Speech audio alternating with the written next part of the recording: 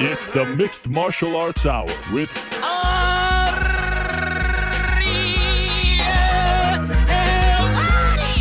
The Mixed Martial Arts Hour is back in your life on this Wednesday, December 7th, 2022. Hello again, everyone. I sure hope you're doing well. Cold and rainy day here in New York City.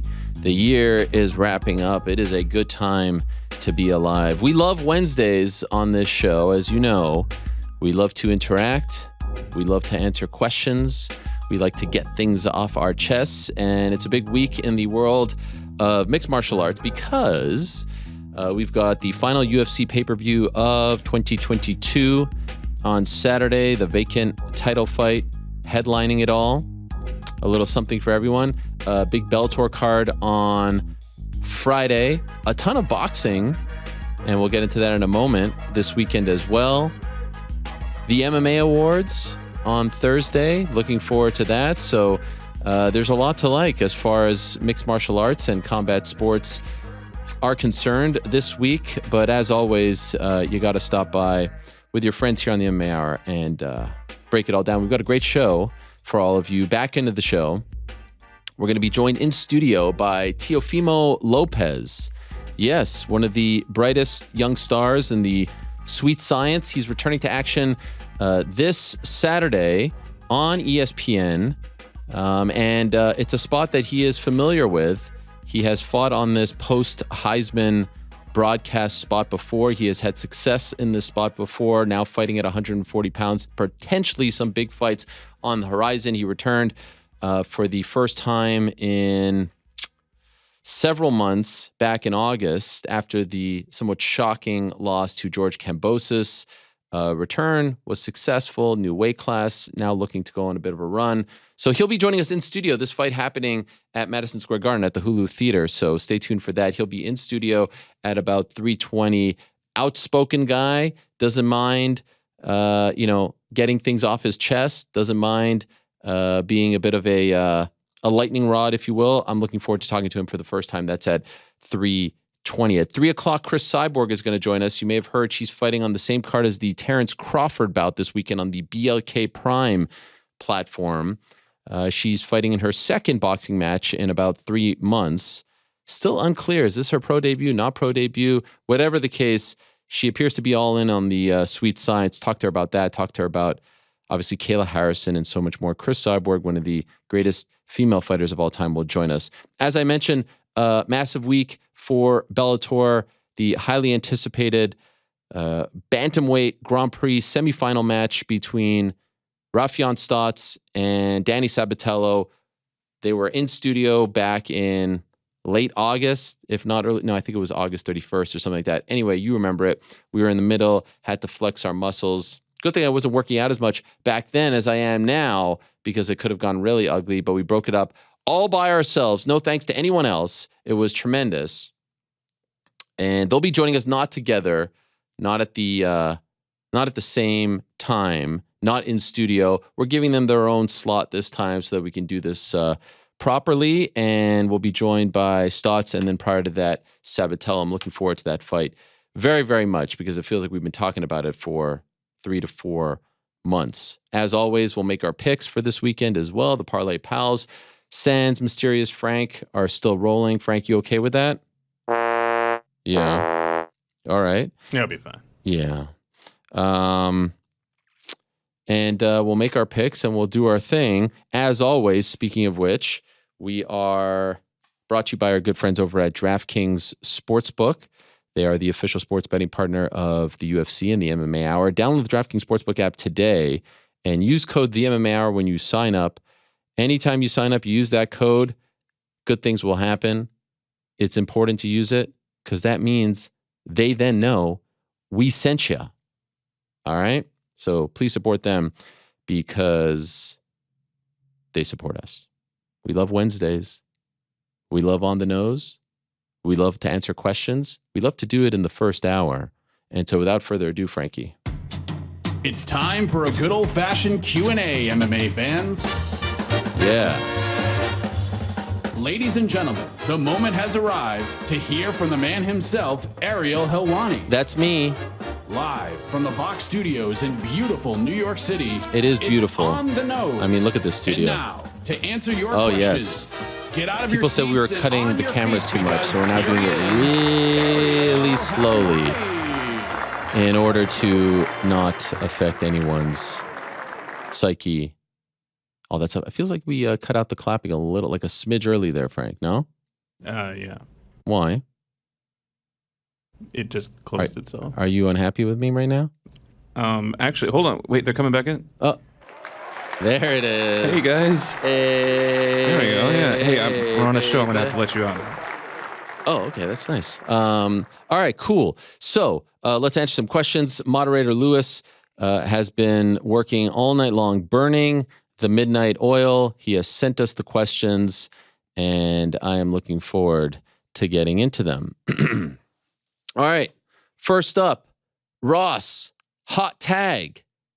Can we get your thoughts on the Paddy and Dana podcast?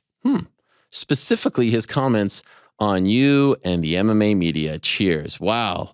Ross, thank you. It has been a while since we had a hot tag, and I appreciate it. And, you know, if we were a different kind of show, I would probably save this question for either the end of the show to try to, you know, rack up as many views as possible, or end of this segment.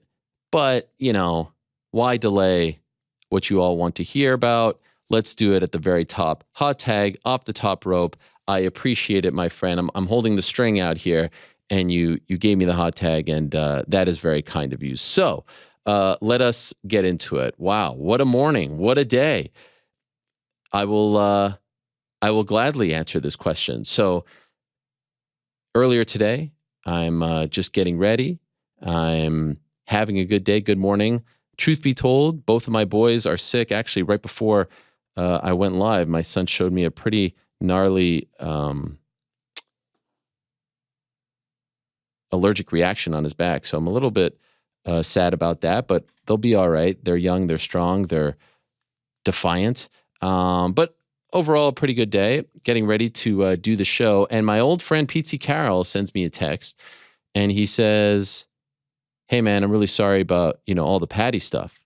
And I was like, "What are you talking about? Didn't see it. No idea what you're talking about." And he goes, "Oh man, well, here it is." And so I see this clip that is now making the rounds. At first was confused as to what it was, what platform, all that stuff. But I understand this is from Paddy's podcast. And he has Dana White on as a guest, his boss. And they're talking about me. And I listened to the clip. I watched the clip. And I will tell you, truth be told, you know, been doing this now for a minute, as the kids like to say. 2006, to be exact. Getting a little older, now in my 40s. There was a time when I knew if someone was talking about me, if I knew it was coming, or if I knew that there was something out there, or if I was watching something or listening to something, I would feel something in my chest. Like I would feel almost like my heart go into my gut. Like I would feel like shit. I would feel sad. I would feel depressed. No one wants to have people talk about them negatively, right? No one wants to have people shitting on them. No one wants someone in the public eye to be insulting them. It doesn't feel good. That's not why you get into this. And in my younger days, I used to have pretty thin skin, and luckily over time you develop thicker skin, and you know you develop a knack for letting things roll off your back. And so that's kind of, you know, something that you have to kind of go through a bunch of stuff to get to that point. And so I watched this clip, and I see, you know, like the text, and then I see, all right, now people are starting to tag me in the video clip on Twitter and all that stuff, Instagram. And I asked myself, sort of like a fighter before a big fight, we had someone recently tell us this, like, wow, I was shocked I wasn't nervous. Shocked I wasn't nervous. I was asking myself, why aren't you feeling anything here? And this is not, I'm not doing a gimmick here. I'm not, you know, I actually legitimately asked myself, I checked in on myself. Why aren't you feeling anything here? Why aren't you fired up? Why aren't you feeling sick? Why aren't you feeling sad? Why aren't you feeling down? Why aren't you feeling depressed? And I came to this conclusion. Number one, as you all probably know by now, as a human being, as a person, Forget promoter, forget businessman, forget any of that. As a human being, man to man, the respect that I have for Dana White, or perhaps lack thereof, non-existent. And I've said this before. I don't view him as a human. I just view him as an entity.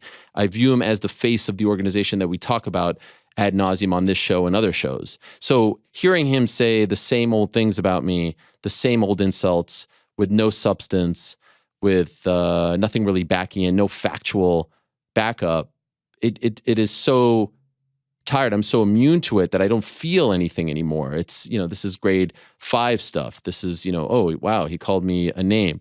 Great. Don't feel anything.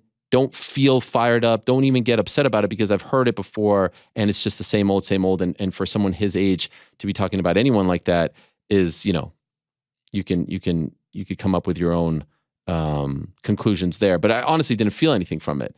However, I then listened to Paddy, who, as you all know, have had a long-standing relationship with and have never heard him, speak of me publicly like this before in the past. When I heard him say that, I was thinking, all right, well, why don't I feel a certain way about it? I said publicly in the past. Well, first of all, he has said some of these things to a degree in private to me, but never in public on a show. And I was wondering, all right, well, like why is he doing it now of all times? Why is he doing it right now? Well, you can probably come to the conclusion that he saved this material, this ammunition, if you will, because he's sitting in front of his boss and he's trying to curry favor with his boss. He's trying to, dare I say, get in his good graces, right? So I was like, all right, fair play, as I said. And as I've said in the past, or as they say, as I've said in the past, and as I said last year on this show when talking about the Brendan Schaub stuff, I honestly don't mind and I don't get upset and I don't get down when people call me a shit journalist, a bad host, a crappy, podcast guy, whatever, reporter, journalist. I don't mind that. I actually don't. What bothers me, though, is when people lie. That's what bothers me. I don't like when people lie. I don't like liars. And I said this last year about Brendan Schaub. Exact same thing. I don't care if you don't like me as a host. I don't care if you like someone else. I don't care if you are a fan of someone and not me, all that stuff. I don't care about any of that stuff. I don't like it when you lie. I don't like it when you make shit up. I don't like when you regurgitate the same old lies. That's when I get a little annoyed, right? And so here I am coming on this show, clear heart, clear mind, no problem. But I'd like to address some of the blatant lies that were told in that little exchange between one Paddy Pimblett and Dana White. And, I'm not going to go as low as they did by, calling me names and whatnot. Find that to be, as they put it, they were calling me a bunch of names. Felt like a bit of a deflection there. I'm not going to go there. And I'm not even going to go as far as to show you guys every single text message exchange. But I do think that I'm in the right to show some receipts. I do think that I'm in the right to prove that what they said was a lie, prove that their timeline of events were inaccurate, and prove that the things that they were saying about me were actually 100% not true. And so without further ado, I do believe that we have some of the audio because I think it's important to get this as accurate and as correct as possible, because unlike Dana White and unlike Paddy Pimblett, and unlike any fighter out there from the past, from the present, from the future, and this ain't the first time someone has had an issue with me. This ain't the last time someone has had an issue. I can assure you it's going to happen again. Those who have been following the career know that it's happened, and also know that the vast majority of the people that have had issues with me at the end of the day end up, reconciling for whatever reason. They don't have to deal in the currency that is the truth. They could come out and say whatever they want. They can make up shit all day long and they don't have to answer for it. I have to deal in the truth, because if I'm not accurate, if I'm not right, you won't watch me. You won't watch my shows. You won't listen to me. You won't follow me. You won't read my stuff. For example, as recently as this past Monday, right? hopefully I've curried enough favor and goodwill with the audience when they know that there are multiple reports out there which are saying the opposite of what I'm saying, TJ Dillashaw retiring. You believe me because I deal in the truth. And the truth means a lot to me. That's the reason why I got into all of this, to, be a truth teller. And so when I hear people lying about me, if they just would have sat there and insulted me, I wouldn't have really cared or said anything. I mean, Lord knows I'm not sitting here and responding to every single insult, but the truth is what I'm all about. So let's get into it, Frank, if you can. You have the audio. This is courtesy of Paddy Pimblett's podcast and a conversation with Dana White, which I believe dropped last night, this morning, somewhere in the last 24 hours. Here's the conversation, and I'm going to respond with the truth to the lies. I hate all these journalists, especially the ones what earn off us, know what I mean? Like Ariel Helwani in particular, like he loves earning money off fighters. Yeah. Like every decent job he's had, he's being sacked from. All right, let's pause it there. Let's pause it there, Frank. He loves earning money off of fighters. You'll hear this from time to time, and I'm not really quite sure what that means. How am I profiting off of fighters? In a moment, you'll hear them talking about clicks and YouTube views and things of that nature. Let me speak directly to the camera right here. In my entire career, dating back to 2006, I have not earned a single penny from YouTube off of any of the MMA stuff that I put out there. And I stress MMA, and I'll tell you why in a moment. Not a single penny. This show, I don't earn a single dime off of any views from this show, any downloads off this show. This is the truth. You can either believe me or you can't. And if you don't, go ask the CEO of Vox Media, Jim Bankoff. Dating back to when I was working for AOL Fan House in 2009 and this show started, and it was called Fight House Radio and then the MMA Hour 3 weeks later, I have not earned a single extra dime. I've never gotten a bonus. I have never gotten a dime because a show did 100,000 views, 10,000 views, 1 million views. When we have Izzy in studio and it got like 800, I didn't earn a single penny more, less. It's all, I have a contract. And I make the exact same amount, and I have never even gotten a bonus. I've never had a great year and someone's like, because your views were X high or you did better than we projected. I've never even profited in that way off of anything I've done with Vox, off of anything I've done with ESPN, off of anything I've done with Fox, off of anything I did with MMA Rated, off of anything I did with Versus. Never profited a dime off of a single show. Right now, I'm making the same amount that my contract states. I will not make a penny more, a penny less. It'll be the exact same. It's a 3-year deal. It's up in June of 2024. And that has been the same throughout my entire career. There have been only 2 times in my career that I put something out there and asked people to pay for it. 2 times in my career. The first time, and I'll put all of these together, the first time was when I came out with the merch. Back in the day, it was Helwani Knows shirts. Recently, it was Heelwani, and then it was Thug Nose. I'm going to put those all together. And why am I putting those all together? Because the 3 times that I've ever come out with merch, every single penny that came to me as a result of those transactions, you guys buying the merch, I donated to the Colorectal Cancer Association of Canada, a charity that my father-in-law runs because he is a cancer survivor. I did not earn a single penny off of Helwani Nose shirts back in the day, the Thug Nose shirts from last year, the Heelwani shirts that we did with Breaking Tea. Not a single dime from any of that, all right? That's the first time that I've ever asked you guys for any money. The second time is when I did the Substack stuff last year. Now with Substack, I had a 1-year deal with them to write stuff. They paid me X amount to write on their platform. And part of the deal was, all right, a certain amount of stuff is going to be behind a paywall. And, we're going to make 90% off of that, and you're going to make 10% off of that, right? And then if you want to continue in year 2, you're going to make 90%, we're going to make 10, but we're not paying you anything, all right? All the money from my share of those subscriptions, every single penny went to the Colorectal Cancer Association of Canada. Didn't make a single penny. And now you see in year 2, not charging anyone for anything, In fact, I felt uncomfortable throughout it all, even though I was giving it all to charity. I don't want to ask any of you for anything. So I'm not profiting off of any of you, and certainly not profiting. The reason I'm bringing this up is not profiting off of any content that I'm putting out regarding fighters or fighting, making anything off of YouTube views, clicks.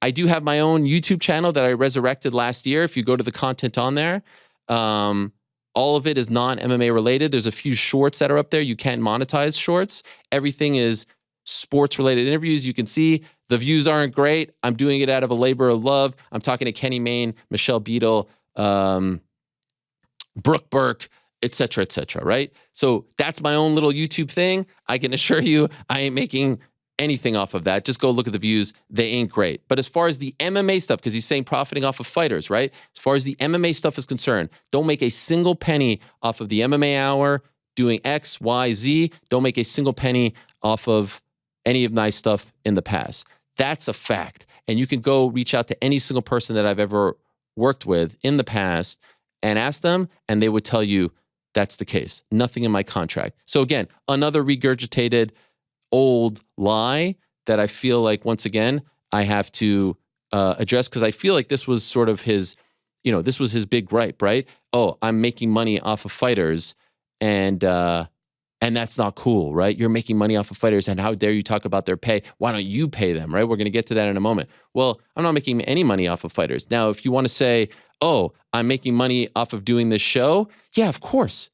Like, what did you guys think? For 15 years, how was I going to provide for my family? Like, this idea that, oh, journalists make money. Yeah, we make money. Of course.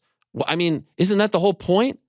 Do people say the same about, I don't know, broadcast, like, oh, Joe Buck and Troy Aikman, they make money. They're profiting. Like, that's their job. The same way you could be making money off of being a promoter or a fighter or an author or a doctor. Oh, you're making money off of people having cancer.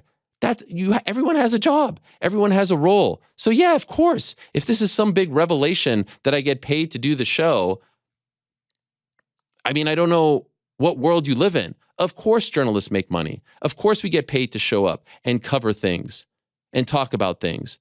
Otherwise, why the hell would I be doing it? I would hope that you guys would think that I'm a super dumb guy if I've been doing this for 15 years and not making any money off of it. But that money is a contract that has nothing to do with this show doing well, this show doing well, it's all just a set deal. You show up, you do the show, you go home. That's it. But yes, newsflash, breaking news, Frank, play the music. I get paid to do this show. Wow, what a revelation. But I can assure you of this, I don't get an extra dime if Izzy's sitting in that chair or Connor's sitting in that chair or Paddy's sitting in that chair or anyone's sitting in that chair. Do you see the difference? Do you understand the difference? Do you understand how dumb this is? All right, let's continue. And go to the top for a second, because there was a second thing there that I wanted to address, if you don't mind, Frank. I hate all these journalists, especially the ones what earn off us. Know what I mean? Like Ariel Helwani in particular. Like, he loves earning money off fighters. Yeah. Like, Addressed it. every decent job he's had, he's been sacked from. Pause it right there. Every decent job, I like Paddy, and I still do till this day, because I think he's a fun guy with a great style, and it's the reason why I was, attracted to him as a fighter back in the day as well, when he was in Cage Warriors, and very few people were talking about him. And I don't want to pat on the back for that. It's just the truth. The same reason why people are interested in him now is the same reason why I was interested in him back in the day. I expect more from him than to regurgitate the same old bullshit that the likes of Brendan Shaw put out. Got sacked from every decent job that I have. Let's talk about the jobs that I've had. The first ever job that I ever got paid for to cover MMA was in 2008 for MMArated.com. The OG fans will know that. That endeavor lasted 6 months. Then they sold the company, and I went on my merry way. So, I wasn't sacked from it or anything like that. But if you want to put that as an L for me, that the whole company was sold, Wasserman Media owned the thing and sold all their sites to another company called Sportnet. I'm really going into the weeds here. If you want to put that on me, put that on me. Put that as an L on me. The next job that I had was with AOL Fan House, which then bought MMA Fighting. I started with them in 2009, and I went all the way up to 2018 with them when I left to go to ESPN. Didn't get sacked from that one, not once. And so that was a good endeavor. In the midst of that We had the Fox experiment, which I was there for 5 years. And then, of course, after Rory McDonald came on the show and the UFC had complained enough to the powers that be about me, 2016, I got the call from Fox that I was being let go because they were unhappy. The UFC was with me being a part of the family. They had enough of me. You want to put that one on me? Fine. Sure. Not because of my performance, not because of my content, not because I got things wrong. But if you want to put that on me, I'll take the L there. No problem. Of course, we get to 2018 when I decide to leave here and I go to ESPN. 3-year deal with ESPN. Decide at the end of the 3-year deal to leave on my own. And Dana regurgitates the same bullshit line because he takes a lot of pride in this, because you have to understand this about Dana White.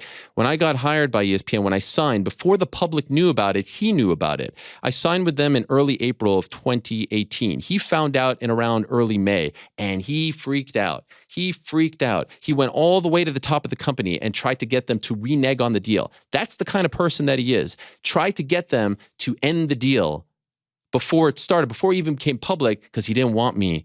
Finally, he made it to the big time. Finally, he made it to the worldwide leader. He didn't want me there. He couldn't stomach the idea that I would be there. He got rid of me at Fox. And now here's his big moment. He made it to the worldwide leader. And look who's there, his old pal. So he tried to end it. Luckily for me, the good people at ESPN said, no, we're going to honor this deal and we want him around. Every single step of the way while I was at ESPN for 3 years, he tried to mess with me. He tried to feed things to Brett so that I would look bad. He tried to tell managers not to have their clients come on my show. One, as you know, abided by it. He tried to tell managers that if they gave me information or talked about fights and all that stuff, that they would get cut off. Obviously, that never happened. Tried to do many things over time, and even tried to tell the powers that be that I was hurting the pay-per-view sales, that I was being too negative, that I wasn't covering the sport in a fair, honest, and positive way. Well, what happened? My great colleagues at ESPN were actually tasked to put together a highlight reel of all the positive things that I was doing covering the sport. Appearances on SportsCenter, my show, radio, all that stuff. They had to put together a highlight reel to say, actually, no, what you're saying is inaccurate. He's actually doing a great job of covering the sport. He's actually not being a negative Nancy. He's not being, a guy who's hurting pay-per-view sales. He's actually carrying the flag, even though you guys are putting roadblocks in his way. And despite those roadblocks, what were the opportunities that I got in addition to the MMA stuff that I wasn't even hired to do? Well, got to do NBA games, huge. Got to do E60, huge. Got to do Outside the Lines, huge. Got to do multiple SportsCenter appearances, all that stuff and more. Got to do ESPN radio, had the shows around the pay-per-views, all those opportunities. So even despite all the roadblocks, the belly aching, the complaining, more and more opportunities were coming my way. Even until the very end. My final weeks there was still doing NBA. May of 2021 was still doing NBA. Even towards the end, even with him saying, oh, I hate this guy. I don't want this guy. Still getting opportunities. In addition to that, show on Monday. In the end, it was the DC show. Show on Wednesday with Chael. Podcast on Wednesday. 3 different MMA shows in addition to all that other stuff. Push came to shove. End of my time there in 2021. I decided to walk away. They offered me multiple deals. I decided to walk away. But they're regurgitating the same old bullshit. And I can tell you may be at home right now rolling your eyes. I have no idea what people are saying. But I have to defend myself. Because if I don't defend myself, these same guys are going to keep regurgitating the same old bullshit about me. And if you don't believe me that ESPN wanted me to stick around, take it from my good friend Andrew Marchand of the New York Post, who tweeted this on June 6th of 2021, a statement on Ariel Helwani. Quote, "We thank Ariel for his many contributions to ESPN's MMA coverage and beyond. We had hoped to have him continue in that role and made him an offer to remain with ESPN.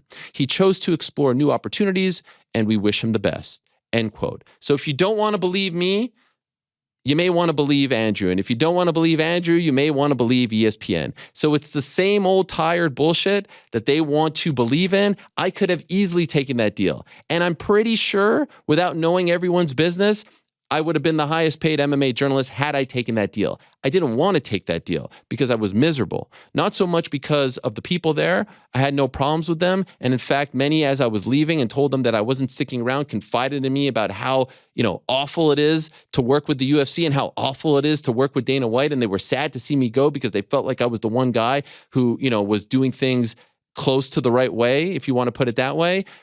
I wanted to go because I was miserable working with some of the people there. I wanted to go because my interviews at times were getting edited. I wanted to go because I was being told not to talk about certain things. And I wanted to go back to just covering the sport the way in which I covered the sport before I went there. I wanted to be myself. I didn't want to feel silenced. I didn't want to feel stifled. I didn't want to feel any of that. And so I said, you know what? It was a great experience, 3 years. Let's move on. And let's see what else is out there. And so again, the two things he said at the top there, lie. And these will be regurgitated throughout the clip, but I think it's important to note that everything that was said was a lie, including those two things. We shall continue now, Frank. And now he's just a biased content creator. Yeah. You know what I mean? 100%. And he hates on you, hates on the UFC, even hates on me now. Yeah. And it proper annoys. He's just a biased content creator. By the way, this use of the term content creator, is this supposed to be an insult? Is this supposed to be an insult? Is this like a new thing that the kids are saying? Because, yeah, I'm creating content. Another word for that, I guess, would be producer. Another word for that, I guess, would be host. I don't know. I've been trying to create content since 2006. If you're going to try to insult me by calling me a content creator and say that I'm not a journalist, I don't give a fuck. Great. That's the worst thing you could say about me? Awesome. Yes, I'm a content creator and pretty damn proud of it. And yes, I've been on YouTube long before any of y'all were on YouTube putting shows out there, including yourself, Paddy, putting your own show out there. Who cares? Yeah, okay. I'm a content creator. Now I'm biased. Biased against the UFC. How am I biased against the UFC? 90% of the guests, if not more, on this show are UFC fighters. I talk about big 282, big 281, big this, big that. Is it because at times, just like any other proper journalist, you talk about the good and the bad? I talk sometimes about the bad and not just, lap up all the stuff that they give us without questioning anything? Yeah, I guess you could say I'm biased. If that's what you mean by being biased, the fact that I don't just say everything. For example, on Monday, I do believe it was a UFC official that told some journalists that TJ didn't retire. Well, good thing I have other sources that I talk to, right? Good thing I know other people in the sport. Good thing I actually know what it's like to report, right? So if I just relied on UFC content and ate it up, yeah, I'd be sitting here and just talking about, the Power Slap League. But I'm not. That's not what you want from me. And that's not what I want as a fan of other shows. I tune into Bill's podcast, to Nick's podcast, to other shows to hear the truth, to hear the good and the bad, not just positive. This is great. This is great. This is great. This is great. No, I don't do that because that's not what you want. That's not what I want. And so how am I biased against the UFC? I don't know. Am I biased against Dana in that I come on here and I talk about personal things? Do I talk about his family life? Do I talk about his kids? No, I don't talk about any of that. I talk about business dealings. I show you clips when, he's saying that the Derek Minner fight, nothing sketchy there. Yeah, I'll show you that. But I'll also talk about how great this card is, how great this fight is, how big this fight. Come on. Same old tired bullshit. Biased against Paddy. Show me where I've been biased against Paddy since he, cut me out, since he stopped talking to me, since he flew off the handle, right? And I'll get to that in a moment. Show me where I've been biased against Paddy Pimblett. In fact, I think I said his last fight was his best performance. In fact, I think I said after it came out in March that he was underpaid, I was defending him, saying how much he deserved to get more, giving him props. Show me where I've been biased against Paddy. Show me where I've talked shit against Paddy. Dating back to, I don't know, when he was in Cage Warriors. And I'll say this, yeah, the one thing you can say about me, maybe I talk too much about the UFC. Maybe I don't talk enough about the LFAs. Maybe I don't talk enough about the KSWs. Maybe I don't talk about, the quote unquote regional promotions. It's because there's enough UFC, Bellator, PFL stuff out there. If there's one guy that you could say I've been talking about long before he was even on the UFC radar, it's Paddy Pimblett. That's what's so crazy about this whole story. This guy was on the show back in the day when he was several fights away from a UFC fight. There aren't a lot of those guys. And I'll say, yeah, you could say I jumped on the Izzy bandwagon late. I got him after his UFC debut. I jumped on the Conor bandwagon late, right before his UFC debut. You could say that about the vast majority of the people that come on this show. Not him. I was talking about him well before he ever made it to the UFC because I was interested in him, because he had this magnetic personality, because he was fun. He had a cool name, a cool look, a cool accent, a fun style. Back when no one was talking about him, at least not on shows like this. And again, this isn't me trying to pat my back. This is me trying to say I was talking about this guy in a positive light from the beginning all the way till even after he started to have this issue with me. In fact, I believe back in 2018 when he was in studio, we had this little cheeky exchange. Do you get the sense that even though you haven't fought in the UFC, that people know you in the gym? They recognize you? Americans don't, to be honest. Yeah. No, Americans You only get don't love on really. this show, huh? None of the Americans have jumped on the bandwagon, right? I feel like they're a bit late on this one. Yeah. Wasn't making any money off of that interview either. But enjoyed talking to him, enjoyed having him on, was happy for his success. Pull up the tweets. I'm not going to pull up every single one. When he got signed, when he got this, when he got that. Where's the hate? Show me where the hate is. Show me where I'm biased against him, where I'm rooting against him, where I'm saying that he's overhyped. Show me where I'm saying that he's getting easy matchups. Show me where I'm saying that, because that's things that other people are saying. Show me where I'm saying that. You won't find it. Keep going. Annoys me because he uses fighters for clicks, uses fighters to make money, and then tries to have the audacity to talk about the UFC and yourself, saying that they don't. Uses fighters for clicks. Again, I don't want to regurgitate what I just said at the beginning, but it's utterly ridiculous. That would be like, hey, Seth Wickersham of ESPN, you used Andrew Luck, that big expose, that big story, that big profile that you posted yesterday. You used him for clicks, which they put behind the ESPN Plus paywall. No, you freaking do the job. You do the job, you cover. That's our job. Our job is to cover people. If you think that we are profiting, you think I'm profiting off of Teofimo Lopez today? You think I'm profiting off of Cris Cyborg? You think I'm profiting off of Sabatello or Stots? No, it's utterly ridiculous. And even if I had my own YouTube channel, like Bisping, like Cormier, like Chael, like Paddy, it still wouldn't be a bad thing, by the way. A lot of people told me when I left ESPN that I should have done that, like a McAfee, right? I didn't even do that. I don't make money off of the YouTube channel. I don't make money off of any of these interviews. I have a contract. I sit here, whether I'm talking on the nose, this stuff, anything else, it's the same contract. So I'm not doing exactly what he is saying that I'm doing. I'm doing my job. The same way someone gets paid to write in a newspaper, write for a magazine, write a book. If you don't understand the concept of journalism, I don't know what to tell you. And the beautiful irony of telling a promoter that a journalist is profiting off of fighters when a promoter's job is to quite specifically profit off of fighters. The irony there. I'm like, what am I watching? What is this bizarre world? Like if he was sitting there talking to some other guy, I'd be like, all right, there's his crazy point. It's not true. He's talking to a promoter whose sole job, purpose is to profit off of fighters. And dare I say, profit way too much off of fighters. Sole job. Sole job is to promote events to profit off of fighters. Sole job. The reason why you have that mansion, those cars, the fancy clothes, keto diets, all that stuff is because you profited off of fighters. You actually put on fights, had people pay for them, pay for the fights. Unlike how I have fighters on here to just talk to them. Imagine that, me watching someone tell a promoter who has one of the worst reputations of over-profiting on fighters that I'm the one at fault because I'm profiting off of fighters. When again, as I've just mentioned to you multiple times, don't get a single penny off of any of this stuff. Please continue. Don't pay the fighters enough. Get your dough out, Ariel. Know what I mean? Start paying people for these interviews. What you make thousands and thousands and thousands of pounds on. Pause it right there. Get your dough out, Ariel. You want me to pay for interviews? That's not journalism. And we may have a difference of opinion on what I do as opposed to what you think I do. I ain't paying for shit.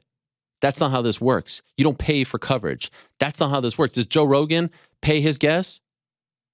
Did Oprah pay her guests? Did Larry King pay his guests? Do the smartless guys, do they pay their? No, that's not how this works. That's not how this works. Now, if you're upset about the fact that you come on my show and I'm getting paid to do the show, well, I could then in turn say the same thing. I'm upset that I have to go to your fights and you get paid more than me when you fight. It's stupid. I would never say that because that's ridiculous. We all have a job. We all have a purpose in all of this. And I don't get a single extra dollar off of any of it. I don't pay. The moment I start paying for interviews, the moment I start actually paying people to come on shows or paying even for their transportation or anything like that, cut me off. Throw me in the back. Dig the ditch for me, throw me in there. I ain't going to do that. I will never do that. That's not what you do. That's unethical. That's not proper journalism. That's not what I believe in. That's not what I was taught. So, no, I ain't going to do that. And if that bothers you, then fine. Don't come off the show. Don't come on the show. And I will tell you this, never, actually, I'll save this. Keep going. I know that now because I make money off YouTube. So I know how much he earns off Making money YouTube, off the off Dana all his interview. interviews, what he does. You're doing it for exposure. No, you're not. Pause you're that. doing it. I have never in my life, he said this, that I tell fighters, come on the show to do it for exposure. Never in my, any fighter out there, tell the world if I've ever told you to come on the show to get exposure, to get the rub. I've never said that. I will never say that. I ask you to come on. You don't want to come on. I move on with my day. I ask a manager, a coach, a PR. Any PR person, any manager, any fighter, I beg of you to show me where I've ever said, come on this show and I'll give you exposure. Even a big name, a guy coming off a loss, anyone. Never have said that, never will say that. I am not that insane, egomaniacal where I would tell anyone, come on my show and you'll get exposure. No, you got a million places where you could go. I would love it if I could talk to people all day long. Love doing that. I've never said that to anyone. I don't think that highly of myself. Keep going. To put money in your pocket, Ariel, you little rodent. Lads. Woo! I just sat back and let that go. I didn't want to interrupt. Pause it right there. He wants to call me names and all this shit, and this is what someone does when they're like grasping, when they're just trying to hit me low. I refuse to do that because, like I said, long relationship with Paddy back in the day, no idea, truly like where the vitriol comes from. But I'm not going to insult him. I'm not going to use names, and I'm not going to do that to Dana White, despite the repeated name calling. Let's keep going. He's a massive sack of is what he is. Exactly. He's the biggest piece of all time, and I couldn't have said it better. Pause it. Dana will keep using those words, just like a kid in the 8th grade will just use insults because they've got nothing else. He will use those from now until I'm dead. He will use those words time and again because he has nothing else. The same reason if you ask him, or the same way you ask him, you ask Ali Abdelaziz, like you saw right here on the show, they don't have an issue with me. It's just this thing that they can't control me. They can't get rid of me. I'm like this gnat that won't get away. I'm like this little bug that just won't die. They can't get rid of me, despite the fact that they want to tell themselves that they've gotten rid of me or that I'm a piece of shit or I'm this and that. The real estate in the brain is so immense, they have to keep telling themselves this. They have to keep convincing themselves this, that I won't disappear. Oh my gosh, he's such a piece of shit. He's such a loser. But they don't actually give you facts. They don't actually give you any reasons. They don't actually give you any examples of things that I've done to earn those insults, right? To be worthy of those insults. It's just, I don't lick their balls. I don't kiss their ass. I don't, lap up everything they said. Dana thought that I was going to be something else. Dana thought that I would be his, personal PR guy. He's got enough of those right now, and he found those people, and God bless. It's a great way to earn a living. He thought that I was going to be that guy. He wanted me to be that guy. He didn't know that, I just wanted to cover the sport, the good, but also sometimes the bad and sometimes the ugly. And that bothers him. And it bothers him that he couldn't get rid of me at ESPN. And it bothers him that when he got rid of me at Fox, he couldn't truly get rid of me. And it bothers him that when he banned me, he couldn't truly ban me. And it bothers him that I'm still here doing the show and doing stuff for The Ringer and doing stuff for BetMGM and doing stuff for Real Sports and other things in the works. And that I was sidelined. It bothers him. So he has to say that I'm a sack of shit. Let's keep going. When I was in New York for the MSG card this is the good stuff. Last year, he wanted me to do an interview with him. And I had a paid interview that day. And he wanted me to really let go of that paid interview to do an interview with him. Right. For BT Sport, what he's getting paid for. Pause it right there, Frank. So now let's get to New York. This is where everything went sideways. And this is where I think it's important to really bring out the receipts. Because what he just said right there is an absolute bold-faced lie. A 1,000% lie. What you just heard right there was a lie. So,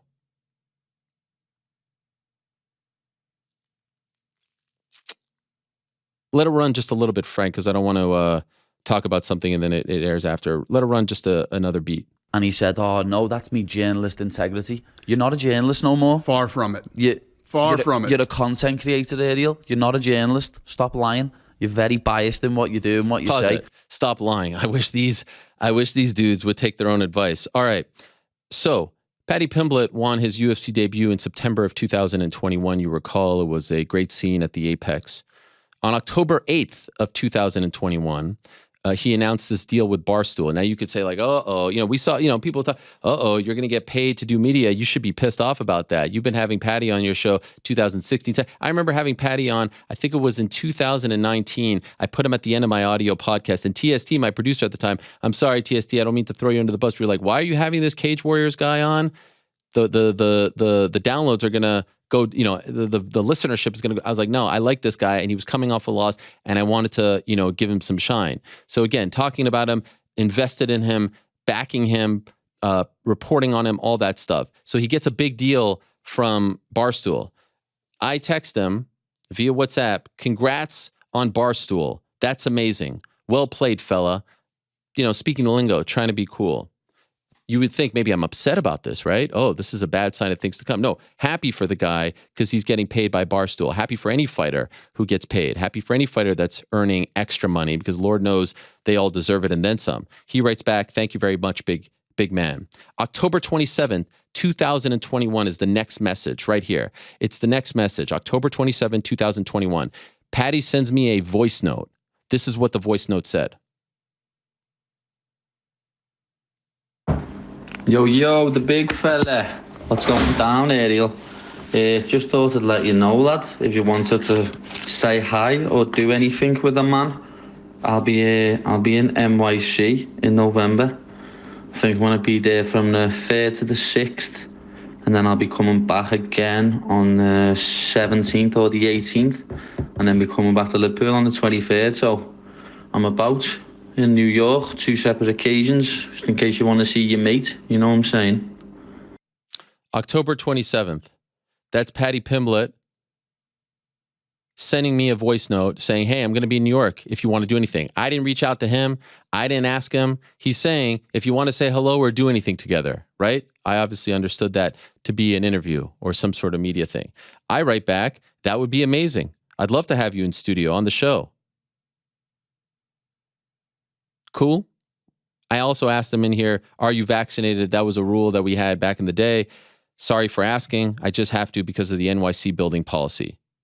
If not, all good. I have another idea. He wrote, yeah, I'm vaccinated. I'm not one of those anti-vax dickheads. I'm sorry for having to read this to you guys. But again, what he just told was a lie, and that annoys me. Then I write back, good man. Want to come in studio? When do you get in on the 3rd? Then he says, I'm coming from San Diego, all that. I say, how about Monday, November 21st? He writes back, I'll speak to Graham, as I'll be with him most of the time. Graham is his longtime manager, Graham Boylan, also promoter for Cage Warriors. Didn't hear back. That's October 28th, November 3rd. I write back, hey, matey, any word on the visit? He writes back, I'm in NYC now. Ariel, got something with Barstool and Howlerhead tomorrow on a podcast Friday morning. You'd have to message Graham and see what time I've got, as I don't know everything myself. You know what I'm like. No problem. I wrote no problem, trying to be cheeky. He said, your man, I'm learning the lingo. Haha, that you are, big man. So I take that message and I go to Graham. As you can see there, he's telling me I got this. I got that. All right. So we go to Graham, my old friend Graham Boylan. November 4th, same day. Hello, Graham. Hope all is well. Paddy told me he's in NYC this week, but also later in the month. He told me to check in with you if it's possible to have him in studio for the MMA Hour on a Monday or Wednesday. Cheers. Hey, bud. I'm good, thanks. Yes, we are in NYC now. We leave after the fights. Back end of the month, but again, it's Friday, Saturday, gone early hours, Sunday morning. Then I write back, when you come back, any Monday, Wednesday in there? No, it's Friday, Saturday. What are the days for the next trip, I ask? Maybe I can do something with him for BT Sport on the Friday if free. He referenced BT Sport. So now I get this message from Graham. Paddy has a lot of quote unquote, as he puts it, paid booking requests right now. If BT want to put a budget forward, we can look to get something scheduled. Otherwise, he's got to take the paid work available to him. So I read that like, all right, you guys don't want to do anything unless I'm paying you. But again, that's just not what I do. If other companies are doing it, God bless, but that's just not what I do. So I write back, a simple no would have been fine. Been around a long time, as you know. First time anyone has ever said this to me. Quite insulting, to be honest with you. Nate Diaz, Nick Diaz, John Jones, Conor McGregor, GSP. Name any single fighter that has been a big name in this sport. No one has ever even hinted, insinuated, made a reference to getting paid.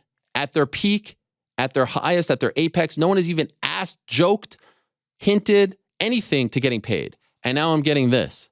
How do you think I'm supposed to feel? One fight in, all those years, when no one was talking, reporting, and now I'm saying, hey, we got paid things unless you guys want to put together a budget for an interview. All the WWE stuff, no one has ever asked me to get paid, brought it up, joked about it, even been like wink, wink, nudge, nudge, not even for a millisecond. And I'm getting this? And I'm getting this. I write later to him, same message. For the record, I had no idea he was coming. He reached out to me to set something up. They reached out to me. I didn't reach out to them. They reached out to me. So what I think in retrospect was, hey, let's see if Ariel will pay us for an interview. I even sent him a screen grab of my conversation. He writes back, what's the relevance of what you just sent me? I write back, you were telling me he'd be down to potentially do an interview for payment when he reached out to me first? You don't see how that's weird? Forget I asked. He writes back, I'm telling you, I have a ton of paid bookings for the kid. Great. I write back, I'm telling you, they don't do that. I don't do that. He writes back, I don't recall asking you to pay. I don't recall asking you to pay. You said it was for BT. Yeah? I said, you're asking me to ask BT. I do work for BT. You think I would go to BT and say, hey, you should pay this guy? No, of course not. That's unethical. I said, I have been in the game a long time. LOL at yourself, pal. You're making good money from BT. What the fuck is this? I'm actually not. I don't even have a contract with them anymore. Of all the deals that I have, by the way, to get super inside, a little unclassy-like, if you will, the least amount of money that I make from anyone is BT. But I do it because I like them. And I primarily was hired to do UFC stuff for them, but guess what happened after my first UFC thing? Someone got upset about it. Now you know why I only do WWE stuff for them, which is fine. I love the WWE stuff. It's all good, but now you know. I write back, all good, no hard feelings. Much respect to Paddy. I hope he gets paid sincerely. That was my last message. Thanks for explaining to me how media works, Ariel, he gets. I would never have figured that out alone. Greatly appreciated, and thank you for your understanding. So I'm like, all right. So you guys tried to get paid.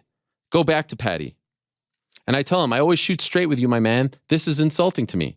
If you are too busy, that's fine. But to insinuate payment for an interview is something no one has ever asked me from day one.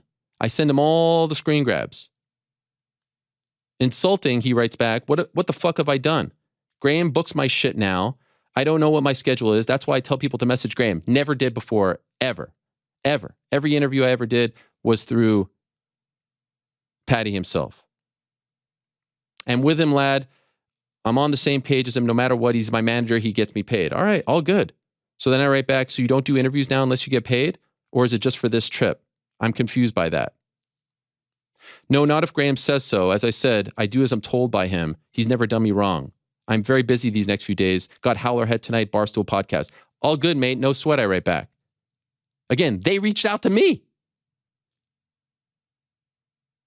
So whatever Graham says, that's what I'm down with. Sounds good. Cool fella. I leave it at that. That's November 4th. The next day, and I'm feeling some sort of way about this. I'm feeling like a little bit like, wow, I can't believe this happened. The next day, I'm on Pat McAfee's show. And in the interview with Pat, I said, hey, Pat, has anyone ever asked you for payment? Like, I was a little bit bummed about this. Like, geez, Has anyone ever asked you for payment? He's like, no way. I would never do that. All right, I just wanted to know. Never mention Paddy, never mention Graham, never mention anyone. Little did I know, at the same time as all this was going down, on Graham's Instagram, he's posting a message to the fighters about they need to start getting paid. We have that. There it is.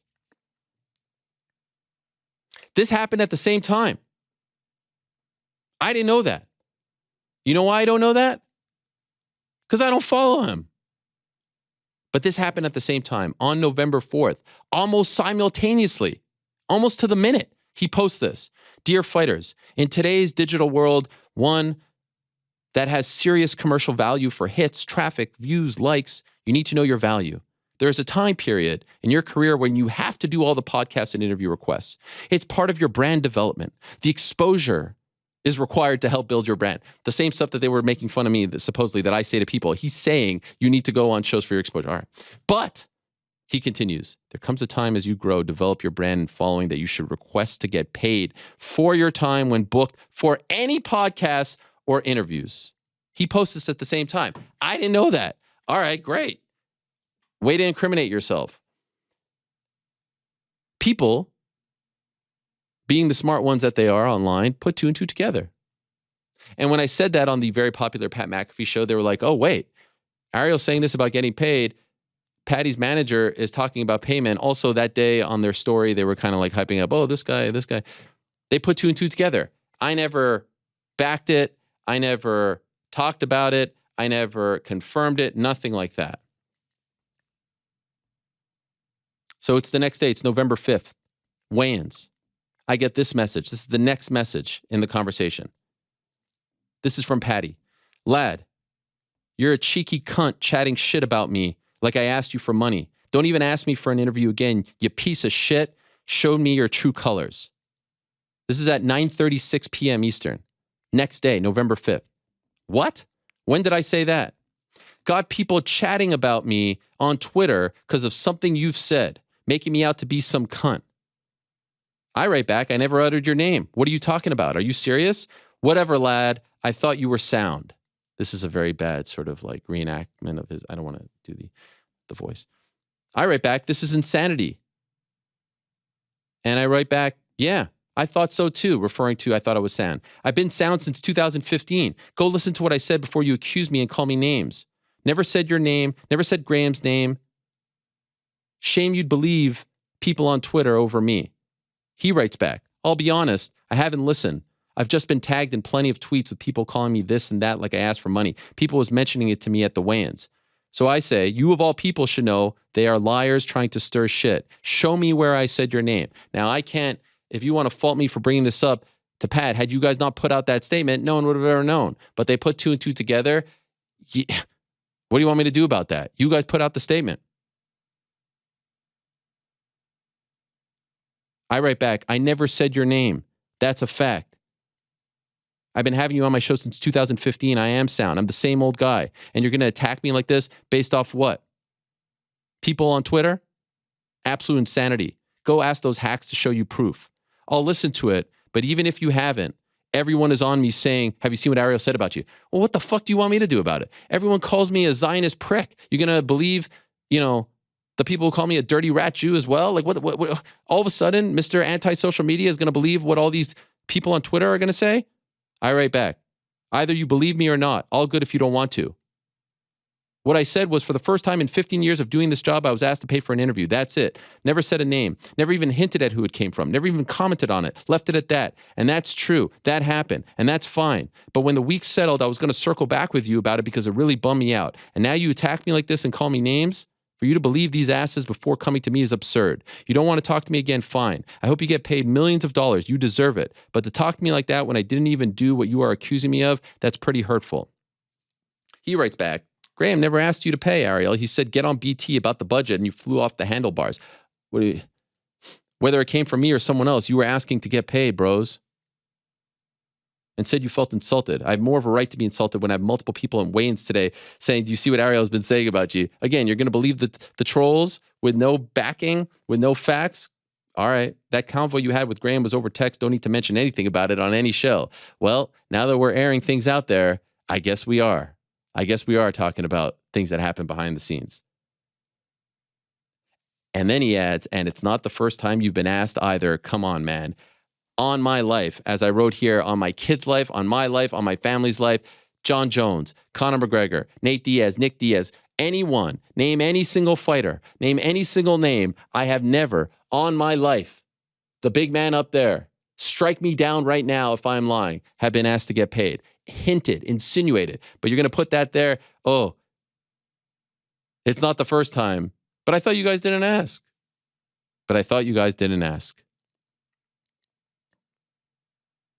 We go back and forth. I say, show me the proof. There is no proof. And I left it at that. No conversation since July, since July, which I'll get to in a moment. Now, Paddy returned in March. It came out that he made 12-12. I talked about it on this show. Go back to that clip. You can find it on YouTube. And everything that I said was in support of him. I said he deserves more. I said that he is the reason why that place was a sellout. He's the biggest star he could have main evented. Go back to that on the nose. Everything I said was in support of him. I did say that his manager, Graham Boylan, is, in bed with the UFC, and he's got a conflict of interest. You got Cage Warriors on Fight Pass. You're not going to go to bat for your guys and ask for more or get into a war with them, a negotiation battle, because you got a conflict. You're a manager who also promotes. You're a manager who signs people to your organization and then funnels them to the UFC and then takes a percentage off of it. You're a manager who signs people to your organization and only lets them out of the deal if it's to go to the UFC. Just ask Bellator. Just ask the PFL. There's a lot of Cage Warrior guys who are interested in this PFL Europe deal. How many of them are going to get there? A lot of Bellator guys who are interested in fighting in Bellator overseas. How many are in there? Because there's a conflict of interest. And so the amazing thing is, in that clip, I was 100% supporting Paddy and his pay, but I guess he and his manager didn't like the fact that I was talking about their business, which at the end of the day is the job. You got to talk about the business. The same way people are talking about Aaron Judge today, making X amount of dollars, and he turned down this, and the Giants should have done that. That's the business of sport. That's why we talk about pay-per-views, and that's why we talk about big signings and all that stuff. That's why we're talking about Ronaldo going potentially to Saudi Arabia or Messi going to Inter Miami. Sport, business. And we all said Paddy deserves more. But perhaps this is a reason why he doesn't get it. The following week, Graham talked some shit about me on Twitter. I responded again. But again, go back to them facts. Not a single time do I shit on Paddy. In fact, I'm backing him. I'm trying to have his back. I'm trying to support him. But, hey, respect, loyalty. You got your guys back. I'm trying to tell you that you're getting screwed out of a deal here and you deserve a lot more. And the guy you're sitting in front of in that clip that we're playing sound from, he's profiting off of you and you deserve more and you're good, man. And you put in the time. But, I'm the piece of shit. I'm the dick. Let's keep going. So true. And he went on his MMA hour and talked about me and my manager. And then I ended up messaging him. They're going to have to bleep this out, but my first line was, "You're a cheeky you." Know what I mean? Pause that. Went on the MMA hour in March. This is now 4 months later talking about his manager and the pay and supporting him for deserving more. He didn't message me after that. My next message from him is July. He's got his timeline and his facts all mixed up now. He told me I'm a cheeky cunt because of the McAfee thing, which again, I never referenced his name. I never insinuated. People put two and two together because they put out their clip of on Instagram, that little statement there about managers, about fighters should get paid to do interviews. This didn't happen as well. It's lie after lie after lie after lie. And again, I'm not going to resort to posting screen grabs, but you're either going to believe me, the guy who's batting 1,000 for 15 years strong as recently as Monday, or you're going to believe these two guys. Up to you. Whose reputation precedes them? Keep going, Frank. And he didn't like it, but I was just me being honest. Right. You know what I mean? He was talking about me saying that never happened. I can't believe fighters and managers have got the audacity to ask me for money. Never used Why that. Wouldn't we? You're a content creator. Wait, never he's used that. Completely disappeared. Pause that. Never said that. Never said Audacity, this and that, but also never said his name. We've gone over this. Hopefully you get the point. Let's hear from Dana. ESPN let him go. Pause right there. We got to call this out, Frankie. Since ESPN let him go. Can you put up that Andrew Marchand tweet again, Alex, if you don't mind? Since ESPN let him go, because these guys are going to keep lying to build this into a truth. It ain't a truth. There it is. We thank Ariel for his many contributions to ESPN's MMA coverage and beyond. We had hoped to have him continue in that role and made him an offer to remain with ESPN. He chose to explore new opportunities, and we wish him the best. Dana will keep lying about this. It ain't the truth. The haters will keep lying about this. It ain't the truth. I had the fucking balls to walk away. And now doing stuff for... Oh, wait. Keep going. See, nothing even pops up. I hear nothing about him. I see nothing about him. I literally don't even know that guy exists unless somebody brings him up to me. Pause it. You don't know I exist because you have me blocked on every social media, and you've been doing that for a very long time because like you can't stand the site, just like like you think like the sight of me is this horrible thing. Just like when I was at ESPN and you would freak out when you would see me here on SportsCenter. You're like, use this guy instead, use that guy instead. Don't use him here. That's why you don't see me. Again, have you heard of HBO Real Sports? Have you heard of BT, your partner? I know I don't do the UFC stuff for them, but it's pretty good. Pretty good stuff, I would say. Have you heard of this show? I think you have. I mean, how many followers on social media does MMA Fighting have? How many do I have? How many on Twitter? How many subs on YouTube? Have you heard of The Ringer? I think you've been on Bill Simmons' show a couple times. BetMGM. Yeah, I think we're doing okay. But if you don't see my content, you don't see my content. I mean, that's on me. Don't believe that for a second. Another lie. But just want to reiterate, I think I'm still around. And I think we're still doing well. Got a couple other things in the oven, in the old oven. And we'll get to those. And I've turned down a few things as well. Again, not trying to pat ourselves on the back, but it's important to respond to these lies, bold-faced lies. Please continue, Frank. So yeah, it's a beautiful thing, and you're exactly right. He's a piece of... Yeah, he is. He's a maggot. Yeah. And the worst thing about him is he goes on all his interviews, Dad, he pisses me off, He goes, I haven't got a horse in this race. Yeah, you have. It's called putting money in your pocket. You're the horse in this race. You're the horse in this race. They got me there, Frankie. Pause it. They got me there. Trust me. Go back to when I was doing DC and Helwani. I said my favorite thing about doing this show isn't the rapport with DC, isn't the camaraderie. It's that I don't have to ask fighters to come on the show. But now I do an interview show, and so they have to come on. Do I give two shits if you don't come on? Do I care if you don't come on? No. I'm happy to have you, but I don't have a horse in the race. Does it affect me one way or the other if Ankalaev or Jan Blachowicz wins on Saturday? No. Oh, I'm the horse in the race? Why? How does it affect me if Jared Gordon beats Paddy or if Paddy beats Jared Gordon? It don't affect me. And by the way, I've never said that to any fighter before as well. It's all nonsense. And I've been talking about this for almost an hour now, way longer, longest first question in the history of first questions. But again, just trying to prove this is utter nonsense. They are chatting shit, as they say overseas. And I hope that you people, and I know there's not, there's going to be people out there who aren't smart enough, but I hope the majority of MMA Twitter and the people out there who watch this know that these two guys are chatting shit right now. Total, utter bullshit. I hope we've established that by now. But there's more. Don't worry. There's more. I just want to, kind of say that. Anyway, please continue, Frank. Oh, yeah. Know what I mean? Like, when I messaged him about that time, he was like, Paddy, the other week when your Instagram got disabled, I was the one sharing it for you. I was like, yeah, to suck me ass. Yeah. So that the next time you ask for it. Pause it, Frank. I just read you the entire fucking conversation. Where did we talk about Instagram? And if you want to know the truth about the Instagram, all the times that he's been banned off Instagram, he would always ask me.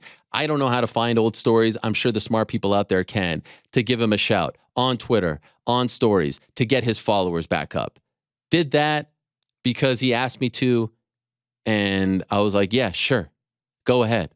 Follow this guy. It apparently means a lot to him. Never brought that up here. I don't know if how do you make up this shit? They're making up conversations now. I just read you verbatim all the conversations. Never brought that up. And if we want to bring that up, this dude asked me on multiple occasions to go out when he got banned to promote that he has a new handle because he got banned to get his followers back up because he was heartbroken that he got his account closed. Another lie. I wish instead of the questions right now, we kept putting out the lies.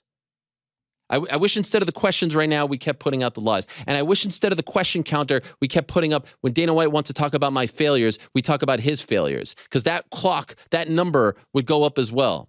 How's Zuffa Boxing going? How's that boxing show, that reality show that you did? How's that going? How's the boxing manager career going? How's the Taibo career going? How's the surf career going? The Surf League show, all that stuff.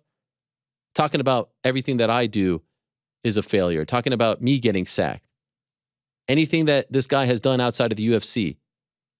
Anything. Show me one. Maybe this slap league is going to be the one that hits because you'll get all the MMA media boys to cover it. Maybe that'll be the big hit. Or maybe this F It Friday thing will be the big hit. Maybe there's a deep desire to watch a 50-something-year-old man eat Cheeto pancakes. Maybe.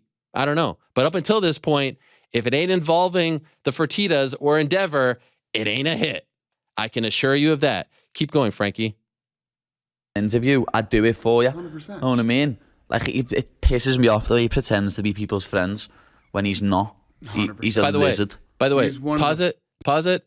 I've said repeatedly on this show, the job isn't to become friends with fighters. That's not the job. That's when you get into trouble. Now, I'm a human being, and over time, I've been able to connect with fighters, and we make relationships. You know about those guys. You know about how I feel about the Cormiers. You know how I feel about the Kayla Harrisons. You know how I feel about the Dustin Poiriers and the GSPs and the Nathan Diaz's. You know how I feel about the Connors. You know how I feel about these guys and what they've meant to my career. But we don't go for lunch. We don't go for drinks. In fact, I've turned those down. I turned down when Dana White asked me to go to a concert prior to WC 48 in Sacramento to hang out with him because I didn't feel comfortable doing that. My job isn't to be a friend of a fighter. My job is to be a human being and to be compassionate and to text people when they're down and to text people. I'm not going to talk about I'll just bring up like Dustin Poirier. I'm not asking for an interview right now, but I am checking in on him because I'm a human being, because I have a connection with these people, because we have some sort of relationship. Known the guy for over a decade. I see he's in the hospital. I'm not faking that. There's no reason to. If I was faking it, ask the fighters after their losses who I've reached out to, after the injuries, who I've reached out to, who I've sent support to. Just because that's what being a human being is. Why do I need to fake that? For what? I could just stick around and just ask them for interviews when I need something. There are some that do that, and they tell me about those people, and they tell me that when push comes to shove, when it's time to speak, they don't go to those people because they know all they want is something from them. I'm not that guy. And you could either believe me or you could go poll fighters over the past 15 years or however long it's been, 16 years. Ask them if I've been that guy, if I've turned my back on them, if I've stabbed them in the back, if I've been given information and released it when they told me it was off the record. Ask them if I've been that guy, if I've been that fake compatriot, friend. Or am I still here and they still come on and they still want to talk to me because I've treated them with respect? Keep going, Frank. Slimiest, scummiest mother that you will ever come across. It's got like 5 words in his... I can't wait for this to get clipped out and go onto Instagram. He can't wait. Pause it. He can't wait because he wants the clout. He wants the attention for his show, which he's making money off of. Which he's making money off the views and clicks. I'm not. He can't wait.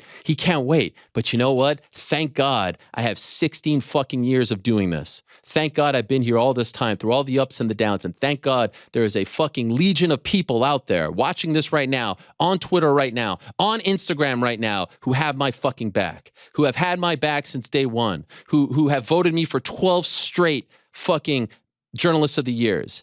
And hopefully we get number 13 tomorrow. Who have had my back when they tried to silence me, when they tried to ban me, when they tried to fuck me over with Showtime.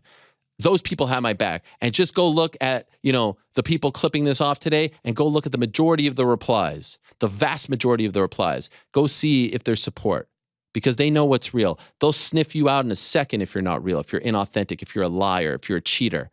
They'll sniff you out. Still here, still getting support, still have people who have my back. And I would say that that number is growing because they know what's up. And I would say their numbers are dwindling. But that's fine. That's totally fine. You may think that, I'm the guy who's trying to do this and that. Listen to the people. Listen to the people. Look at the support. And I'm eternally grateful for that. And I see it because there's a moment where you can feel like, shit, are these people telling the truth? Am I who they are saying? Who they are saying I am? Who they are saying I am? Who they say I am? You get it, right, Frankie? Of course. Just want to make sure you guys are still there. Anyway, no, I'm not because I see the support and it means more than you'll ever know. Please continue. I think we're almost done. Please say we're almost done. Slimy, scummy little How many times are you going to use the same term? He really is. Lads, He really Who are is. these people I laughing? made up. I brought that This is up. the best podcast I've ever been on. Is that it? That's it. You know that GIF? GC's hip with this stuff. You know that GIF of Shawn Michaels? You know Shawn Michaels is the wrestler and he's doing the whoop, whoop, whoop, whoop. You know that one? Yeah. I feel like that's what we just listened to right there. We listened to the audio version of that. I mean, the laughing in the background's got to be Who are those people? It's got to be the corniest thing I've ever seen. It's a bunch of yes men behind the scenes. Yeah. UFC yes man. I don't know who those people are. I don't even know what that setting is. But it's amazing to me to watch someone never talk about me, never say anything about me publicly like this. But when he's sitting in front of good old Dana, Uncle Dana, now he goes off. Wow, I wonder why. By the way, if you're wondering if I've ever had any interactions with Paddy since then, because I'm such a slime ball, because I'm such a scumbag, right? If you're wondering, there's only been one, and it's with him. It's not with Graham. Never spoke to Graham since. Only had one with Paddy. It was in July after his last win, July 24th to be exact. Sent it to him at 4:05 p.m. Here it is, and I will read it to you. Hey, Paddy, it's Ariel Helwani. First, I just wanted to send my condolences on the passing of your friend. My heart goes out to you, his friends, and his family. Remember, he talked about his friend committing suicide. Of course, second, congratulations on last night and all your recent success. You have earned it and deserve it. It's beautiful to see. I'm really happy for you and never doubted this would come your way. I hate what happened between us last year. I wish it never did. It really bums me out. Life is too short and I'm sorry it all happened. Not because I want anything from you, just I've always had love and admiration for you and what you represent. I wish we could go back to how it was, but alas. Respect to you and wish you nothing but the best. Much love, mate, Ariel. That's what I sent to him. That's what the slimy douchebag piece of shit rodent maggot said to him. And I got a message back some 13 minutes later. Thank you for the message and hope you and the family are well, fella. With a heart and with a fist bump. And then I wrote back, thank you, yours as well. That's what the maggot, that's what the rodent, that's what the slimy, that's what the motherfucker sent to him. Ask Dana White how much he checks in on his fighters, how many times he sends them messages like that. Why didn't they bring up that message? If Paddy never wants to come back on this show again, God bless, I hope he gets paid at $10 million. From Barstool and everyone else. I hope he has a freaking massive mansion. I hope he has all the success in the world. I hope he wins 40 fights in a row. I hope he's the biggest star in the history of the UFC. Does it bum me out that this has happened? Especially to a guy that I've known for a long time, that I've had in studio, that I feel like I've had his back through the good and the bad. Yeah, he and many fighters can be put in that category. But shit happens. People get in the way. Things are misconstrued. We're two men. Maybe we should have got on the phone and talked it out back in November of 2021. Mea culpa. And that's fine. And you want to feel a certain way about me and my job and as a host and all that stuff, that is fine as well. But let this be a lesson to these two guys and to anyone else who talks about me. If you want to talk about me, tell the fucking truth. Because if you're going to lie like they did and like Brendan Schaub did and like others have in the past, I will come at you and I will respond. Because as I said last year, if you come at the king, you best not fucking miss. And so I will have more receipts. And there's more that I can say about Dana White. And I could tell you how everything that he said about me, he is that times 10. We'll save that for another day, for another story time. I wish you the best, Paddy. Right now, if you reached out to me and said, the moment got to you, I would bury the hatchet. I believe that. Tomorrow, we may all die. This all might be over. I was at a funeral 6 days ago. Someone who passed away suddenly like that. Had many years left. This shit is not important. You guys are not important. When I say that, I mean them two guys, not the fans, not the audience. Life is important. Health is important. Family is important. Happiness is important. I ain't going to let these two guys ruin my day. But I'm also not going to let them lie about me. And so I hope you know by now that every single thing that they said in that 3-4 minute clip was a bold-faced motherfucking lie. A lie. Timeline, interactions, all of it was a lie. And if you could get paid for interviews, God bless. We ain't going to do it here. And we ain't going to do it on any show that I'm a part of. And if you don't know why, go talk to a journalism professor. Go talk to someone who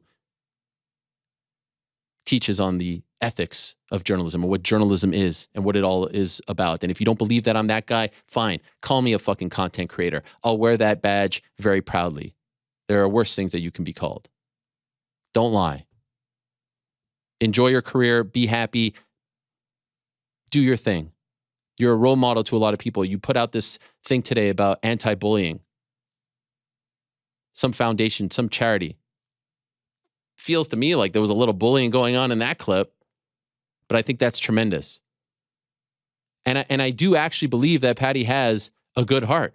You see that clip of him. I believe this.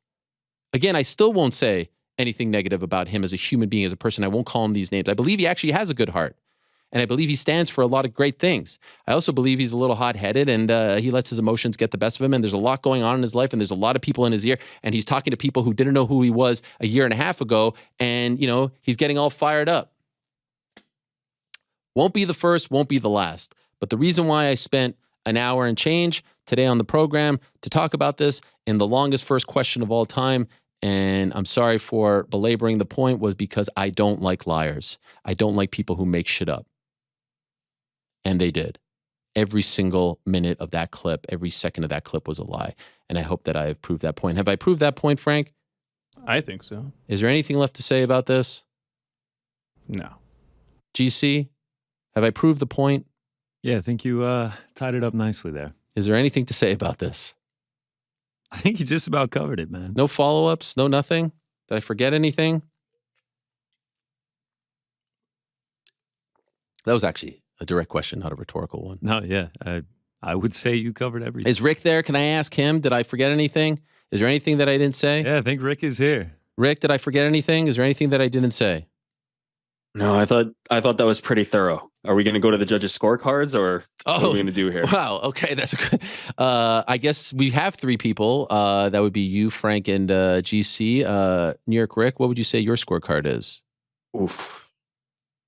I think the towel might have been thrown in before we even got to the cards. If I'm being honest. Okay. That was a thorough beating. Maybe, I mean, if it got there 10-6. 10. Wow. Could be the first 10-6 in history. Frank, what do you say? Well, now I'm going to say a 10-6. 10-6. All right. I'll say 10-7. 10. All right. Wow. All right. Appreciate that. So if my math is correct, that's a 37 plus 7 is 14. 30 to 20. Unprecedented cards. All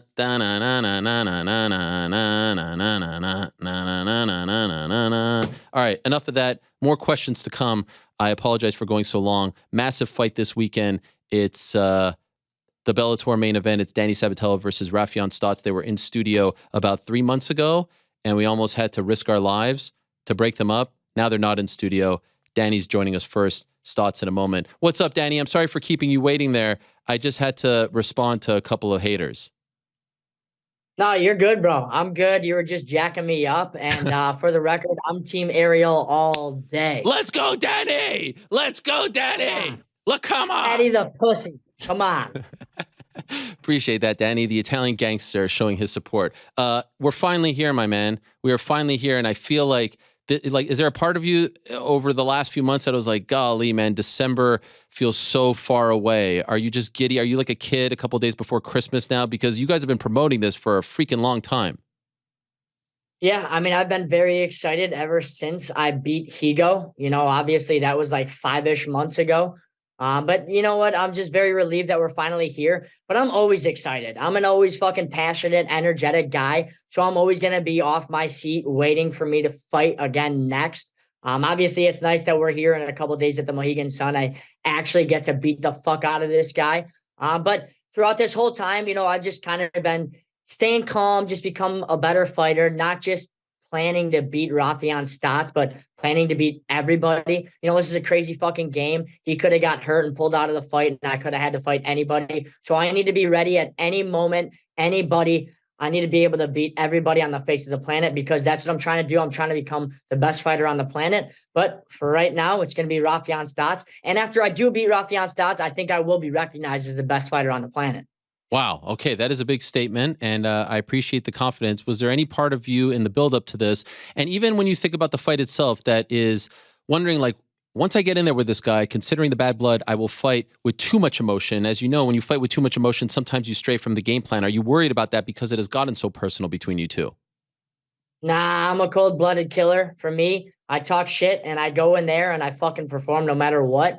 After I talk all this shit and I have all these lights on me and all this attention, and now that I'm main event, that's where Danny Sabatello comes out. That's where Danny Sabatello comes alive. Put me in big pressure situations and I thrive. I try to create this. I'm trying to get this fight as big as possible because that's when I perform my best. And a lot of people out there crumble under the pressure. I think Raufeon Stots is somebody that does crumble under the pressure. You look at him and he's acting very different now from when he does against other previous opponents. And that's exactly what I wanted. I wanted to create most mental warfare he's ever had going into a fight.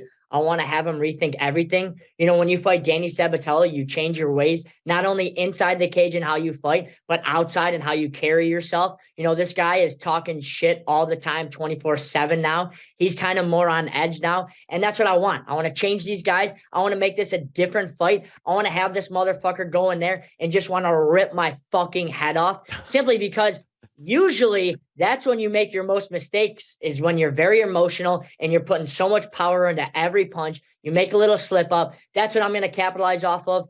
And then also it's 5 rounds. So you get very tired fighting emotionally. I think he's going to fight emotionally. I hopefully want to get to these championship rounds. And then I see myself finishing him in the 4th round. What makes you think that he crumbles under the pressure, or that he is crumbling right now in the build-up to this? What makes you feel that way?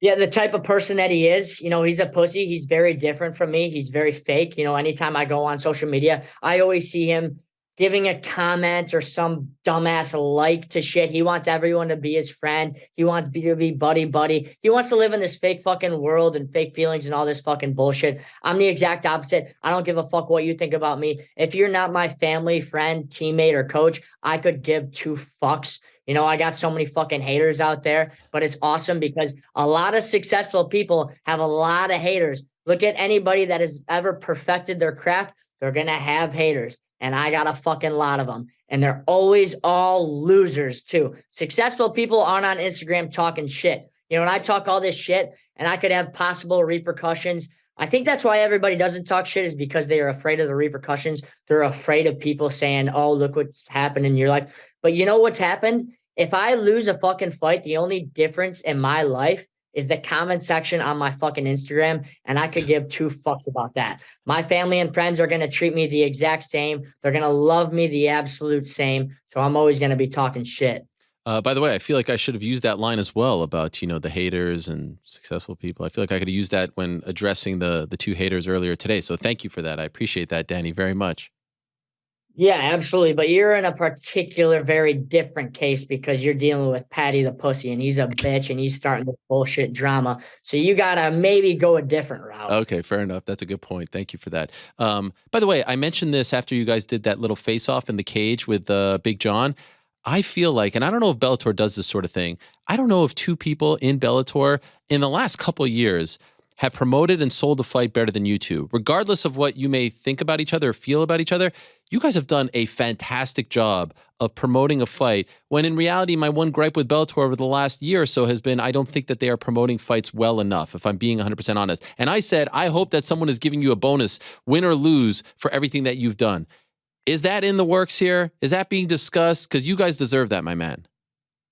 Yeah, not to my knowledge, but you know what? Right now, I'm not too carefully thinking about money. Right now, I'm just focused on giving Stots stitches. And in terms of promoting this fight, I don't feel like I'm promoting anything. I'm kind of just being myself and talking shit just because that's what I love to do. You know, I love everything regarding fighting and all its surroundings of it. I love the media hype. I love all this shit. I love all the talk before and after the fight. So I'm just pretty much being myself. I think the fans have finally understood that's me. I'm not fake. I don't have a shtick. I'm not just some corny cheese ball out there doing shit that's not me. This is fucking me, and you just got to deal with it. Actually, in terms of fucking sponsorships and everything, I got my manager telling me that I should calm it down and I should tone it down and swear a little bit less so I could get more sponsorships and companies behind me. But fuck that. I'm always going to be me. I'm going to be myself. And when you say he's promoting a fight, you know what? It's kind of fucking bullshit that this guy is getting all this publicity, but he's only getting all this publicity from me. You know, everybody is saying, where did Raufeon Stots and Danny Sabatello come from? Well, yeah, I came out of nowhere, but this motherfucker has been in the fight game for fucking ever. He's 34 years old. He's been in here forever. He's already been, we already know what he is. He didn't come out of nowhere. People are talking about him because he's fighting me. I came out of nowhere.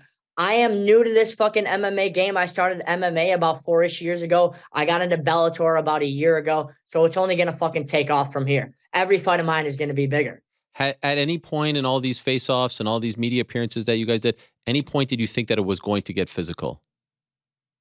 On your show, I knew it was going to get physical when he fucking challenged me and he said, he's the better wrestler. Dude, he is not the better fucking grappler at all. I'm better at pure wrestling and MMA wrestling, even though the two are very different. You can have a better wrestler and not a better MMA wrestler. It is very different with the shoes off and giving everything where you can attempt a submission or you got strikes and all that shit like that. So I knew it was going to get physical there.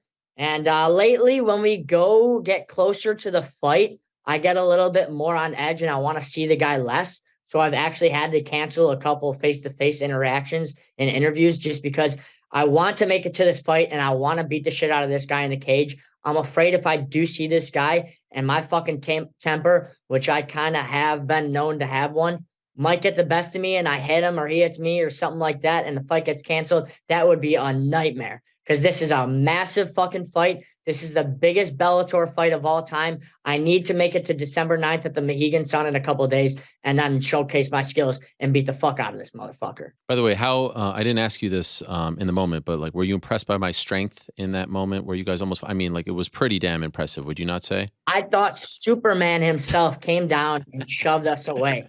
I don't know what your workout routine is. I don't know if you have a trainer, but you got to give that guy a raise. Thank you, Danny. Been working out quite often these days, so I appreciate you saying that. That means a lot to me.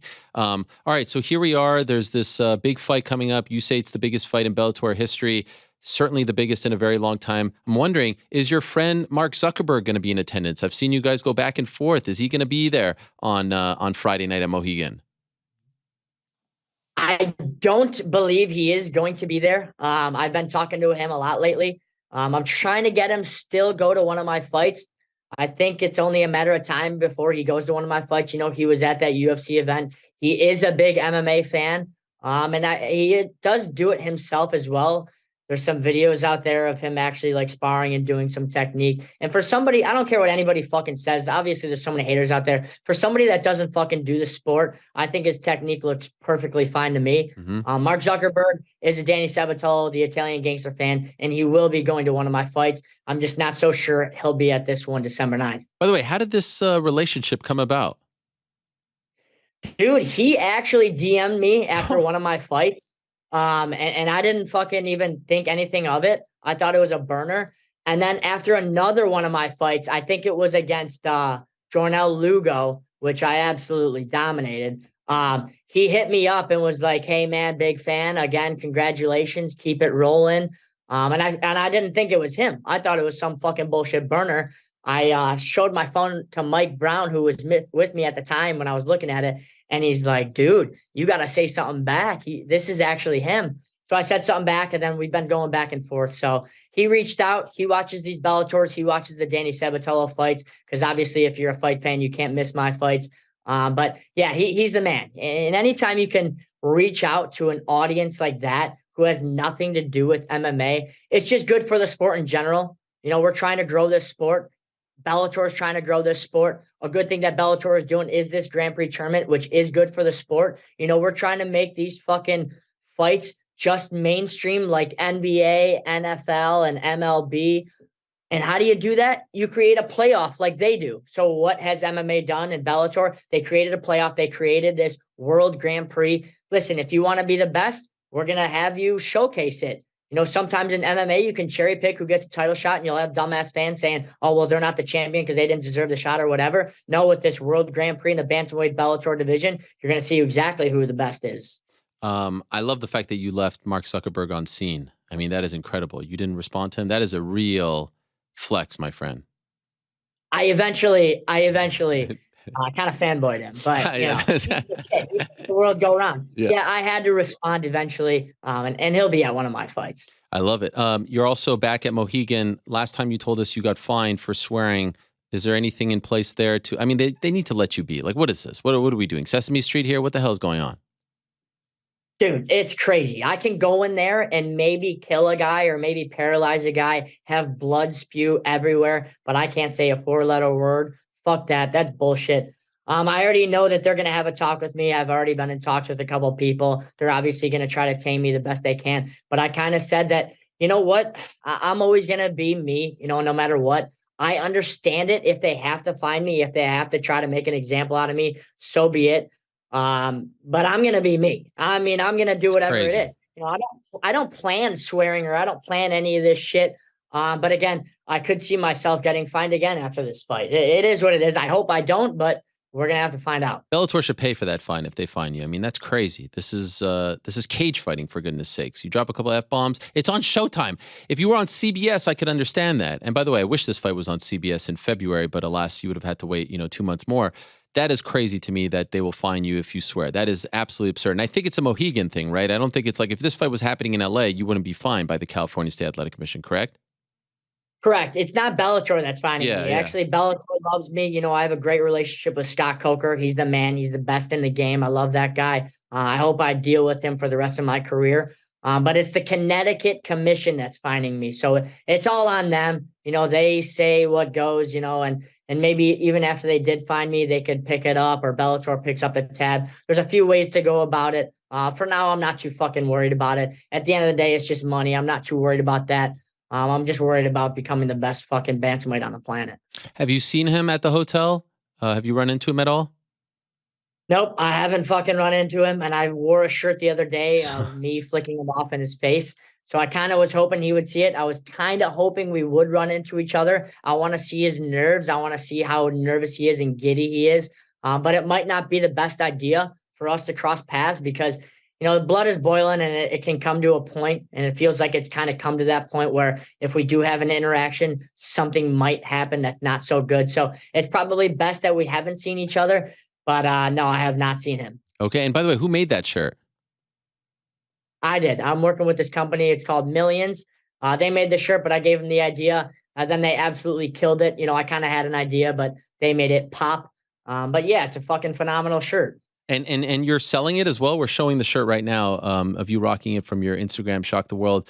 Or is it Shock This World? I can't see that. It's Shock This World, right? Well, yeah, it's Shock This World is my tagline. But yeah, you can get it on my Instagram bio. You can purchase it. Just go to the website.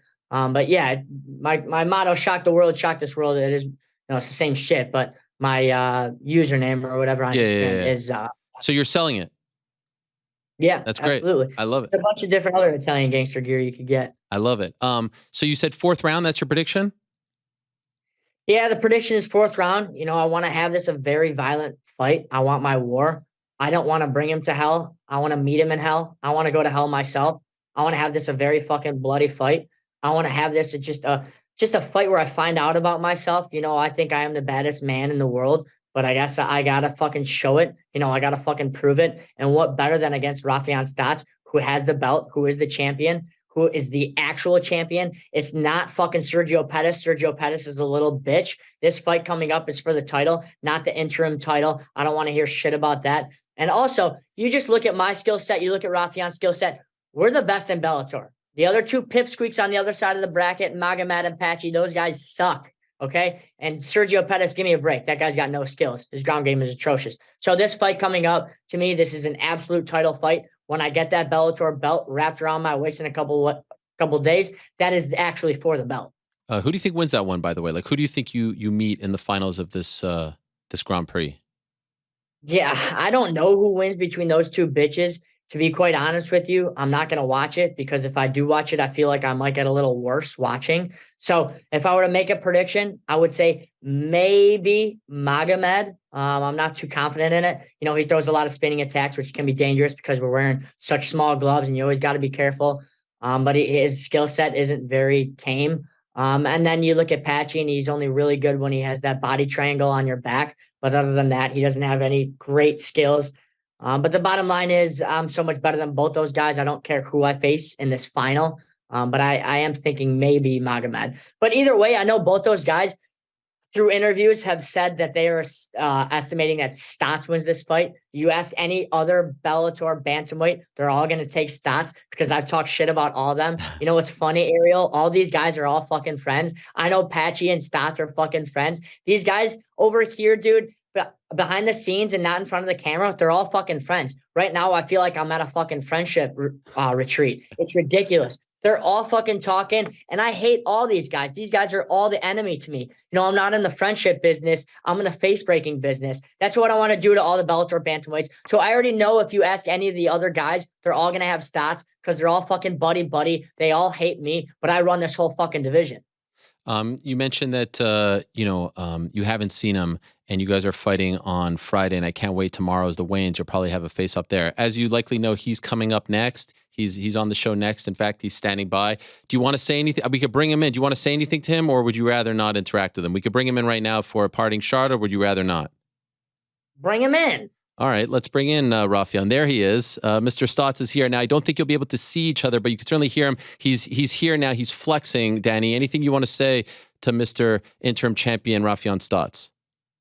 Yeah, he's probably flexing, looking like an absolute fucking dumbass right now. Hey, Raufeon, good luck on your interview. Hopefully you don't fucking stutter too much, stuttering Stots. You sound like a fucking here. The champ is here. You got 2 days. Try to last to the championship rounds. Let's go, baby. Hey, you try to last to the championship rounds. When the fuck you ever finish somebody? Huh? Good one. You gonna come in there? Doubt it. Let's go. No, nice, man. You know, you're really gonna. Hey, you right. You gonna see blood, all right. You gonna see blood splattered all over your face. You're welcome for all the publicity you're getting this week. You better give me a Christmas present. Oh, I got a Christmas present. It's coming December 9th. I got a bunch of them from they hand wrapped. They fucking ready. Let's go. Okay, good. You guys are great. Danny, appreciate the time. We'll talk to Raufeon now. Good luck to you. Can't wait. And well done on everything you've done leading up to this point. The promotion has been fantastic. Yep. Thank you, Ariel. We'll see you, bro. And Team Ariel, fuck Paddy. Thank you. Thank you. I appreciate that. Danny Sabatello. Perhaps that's one thing that you and Danny can agree on. Raufeon, you still there? I'm Team Jared. Yeah, you there? Yeah, I'm here. I'm Team Jared Gordon anyways. Oh, right. Jared Gordon. That's Paddy. right. I don't give a shit about no Paddy. Fuck Paddy. Yes. I can't wait for this. I can't wait for this fight. You guys have done a fantastic job of building this fight. And I actually want to ask you the same question that I asked him in terms of the promotion. Like, I feel like you guys have promoted this fight better than anyone in the history of Bellator, certainly in the last couple of years in Bellator. And I don't know if they do this sort of thing. And maybe as champion, are you going to get a little bonus for all this promotion? Because you guys deserve it, my man. Like, no one has talked about a Bellator fight more than this one, and no one has promoted a fight more than this one. I don't know if there's any officials in there, but you deserve a little extra something for all the work that you've done in the last few months. Well, I know I'm getting compensated pretty nicely, but I also get the bonus of punching this motherfucker in the mouth. I literally cannot wait to put my hands through his face. You know what I mean? So that's a bonus in itself. And I'm probably going to get a lot of Christmas presents because there's a lot of people that will enjoy me punching them in the mouth. So I'm excited.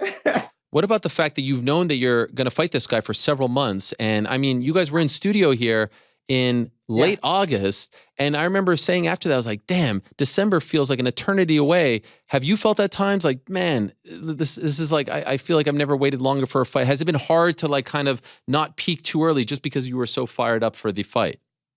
Yeah, that's exactly it. I just had to like kind of dial down training, you know, because I feel like I have been very motivated for this fight. So that's probably not going to pay to Danny's kind of his game plan or to his benefit, because like I'm super motivated, you know, just to do the extra things, you know, because of all the talk. But the talk has been long, you know, so I didn't want to like peak too early. Any point where you thought it was going to truly get physical between you two? On your show, it was a couple times actually. On your show, we at an elevator one time. What happened at the elevator?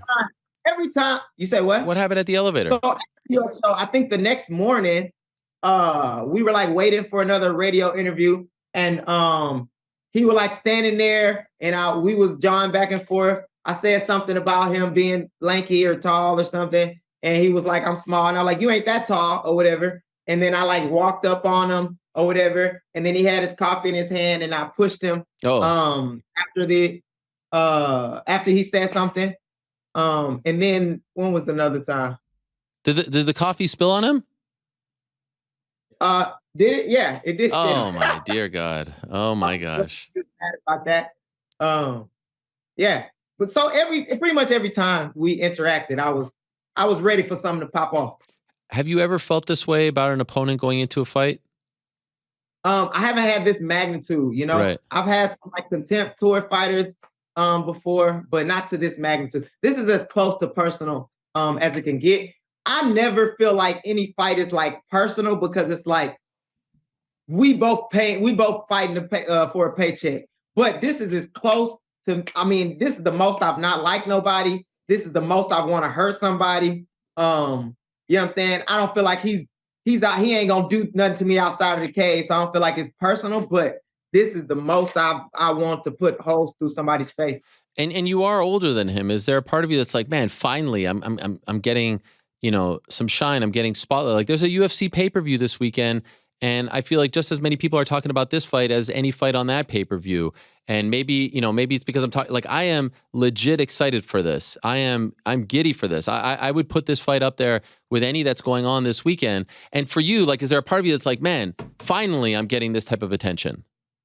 For me, I feel like I'm right where I'm supposed to be when I'm supposed to be, or when I'm supposed to be there. Because if I hadn't waited this long, I wouldn't be as skilled as I am now. You know, I feel like my past has led me to this. You know, I've had a lot of tough opponents. I got 18 wins.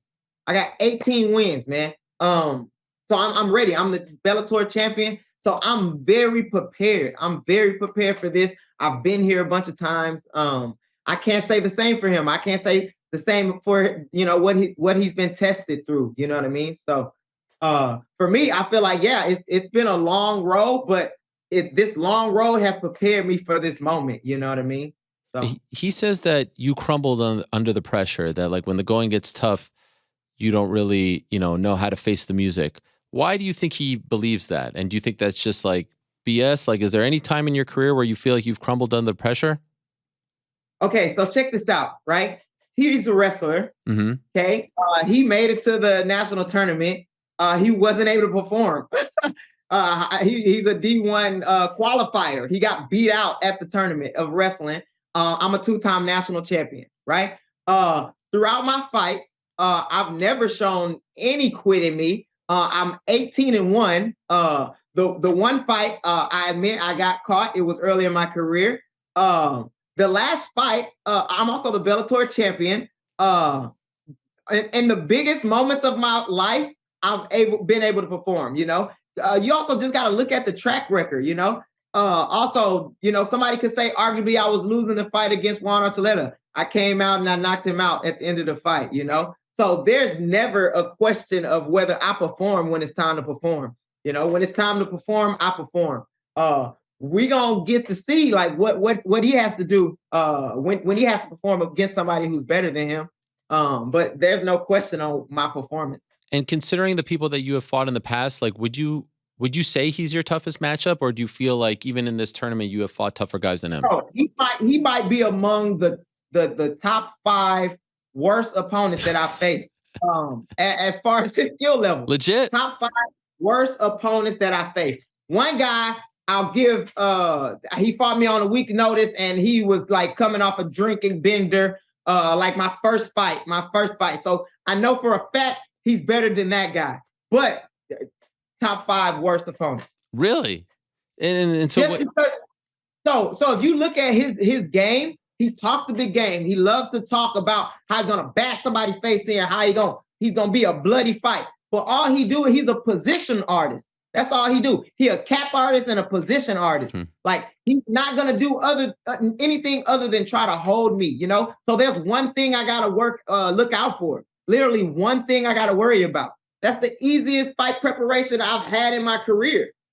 Is there any part of you that worries with all the attention, all the spotlight, all the hype, hoopla, all that because of that, because you believe he's a position artist and he just cares about the rest, that the fight could be a stinker and it won't live up to all the hype? I don't think the fight will live up to the hype for me as far as it being competitive, but the fans gonna get to see what they love to see, and that's knockouts or submission, because I'm coming in there to hurt him for 25 minutes. You know what I mean? Shit, I might beat him up again after the fight. But the fans gonna definitely get what they want when it comes to the fight, because I'm gonna make sure of that.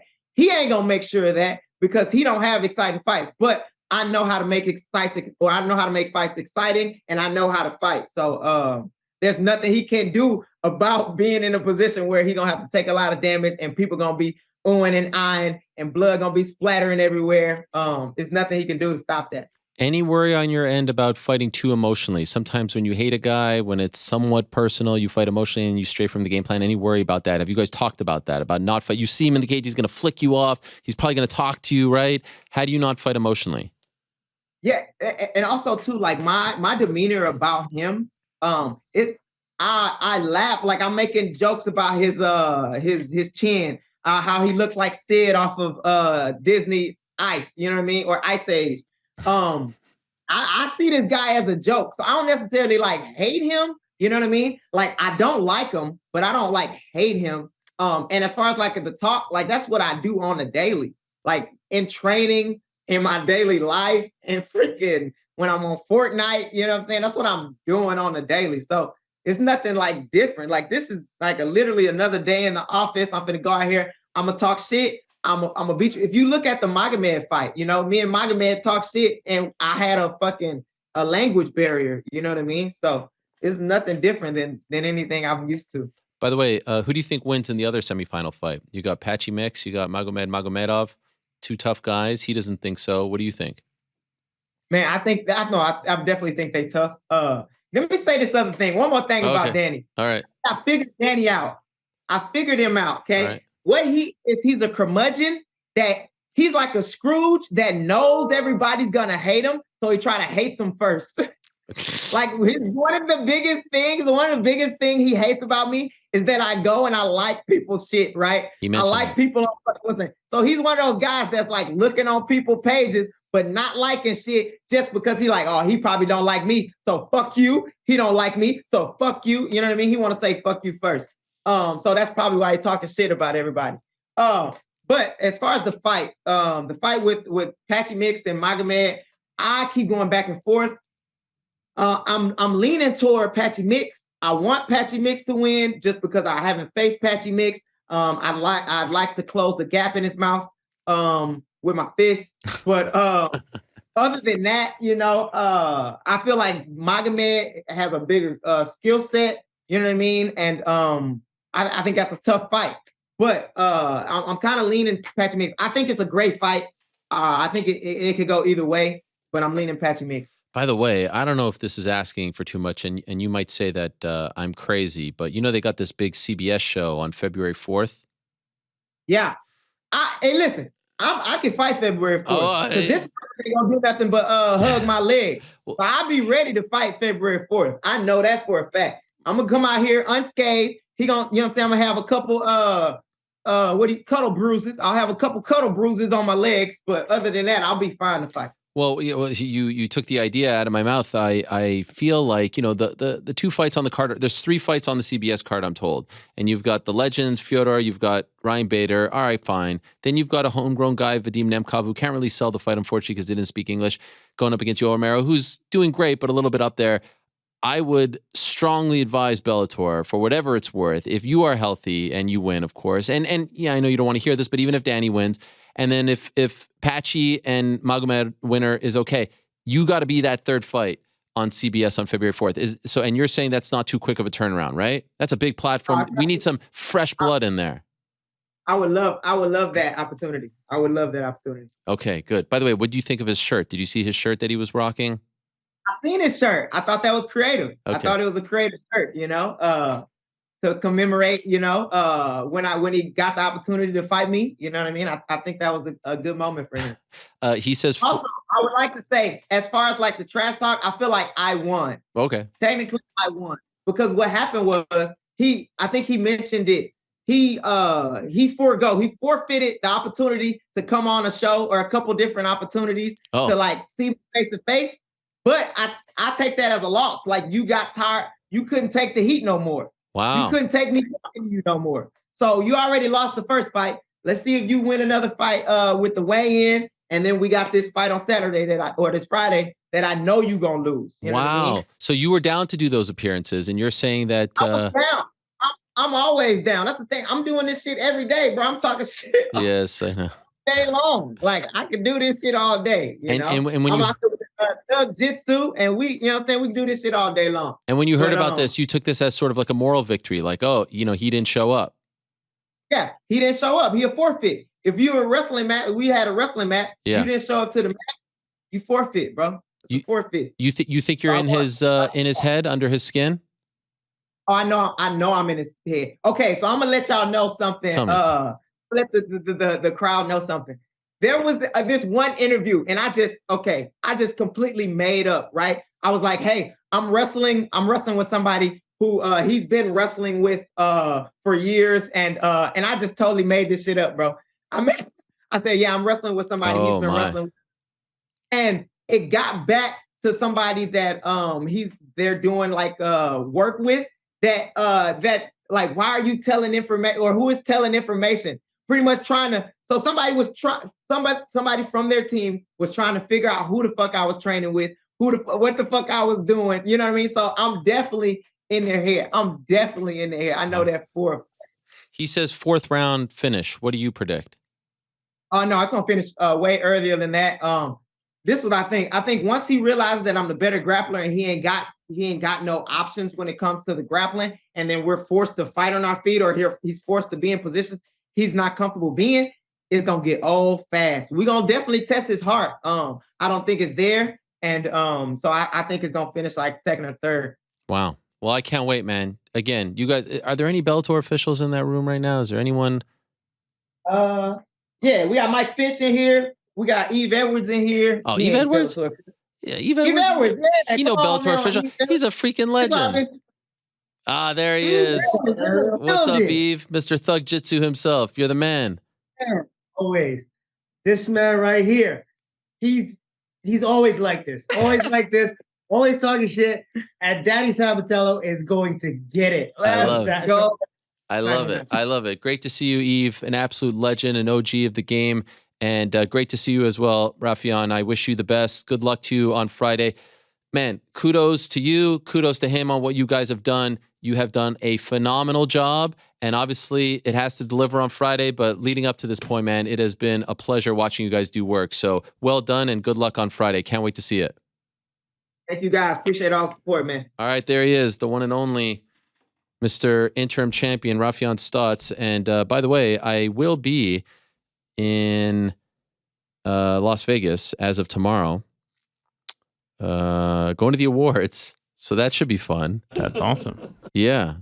Who's laughing at me back there? Nobody was laughing at you. Okay. That's me laughing. But on... We get a... Yes? Shout out? 13th Journalist of the Year. 13, award. yeah. You have to give a speech in person. But you're not a journalist, content creator. Yes. Content creator. I'm going to go up there and say, first off, I want to thank you all for recognizing me as a great content creator for the 13th straight year. If I win, we Far don't know. from it. Yes, far from it. Yes, far from it. Big if, and we'll see what happens. But on Friday, I'll be sticking around, and I will be doing a watch party for Bellator. More to come as far as location. But if you're in the area, if you're in Vegas, either to attend 282 or you're local or you want to drive in, we'll be sitting back somewhere, relaxing, hanging out, and watching these two dudes. And I'm looking forward to that. I'm looking forward to that very much. That's going to be a really fun fight. Now, I will say, I do feel like there's a little bit of pressure on them, right? They got to deliver. And I feel like the promotion has been fantastic. It has been better than fantastic. It has been some of the best stuff that Bellator has had in quite some time. But if the fight, for whatever reason, and this can happen all the time, but I feel like there's a little more pressure on them because of the fact that, it's a Bellator card and they need a little oomph. They need a little jolt. If the fight is even somewhat decent, it's going to be huge for them. If it doesn't deliver, that's going to be an issue. And that will be unfortunate. But I think it does. And I'm really looking forward to it. Now, as I said, it's a big weekend, not only for MMA. You got Bellator on Friday. You've got UFC on Saturday. It's also a really big weekend in boxing. Excuse me. Teofimo Lopez is going to be fighting Sandor Martin at MSG on Saturday night after the Heisman broadcast on ESPN, which is a big spot. Also, Manny Pacquiao is going to be fighting in an exhibition bout on Fight TV. So look out for that. There's been some clips. They had the hologram thing. Terrence Crawford is going to be fighting on BLK Prime pay-per-view. And we had him on, was it last week or 2 weeks ago? I think it was last week. It's hard to keep track. Also on that card is familiar face, friend of the program, Cris Cyborg, competing once again in boxing. She fought in September. She was successful. Now competing in a second fight in the span of less than 3 months. She's going up against Gabrielle Holloway, and she joins us right now via the magic of Zoom. There she is. Hello, Cris. Wow, are you about to go train right now? I just finished it. Run here to talk to you. Oh my gosh. Oh my gosh. I appreciate it very much. And you're sporting the Brazil jersey. Doing well. You like your chances? Yeah. Yes. Brazil's going to win. You watch all the games? No, I'm not. Ah, why not? But I was being trained a lot. So the time was the game is always the time I've been training. But I really but I know they're gonna win. It's a great team. And yes. Okay. All right. Well, you have a good excuse. You're fighting again. By the way, can you clear something up for us? Is this your second pro bout or first pro bout? I thought the first one was a pro bout in September, and now they're saying clear it up for us because I see some confusion. No, this is my second. Okay. My second pro fight. Yes. Was the first one. The girl she's fight before, so then they don't accept like the professional, but it is the professional. No, it's not going to be my record, but it's the second one. Yes. Okay, and this one is how many rounds? This is going to be 4 rounds, 2 minutes. 4 rounds, 2 minutes. Someone who has fought 25 minutes, 5-minute rounds, like 4 rounds, 2 minutes. Does that seem way too short for you? I've been working on. I think it's the one of the little bit struggling because you've been working for 5 rounds, the 5 minutes, and they're working for a 2 minutes round. And it's different. It's different, But I've been practicing a lot about this. 4 rounds, 2 minutes. That's total of 8 minutes. 4 rounds. Yes. That's not a lot. Do you feel different, like in terms of like how you have to come to the fight, the intensity, because you don't have a lot of time to work? In other words, would you be in favor of 3-minute rounds for women's boxing, or do you like the fact that women's boxing has 2-minute rounds? I just come to this award. Come here for make some changes. For me, I fight 5 rounds, the 5 minutes. If you're gonna be for 2 minutes, I think it'll be good too. For me, usually I fight 5 rounds at the 5 minutes. But I did my first fight boxing 8 rounds in 2 minutes. So this is gonna be 4 and 1. Okay. And by the way, why is the first one 8 rounds and the second one 4? It's about payday too, but it was the first. It's the first would be the 8th round. Okay, fair enough. And now, are you all in on boxing? Like, is this the new career? Are you done with MMA now? It's the second fight in less than 3 months. Are you all in on this boxing career? No, I'm not done. MMA is my life, and then really I love it what I do. And I'm a Bellator champion for sure. I'm gonna defend my title. But the opportunity show up. This is one of my dream. When I did my first boxing fight, it was my dream. And I just getting called and say, Cris, I would like to have you on the card. So just keep training. The opportunity come up, and it's the dream coming true. Okay, and so you just said that eventually I've seen you with the Bellator belt. Have you re-signed with Bellator? No yet. After this fight, I'm gonna sit down, talk to Scott. Okay. So I'm Team Bellator. Okay, you feel confident that you'll be back?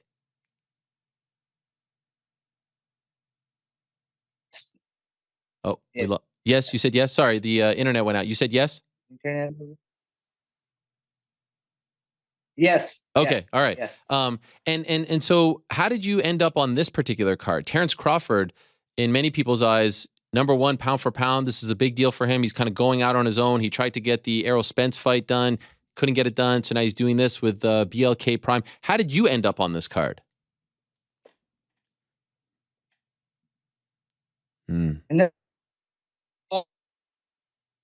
No, it's tough. Cris, are you on? Can I ask you a question? Are you on a phone or a computer?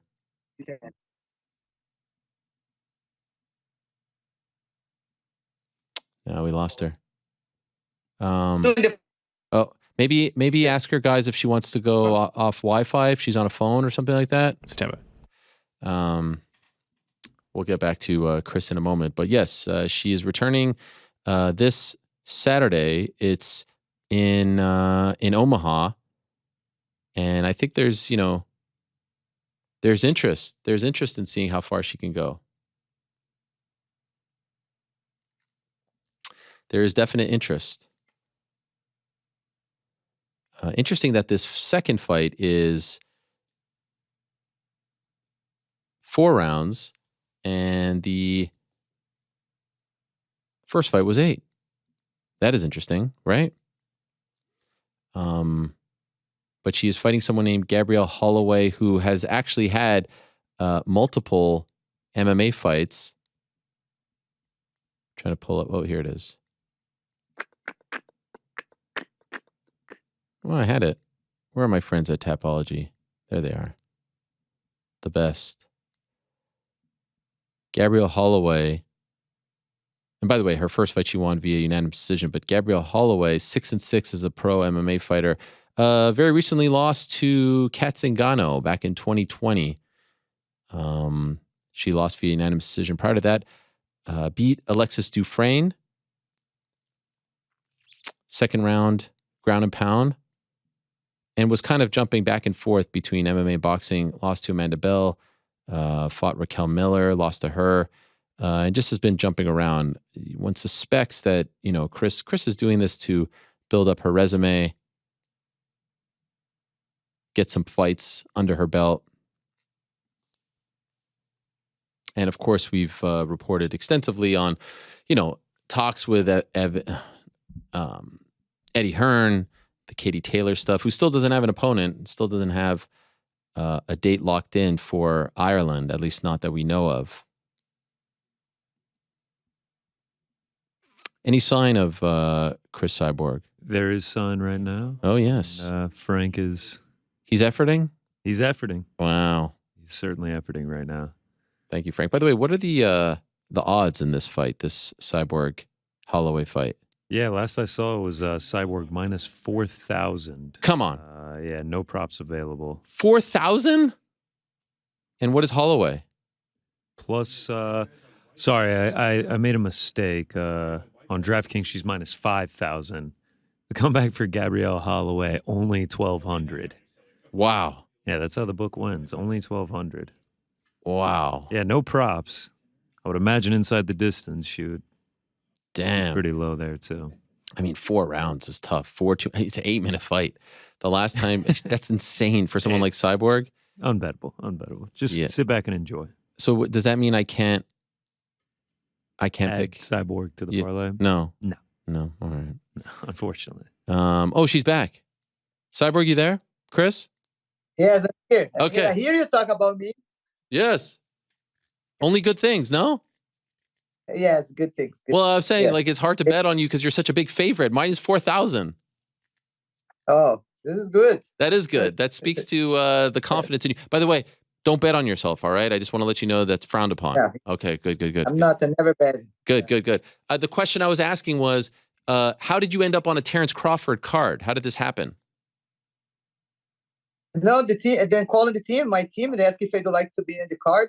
Oh. And I was being tricky, but and then they say I was sure noticed a little bit, but I just come from the boxing fight. I was doing the camp only boxing, and they say, yeah, why not? For the opportunity, and then we accepted the challenge. Okay. We were talking about you recently last week. Of course, you were in the news because of Kayla Harrison, and I know you tweeted about her. Can I ask you what you thought of her performance, and were you surprised by the result, her losing to Larissa Pacheco? I knew it was going to be a tough fight. Pacheco, you see, after her loss against Kayla, she's really getting better. You see how she's doing good. And the reality, me and my team knew is going to be, if you defended the double leg, Kayla, it's going to be hard for her. And this fight, Pacheco was no scare. She's back jiu-jitsu, go to the floor, defend, take it down, and win the fight. I saw afterwards, Don Davis of the PFL, an executive, said, let's make the fight now, Cyborg and Kayla Harrison. Does this make you perhaps more interested in making this fight? I look really bad. We never sit down and talk. He never talked to my team, never talked to me. I'm free now. I can talk to anybody. Yeah.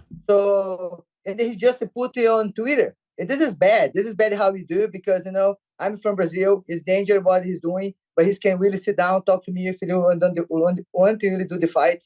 I believe he's just look for a sponsor, for investor, for the next event. I don't think he's want to make the fight. If you really want to make the fight, you're going to talk to the person for to make the match happen. Yeah. So they've never reached out to you or your team, your management, anyone? No. Wow. Never. Yeah. And who, by the way, who are, because unfortunately I saw a little bit of a back and forth between you and Conor McGregor. You're not with Paradigm anymore, right? I talked to you about this later. Okay. Yeah, but he can talk to me. He's probably have my number. I don't know. Okay. So, but I'm just saying, you represent yourself now? Yes. Okay. So you don't want to talk. You don't want to talk about the Conor stuff, the tweets and all that. No, I don't want to talk. I just want to focus in the fight now. Yes. I get it. I understand. I just want to say, is there any part of you that feels less interested in a Kayla fight because now she lost? Like the appeal was, all right, she's undefeated, she's fighting you, but now that she lost, are you like, meh? Now there's even no interest. I know she's having 2 fights left in PFL. She can rematch Pacheco. She can fight Alice Spadland. She's just signed PFL. And then maybe she can come to Bellator. For me, I have the bigger fight for my next. Katzingan is a big fight for me. She's undefeated 145. She beat Amanda Nunes. She beat Misha Tate. And she beat a good girl. I think she's the next fight for me. I think she's the biggest fight to Kayla. Okay, so for now, and the cat one would be interesting if obviously you go back to Bellator. So we'll see what happens there. I saw you in a different kind of fight recently with a police dog attacking you. What happened? Why did you do this, Cyborg? You're about to fight. You were wearing a big suit, and there was a dog. Why would you do this? This is terrifying to me. And did it hurt? Oh, it was terrifying for me too. I'm a dog person, but then. I always think it was a nice challenge, but my team was going to kill me because, hey, Chris, have a fight. Why are you doing this? But, I have a super protector. I don't feel anything, any pain. It was fun. Oh, my God. A lot of adrenaline. Okay, so no pain whatsoever? No pain. It's all good. Unbelievable. It's very big, And the dog is very trained too, Jeez, this is, and this is recently, right? We're showing the footage right now. This is recently? Yes, 3 weeks ago, maybe 2 weeks ago. Okay. Yeah, 2 weeks. All right. Still have Cyborg here with us, so the video is going in and out, but we could still hear you, so that is good. And also recently, you visited the grave of Bruce Lee. I think right before you went out to Omaha. Were you? That's in Washington, right? Is that like in the Seattle area? Yes, I've been training in Seattle with Jose Benavides, Wow. training boxing. So I have the opportunity to be close by, and a lot of people go over there, and I went to check it out. He's a legend and a martial artist, so it was good to be there. Wow. And Jose Benavides is the father of the great David Benavides. Did you train with Yes. David? Is he there? No, I didn't have the opportunity. We trained early than him, but I know he's been training really hard. That's incredible. That's incredible. I mean, so it seems like you're taking this very seriously, and now you're in Omaha, and this fight is happening, and it feels like. So how can people watch it? Do they need to download this app? What do you know about this, or can it be available on regular pay-per-view? It's going to be all pay-per-view, and you can go to my website, chriscyborg.com, and you can buy the pay-per-view for watch the fights. Okay. And what are the chances you win this fight? Any chance, Katie Taylor? I don't know. I like to do a step is doing this fight to do my best, and then after I think about the next. And I love to fight. I love challenge. And if it happens, this fight, for sure, I want time for training and work really hard for the great fight for my fans. If you had your way, what interests you more next, boxing or MMA? Because I feel like for you, boxing is like this new shiny toy. Like you have a new endeavor, a new journey, a new chapter. This is fun, right? Like, don't you want to stick with this for a bit? If you're successful and everyone expects you to be successful on Saturday, don't you want to stick with this a little longer?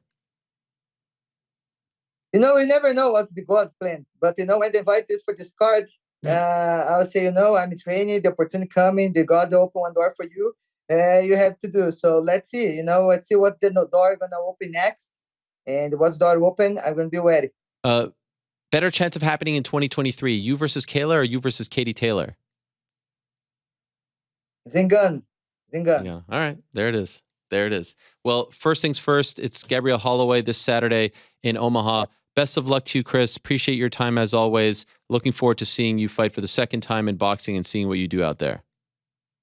Okay. Thanks so much, Ariel. Thanks for everyone. I hope you guys check out the fight.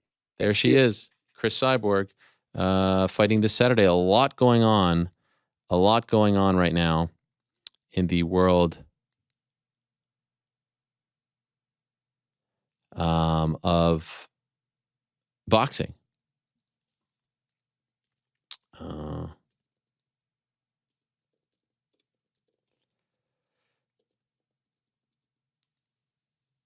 You got the Terrence Crawford card with Cyborg on it. Oh, also Mick Conlan returning earlier in the day. Teofimo Lopez, Manny Pacquiao, Bellator on Friday, UFC on Saturday. So much going on. I mean, the Parlay Pals going to be huge, right? Right, Frank? Ooh. Super huge. Yeah. Massive. All right. That's great stuff there. Appreciate everyone who joined us in the first, second, third slot. We will, in a moment, be joined by one of those aforementioned fighters, the great Teofimo Lopez, who I have not spoken to in my life. I'm looking forward to this. Just 25 years young, the pride of Brooklyn, returning to action this Saturday at Madison Square Garden. Huge opportunity for him, the Mecca, the world's most famous arena.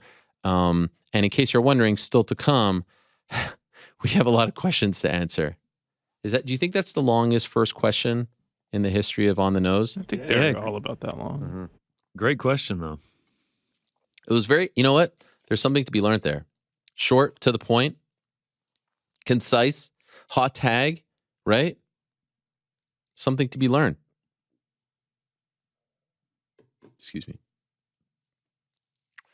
So we'll answer the rest of the questions and also make our picks. I'm looking forward to that. Should I do the ad read now or should I? Yeah, let's bang it out. All right. What are the streets saying about the 10-7? Has there been any chatter or no one's seen it yet? Nah, it's pretty quiet. Pretty quiet? Yeah, not much chatter. Are the streets echoing the scorecards or? From what I've seen, yes. I could have a biased timeline, but that's true. I believe yes. All right, Frank. You ready?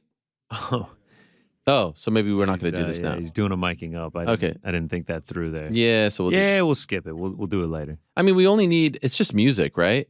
Yeah, it's just a little music. If you want to run it dry. Yeah, let's do it dry. All right. Quick word from our good friends over at DraftKings. As you guys know, UFC 282 going down this Saturday. Big fight, Magomed Ankalaev, Jan Blachowicz, vacant title fight. Paddy Pimblett on the card. I don't know if you guys heard that. He's going up against Jared Gordon. The return of Darren Till against Dricus du Plessis. So much going on. And right now, new customers can bet just $5 pre-fight money line on any fighter to win and get $150 in free bets if they do. Check this out. Right now, everyone can earn up to 50% boost when you place a same-game parlay on UFC 282. Amazing. 50% boost. What's better than that? And there's a lot to like on this card. We're going to get into it in a moment later in the show as well. So go check it out. There's a lot to like. So download the app right now. It's DraftKings Sportsbook. Use the promo code TheMMAHour. Bet $5 pre-fight money line on any fighter to win and get $150 in free bets if they do. That's code TheMMAHour this Saturday at DraftKings Sportsbook, the official sports betting partner of the MMA Hour. Also, I want to let you know, support for today's program comes from our good friends over at Raid Shadow Legends. We love these guys. There it is. Ooh, look at that. Wow. Frank with the music. Frank, you're back? I'm sorry. We had to fly solo, Frank. Or maybe this isn't Frank playing the music. No, it's Frank. He's just working right now. All right, he's working. Let the man cook. Okay, he's cooking. Chef Curry, baby. Now, I don't know if you guys know this or have seen this, but if you haven't, it's tremendous news. Raid Shadow Legends is putting the one and only, my old friend, Rowdy Ronda Rousey, in their mobile or mobile? No, I think it's mobile. Is it mobile or mobile? I think it's mobile. Yep, it's mobile.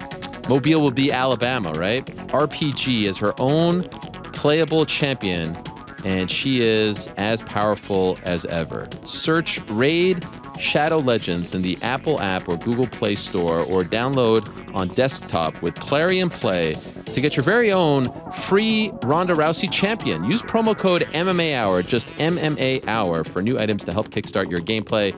That's Raid Shadow Legends. Please support them because they support us. All right, let's bring in our next guest. What an honor it is to be joined by one of the best young boxers, fighters in the game, the one and only, the takeover, Teofimo Lopez, the pride of Brooklyn, New York. What's up, my man? How are you? Thank you for coming. Great to meet you, my friend. Thank you for it's a having pleasure. Please have a seat. Absolutely. It's a little toasty in here. Hopefully you need to shed a couple pounds, so it'll help you out a little bit. Oh, we've been ready. We've been ready for sure. Thank you for doing this. You've been doing a lot of media, a lot of promotion for this. We have to. It's part of what comes with everything, you know. So my mindset is it's very, like, you have to have different hats, right? Yes. Especially into the boxing world and combat sports. And so I'm just very appreciative of everything and everyone that's willing to, you know, put the takeover brand, you know, very high. Have you always felt this way? I'm wondering because, and we'll get into what happened last year, but as you said, like, your career almost went away, your life almost ended. And so I'm wondering if you have more of an appreciation for not just the fights themselves and the buildup, but like the little things that go into fighting when the spotlight is on you. Do you smell the flowers now because you were so close to, you know, suffering some serious consequences? Well, in this world, you know, it's all about death and taxes and stuff, right? That's all that really will come with you. So, you know, I think when it came to death, you know, and it did come in my hospital bed when I was in the ICU after my fight. I gave death one thing I think different, and that was my flower. You know, I said, not right now, come back later. Wow. And you know, because we still have a lot more to do right now in this part. You know, I realized more. Yeah, I'm very much more appreciative of not just my life, but the things that are coming around with it. So we have to hold that with grace, with mercy, and peace and love. Wow, that's a big statement. You really feel like you were close to death last year?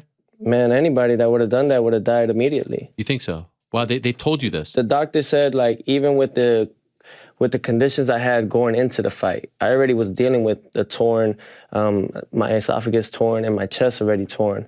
So can you tell, because, you know, this is an MMA audience, so they've obviously heard of you, and we had Kambosos on after the show.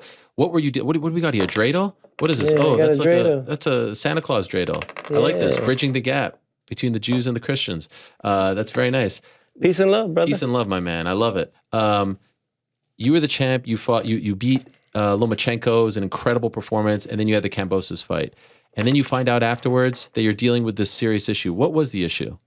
This issue, I can't really. It's a big word. Yeah, it is a big word. It is a big word. I can't really. I don't know how to pronounce it. But what were you dealing with? I was dealing with. I actually had air in my neck during the fight. I had air in my neck.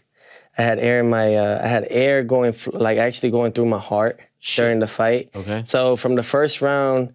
But I got to remind everyone that this actually happened after the weigh-ins. I went to eat at an Italian restaurant. I don't want to name the name because Yeah. However, because that's just who I am. Yeah. However, I think it was just the sauce. After losing all that weight and cutting that much, I was just so dehydrated that I didn't have no magnesium in me. I didn't have no vitamin D in me. So even though I was drinking water and trying to rehydrate the way we do as combat athletes, whether it's Pedialyte or Prime, whatever it is, those were the things that I thought it would help me. But it turned out, no. I think I was just really hurting my body to the point where I was just a walking corpse. So when I went to try to eat, pasta, a lot of us eat pasta for the carbs after all that dehydration we have made. And the moment I ate, man, just something happened. My voice started to change. And then next thing you know, my whole team noticed that. And next thing you know, I started touching my neck, just swollen, puffed up. My father wanted to take me to the hospital. I said, no, I got to fight. I got to fight. Because if I go into that and if I go to the hospital, I knew that they were going to take me out of the fight. And what happened last year, how many times did they postpone my fight against Kambosos was about more than several times. Now, I don't understand why. However, it could have been also the prolonged of COVID, Anyways, long story short, I went in there. That was a choice I made, but why? Because I'm a performer. I go out there and I want to give the fans what they want to see. But my father's right about one thing, it's great to give everyone what they want to see, but you have also a kid, you have someone that you have to, raise. It's not worth it. It's not worth your life. But I did it anyways. I'm someone that's, they call me delusional, crazy, whatever, but I'm not any of those. I'm actually insane. I love what I do. And if I got to go out, I'll go out on doing something that I love. Do you regret doing it? No, not at all. You got to go in everything with, it teaches you something. Life is always going to be hard. I feel like a lot of people don't really want to have a hard life, but it's going to happen regardless. Whether you avoid it throughout the years, whether you're smoking that ganja and just trying to numb the pain, I've been there. It's always going to come back to you. And sometimes they might even pile up so much because you're trying to ignore it that it hits you right in your face even harder. So going into that fight, I was already ill. And then doing 12 rounds like that. Yeah. I never thought of actually quitting on my stool until that fight. And it came to me. And I looked up, and I really did. I looked at, we're all energy. I looked at those lights, and I said, man, I need your help here. Because I'm about to quit. And that ain't something that I'm doing. Like, that's not in me. It's not built in me. And next thing you know, a couple rounds later, I put him down. I couldn't finish him, couldn't breathe. But it goes to show, just keep pushing forward, keep moving forward. This taught me more than anything the great value lesson of life. And that is that we have to evolve. Sometimes we even have to go through those hard times, near-death experiences to even appreciate it more.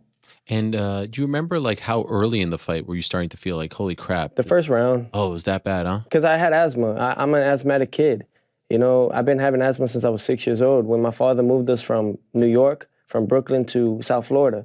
I don't know if it was the climate change, but right away, I just started getting asthma. Wow. And I almost died 3 times with that, just alone. And then this was my 4th time near-death experience with asthma. And on top of that, I had bronchitis. I had bronchitis going into that fight and had early stages of pneumonia, fighting George Kambosos. And then on top, what else? I had a big gash cut, blood everywhere, spilling all. I mean, anything that could happen wrong that night happened. And I still somehow walked out the ring okay.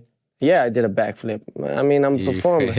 Crazy, but I didn't know that, it's just all the adrenaline kicked in. Yeah. I think the only people that are going to really know the adrenaline part is the combat athletes. Yeah. That's why I respect the MMA fighters. I love what they do because they are hard-earned fighters, man.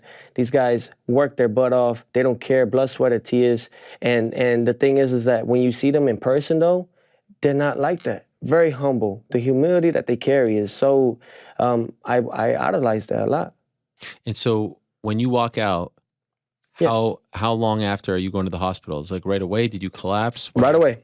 Right away? Right Did away. you collapse? Huh? Did you collapse backstage? No, because so much was going on. Yeah. I was crying in the back. I was crying in the back because it just hurts. You know, like if only people really truly knew how that was and the pain I was really going through. But I don't wish that on anybody, not even on my worst enemy. How close to 100% do you think you were in that fight? Like, I was at like maybe I was at like 10% Really? going into that fight. So, you know, anyone could have beaten me that night. You know, and I beat myself though. That's what I realized. I realized that I beat myself because why? My younger self. I'm only 25, right? Yeah. But the thing was, my ego got in the way. Said no. You know, I basically told my coach and my father, who's my father, I told him, no, I'm not going to the hospital because that was my ego self. That was my pride. That was me saying, I got to do this because this is what I got to do. Everybody's talking down on me. You know, I've done much more than what people have done in just 25 years alone. You know, so I had to go through that to remind myself that I'm doing a lot better than what people say I'm doing. Yeah, for sure. And so when you go there, they tell you you could have died? To be honest, I had 2 trauma surgeons deciding what they were going to do with my life because they said that if they open me up, the chances of me surviving that are less than 50%. Jesus. So they wanted to wait. So I went to the first hospital because I left. There was this one hospital. That night you left? That night. No. That night they checked me in. Yeah. Cambosis was on the other side of the bed. Okay. He was on the other side of the rooms. Got it. He was dealing with his own stuff. But with me, they didn't know what to do. They did blood work. They couldn't believe it. They said my vitamin D levels was all the way down. My magnesium was all the way low. They said I was a walking corpse. Jeez. Literally. So 2 trauma surgeons pulls up, boom, deciding, talking about it. We're trying to see if maybe this heals up before we open you up. Right. Because I think they didn't want to have, you know, blood on their hands. Yeah. And, you know, so we waited. All they did, though, that hospital, all they did was just pump saline on me the whole time. And I told them, I'm in a lot of pain. My back is killing me, everything. They hit me with morphine, still didn't work. They hit me with Dilaudid, still didn't work. They hit me with every kind of narcotic or any drug that could take all that pain. Nothing worked. And I was dealing with pain again, more than ever, after the fight, everything, after the bruising, after the punching, after just the soreness for 12 hard rounds. Yeah. You know? And what happens? You know, I left after Monday. I waited. I thought they were gonna like do more things on me, and all they did was pump me up. So I left, and one of the doctors, she came to the hotel, because I went back to the Stewart Hotel. Got it. And I went to my family, and I was just like, you know, whatever. Like, I don't know what to do.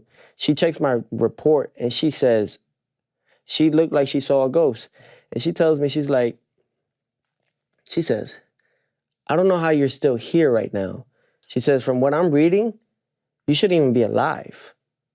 She was like, you're either a beast or a god right now. Yeah. And I was just like, and she was like, we need to take you right away. So we went to the NYU and the Presbyterian hospital, and they took care of me more than ever. They threw me right away into the ICU. Wow. And they just started to give me antibiotics, anything that could help me with pneumonia, anything that could help me with my bronchitis, all those things. And, you know, I'm thankful for them, man, because they really were working and watching me every way possible. Did you get surgery? No, I didn't need surgery. Wow. Thankfully, it healed up with the antibiotics and stuff that they were giving me. And how long were you in the hospital for that second time? The second time, so 3 days, and then I left. Yeah. I was in agony pain, and then I went back to the hospital, and I was there for another week and a half. Wow. And within those 4 or 5 days, I was in the ICU. Wow. And how long did you need to start to feel like you were 100% after all this? Like you leave the hospital. To be honest, my last fight with Pedro Campa, I actually went into that fight a bit early. You think so? Yeah. No, I was told so. Oh, really? Yeah. Why would you do this? I love my sport. Yeah, but it's your life, man. Like you said, it's you have a son. You know what I mean? You're 25. You're a kid. Yeah, so I use my body for that. I know, but is it worth it? It is. How can you say that? Because I'm doing something that I love. Yeah. If I gotta die doing something that I love, just like Jesus did, then so be it. You're at peace with that. You're comfortable with that. Even if they're telling you it's too early, even if they're saying... Because it's only too early if I say it is. All right, well, someone else is telling you it's too early though, right? Yeah. And why didn't you listen to them? Because they don't know me. Okay. No one does. They say they do, but they don't. You have your dad. I'm sure, no one loves you more than your dad, right? My mother. Okay, your mother, fine. Your parents. And I know what that love is all about. Is he telling you he's comfortable with you fighting? It's one thing for a coach to be like, yeah, all right, let's go out there, let's make some money. This is your dad, right? Like, you're his son. I gotta say, like, I've been bullied as a kid, so I think that just made me stronger, kept moving forward. I ain't stopped, Was he supportive of you coming back in August? Yeah. Okay. My father raised me right. All right. Raised me tough. But you felt like you came back too soon. In retrospect, how close to 100% were you there? Probably like at 45, 50. Damn. And you won that fight. Yeah. You don't feel like that was your best? Nah. Just right now, December 10th, everyone's going to see my best. You feel like you're 100% now? Yeah, because they told me I had to wait. They told me I had to heal for about 8 to 9 months. Yeah. And that, like, I don't want to fight once a year, ladies and gentlemen, and pronouns. I don't want to fight once a year. Like, how many times? What's a good amount for you? 2, 3 times. Yeah, okay. Like, this is now, I needed to go through that. Yeah. I like challenges, even if I'm risking my life. The bigger the risk, the greater the reward. And for anybody out there, I mean, look, the lashes, the whips, everything that comes with us, it's all going to be left here. So I don't got to worry about it. I know where I'm going. I know where I'm heading. So I ain't worried about that. I just want to leave a lot behind before any of that comes. Do you have to do, I know New York is a pretty like strict state. Do you have to do like extra stuff so that they know that, you're healthy enough to fight? Do they make you go through more tests? They always do. Okay. They always do. Me as an asthmatic kid too. Oh, okay. But people don't get that. Imagine that, I have to train. That's another thing. A lot of these athletes, a lot of these guys, when they train and everything, they're at 100%. They don't have to deal with the conditions that I had to deal with as a kid. Me, I have to train all the way to 120% to match their 100%. You get me? Mm-hmm.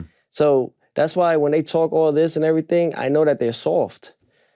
Truth be told. I know that every guy that calls me out, they're just soft because they're scared. They're scared of, fear. They're feared of death. See, there's a problem like that. Bob Marley mentions, he says, there's a problem right now where death is trying to take over life. But if you really know, life will always take over death. That's why when death came, I said, here's my flower. Because I'm alive. Death will come again, but not to collect me. That is the truth. Are there people who are still saying, like, if you went to medical professionals, would they tell you don't fight now? Or do you feel like you have a clean bill of health?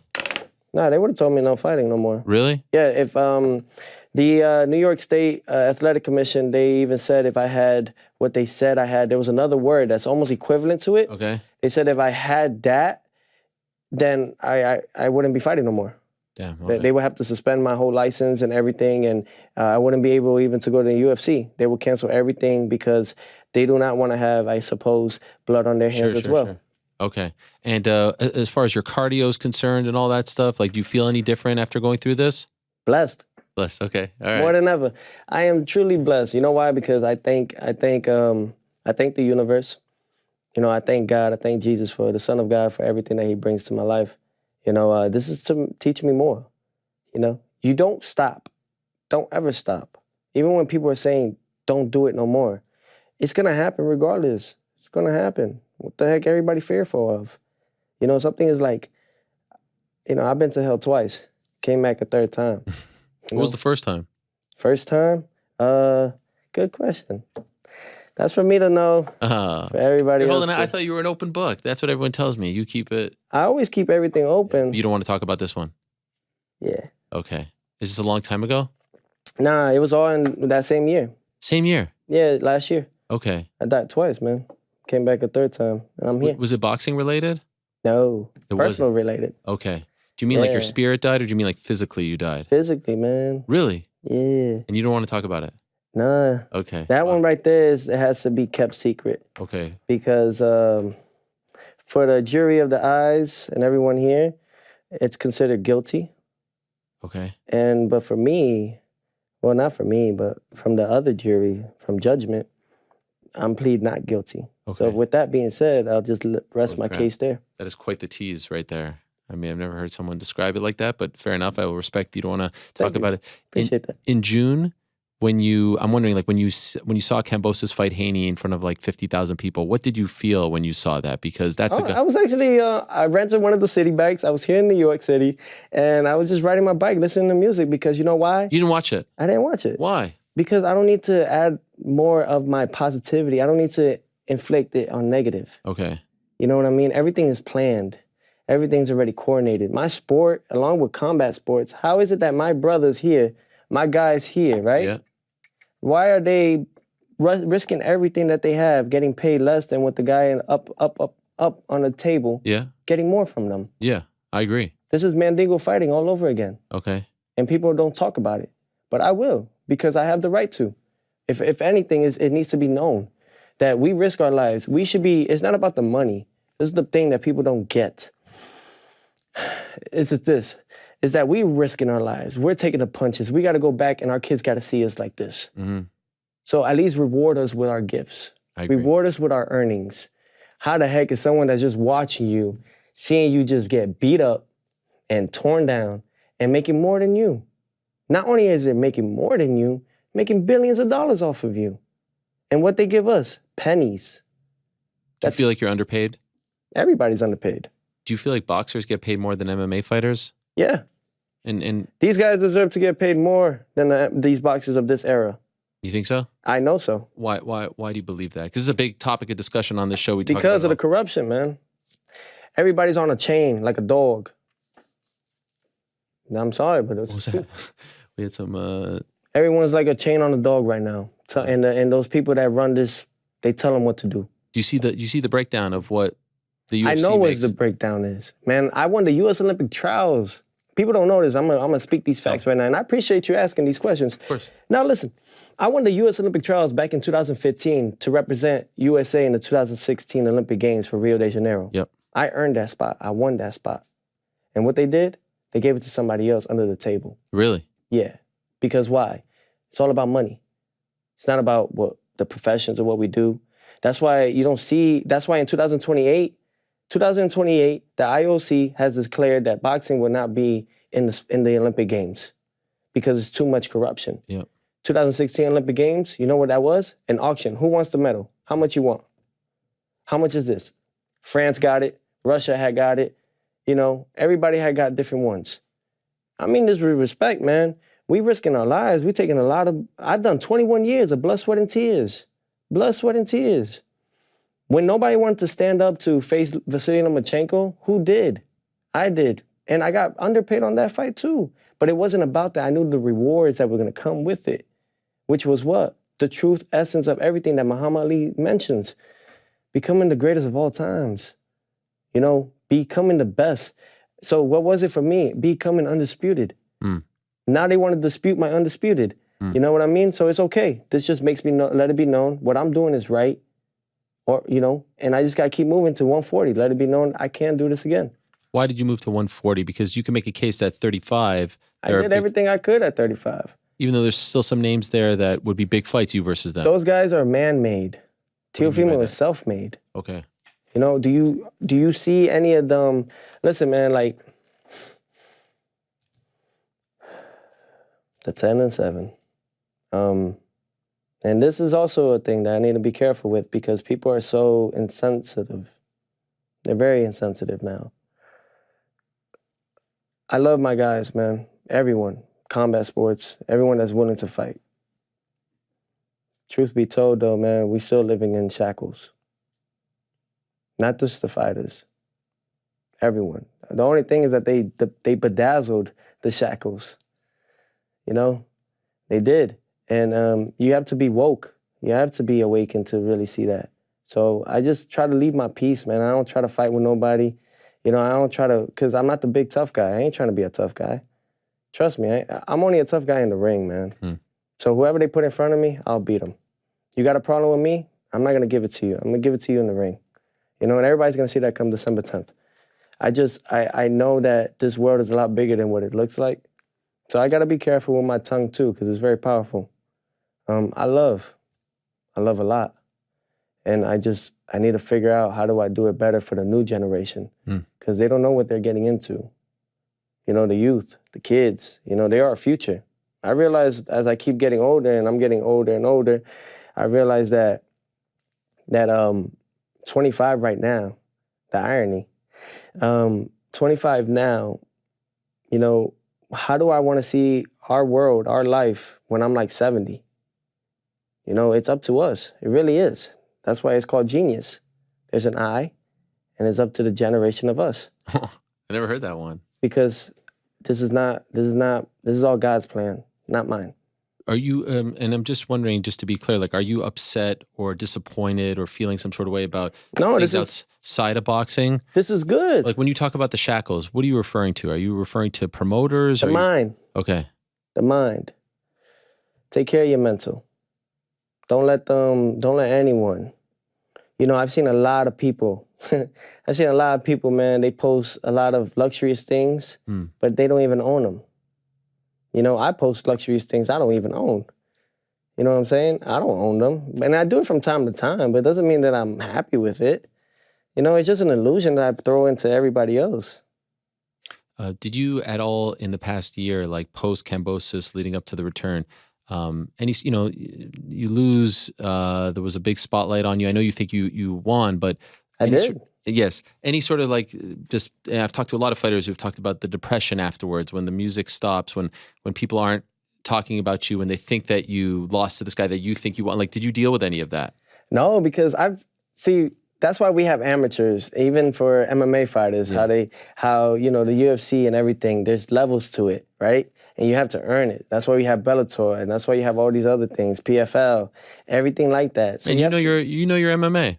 You got to. Are you a fan? I am a big fan. Okay, you watch. I love it. Oh, really? I'm more of a fan now into UFC than I am in boxing. You're kidding. No. Why? Because boxing is fake. Really? Yeah, all the boxers are fake, man. Who do you like in MMA? I like Masvidal for sure. Yeah. You know, Nate Diaz is dope, man. That's a dog, man. Yeah. And Nick. Nick, yeah, legends. Yeah. All these guys. You think they could do well in boxing, the Diaz brothers? Nate in particular, he's talking about that. I could train them too, man. Oh my gosh. I'm someone that loves to just teach them, just like the art of man right here. Yes. Bruce Lee, he went against his own culture to teach more. That Jeet You're a fan of his? Jeet Kune Do. Yeah, of course, legend. Have you like read his stuff, watched his stuff? Yeah, because I think he implemented a lot of stuff into even my life, which is what?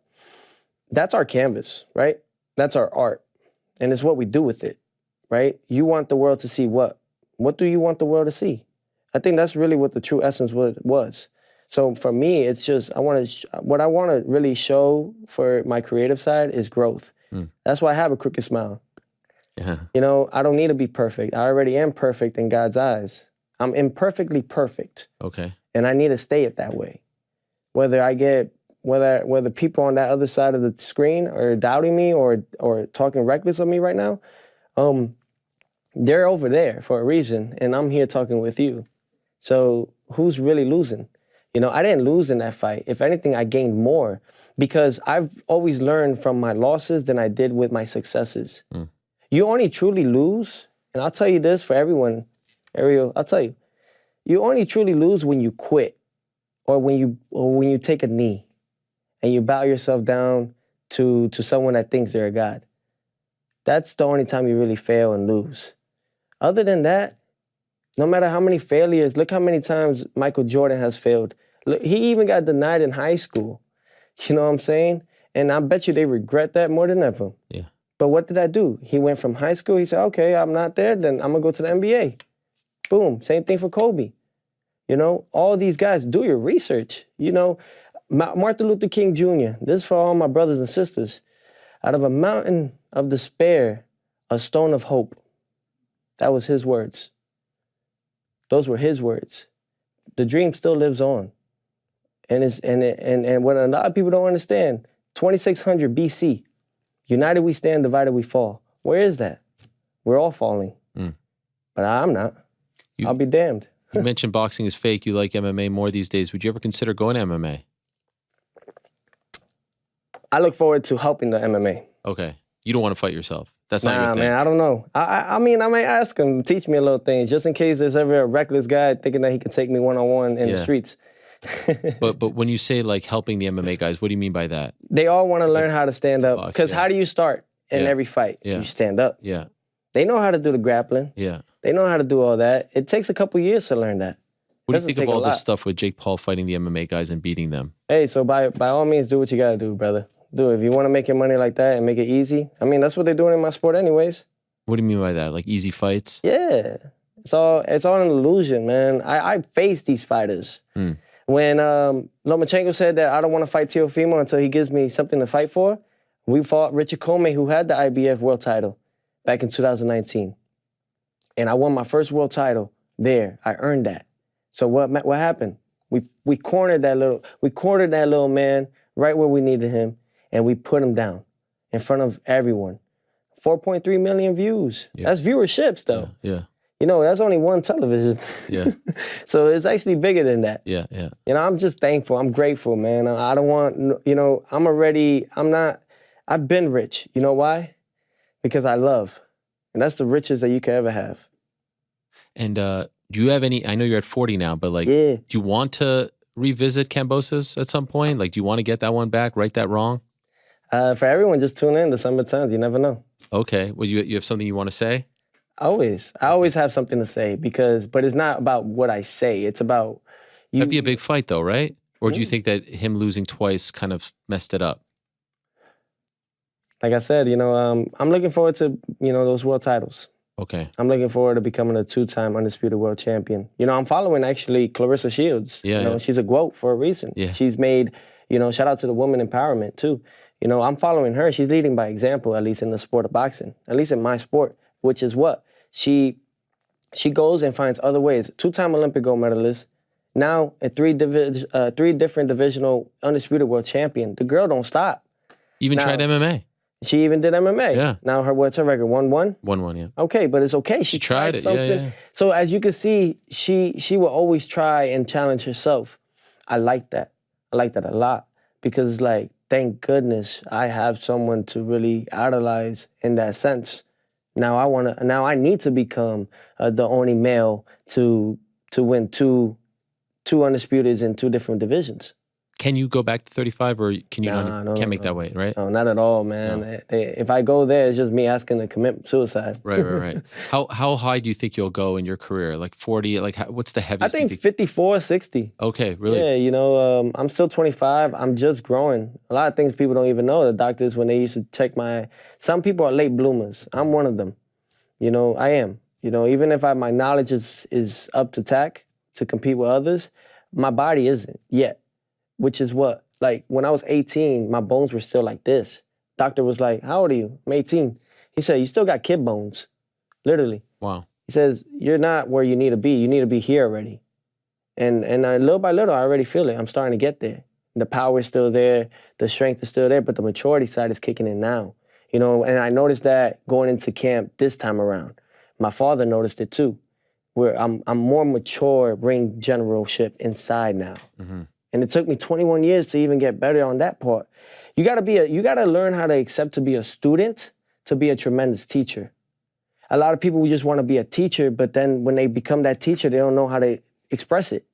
So how do you learn? You always gotta learn. That's why I always say, like, fame is just like juice.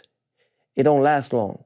But the legends up there, the legends that left a lot, that's the sauce. It lasts forever. You know, no matter what it is, no matter what people say, Teofimo Lopez, his name, The Takeover. And they trying to take over The Takeover. What do you mean? Netflix, The Takeover. Oh, all right. Yes, that's true. That's true. You know what I'm saying? So now this is worldwide takeover. This is takeover. After the Kambosos fight, I'm sure I know you heard this. Like, people are like, "Oh, it's time for you to go your separate ways from your dad," and things like that. Did that annoy you? Did you feel like that was unfair? That people were trying to cause a rift between you and your father? Don't pay attention. Like Walt Elias Disney says, he says it best. He says, never neglect family for business. Wow. You got so many lines. Oh, this is just the beginning. For days. Yeah. So you never Because you got to know what you're talking, you got to know who you're really talking to. You do. Do your research. You got to know who you're working for. Truthfully. See, I chose this. No, I didn't even choose this sport. It chose me. I gave blood to the sport when I was 6 years old. Damn, what is that? This is actually Obviously my it's a scar. I got a whole scar that almost took my whole arm out. Jesus. I was 6 years old. I was hitting a double end bag. That's what we call in boxing. A double end bag has 2 hooks. Yeah. I'm over here. I'm learning how to throw the punches. I'm starting to get into boxing. 6 years old. You know what happens? I see a double end bag. I say, man, I'm gonna hit that when I get back. I went to go get water, and just like me, I'm someone that when I say I'm gonna do it, I'm gonna do it. Right. And what I did, I threw a hook at it, and the hook grabbed me right here and just ripped my whole skin. Wow. Everything. It was a clean cut. And how old was I? 6. Gave blood to my own sport at 6 years old. And look what the blessings I've gained from everything. It didn't stop. That didn't stop me. These cuts don't stop me. You know, whoever comes in front of me ain't gonna stop me because you know why? My soul is bigger than them. Truthfully, be told. Because I ain't fold under pressure when it came at me. I stood up. I arose from it. You know what Michael Meck says. But I quoted off of Ali, which Ali learned from Malcolm X, which is you stand for something. You either stand for something or you fall for anything. So I'm standing for something. I'm appreciative that you bring me here today. But this ain't our plan. This is just God's plan. Everything is connection. All living things are connected. Don't forget that. And how do you, like, you read a lot? Like, where do you get all these I read lines? a lot, more than ever. I needed that. I needed to die twice last year to really understand, okay, take a step back. What is it that I'm really here for? You know, Mark Twain, the most two important days in your life is the day you were born and the day you find out why. So, this is it. How do I express more to the kids? It's not about to adults. If the adults want to learn from me, cool. If they don't, I don't care. It's about the youth. I'm thinking about those kids. I have a kid of myself. It's what you give them. See, people trying to give them money or show them that this is how you do it. No, the truth, money is knowledge. When you drop that knowledge on them, you could teach them even more than what you know. You know, and then you can learn from your own child. You know, people are just giving them an apple to bite on. No, you don't know what that apple is actually giving you. You don't know. How old's your son? My son is a year old, and I'm going to show the world my son on Saturday. He's going to be there? He's going to be there. Oh, my. And I'm going to carry him. And I'm going to show the world my son only one time because I have a lot of work to do for that boy. You guys won't see my son after that for a while. What happens if he's like 9 or 10? He's like, I want to be like you. I want to be a fighter too. Would you? Then I will help him navigate. That's why I'm working my butt off to fix the corruption that's actually happening in my sport. What kind of corruption is happening? It's for me to know. Okay. I can't express that because, like I say, I'm still in the sport myself, and I don't need to F myself. I get it. You know, respectfully, because no, I get it. They're not taking the blows. They just eating their popcorn and like, yes, this kid is making us money, you know? But you know what? I ran into this guy. I was in a bike. I went with my team just a couple days ago. Actually, no, today. Rode down the bike, Central Park. And I see this guy. He has a sign, homeless dude. Everybody's ignoring the homeless. I go to the homeless dude, and he's woke. And he has a sign that says, you know, have a beautiful smile and, you know, just smile through it all, basically. And I come to him with Alexander, the $10 bill. And I go and I'm like, I already know he's not into the money. He gave me a good lesson, though. He says, you could burn money, but you can't burn love. I said, thank you. I needed to hear that. Now I carry that with me more than ever because it's you can't burn this. You can't stop this. So I leave it all in everyone else's hands. Fair. So if your son wants to do it, then if my son wants to do it, sorry, I always off track. No, it's all good. So passionate. Yeah, I love it, man. I love it. Very man. passionate. It's great. It's great to talk to you. I've been watching you for a long time, so it's an honor to have you here, and I love the passion that you exude. It's my son. If he wants to fight, just like my father, you'll be okay with it, but you're going to guide him. Because I'm just going to guide him and teach him better ways, better than I did, better than I'm doing now. I get it. You know. How do you feel? How's your relationship with Top Rank right now? Do you feel like you're in a good spot with them? I'm in a really great spot with them. Okay. I remember, man, I was listening to that purse bid. We don't have purse bids in MMA. I kind of wish that we did. You know, actually now they don't even do that no more. You think they're stopping it? Yeah, man. Well, they did it for Fury and White, right? Got a huge number. Because Teofimo stands for something. But what I happened stand with for the Triller? people. These guys, they paid all this money, or they said they were going to pay this money, and then they kept. Yeah, man. Everybody say everything. Yeah. But they ain't gonna do whatever they want to do, because they're being told by somebody else to do it. Okay. So that's why I don't respect any of them. I'll give you always my hand and my peace and love, respectfully. Do you feel like you got screwed out of that whole thing? No, it taught me a lot of lessons. You only get screwed if you allow them to win that. Yeah. But I felt like you had so much momentum, and these guys came with all this supposed money, and then you were the one that was suffering because they kept. I know there was the one time you had COVID, unfortunately, but like it kept getting pushed, and then I felt like because it wasn't fair to you. It shows me a valid, true lesson, and not towards Triller, just overall in general. They know I get it. They know I understand it.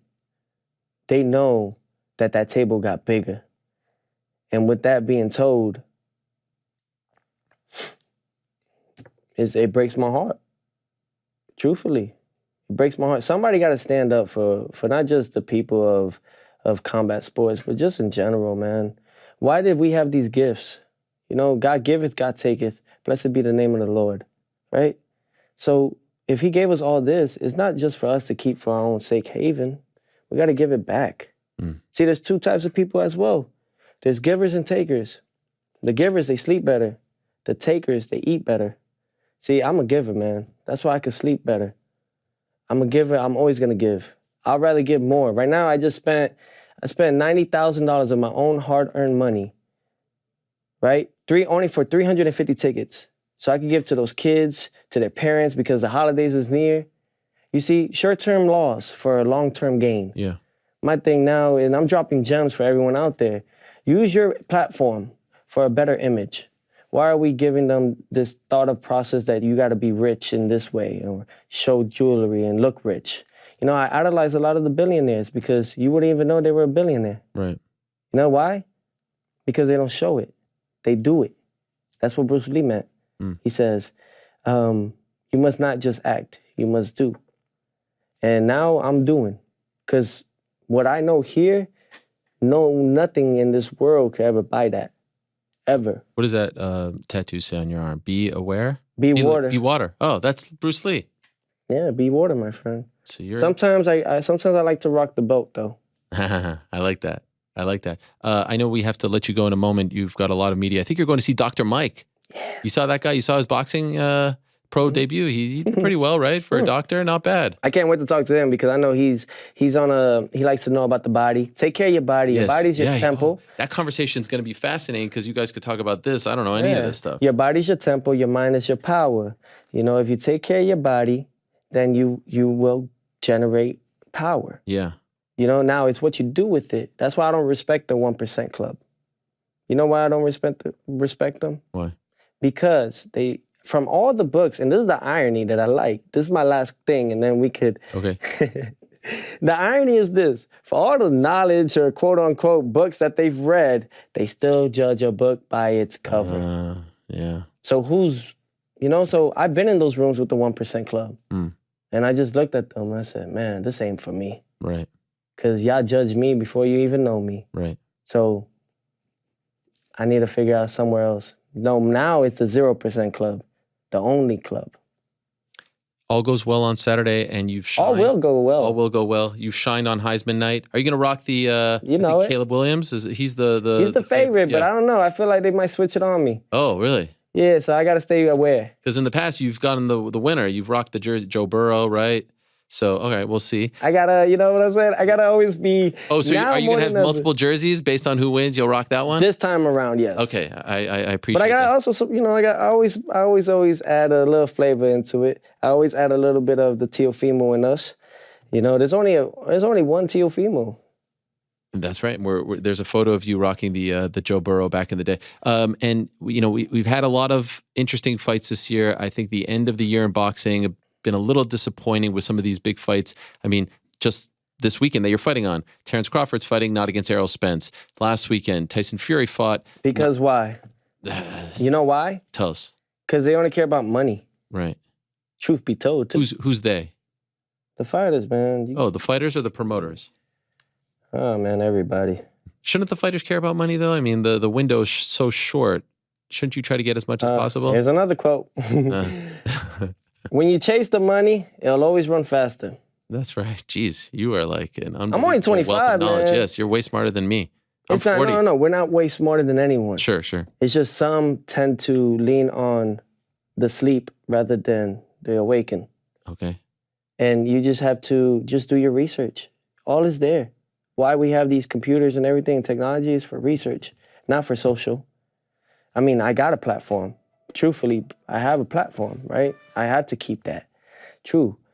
However, I also got to do my knowledgeable work on it too. I got to do my research. I have to know what this is and what the true essence of life can be. Why do we still have a living? Why are we still living? You know, life, you know why life is still created for us? So that it's a recycle of our sins. To show the impossible is possible with God.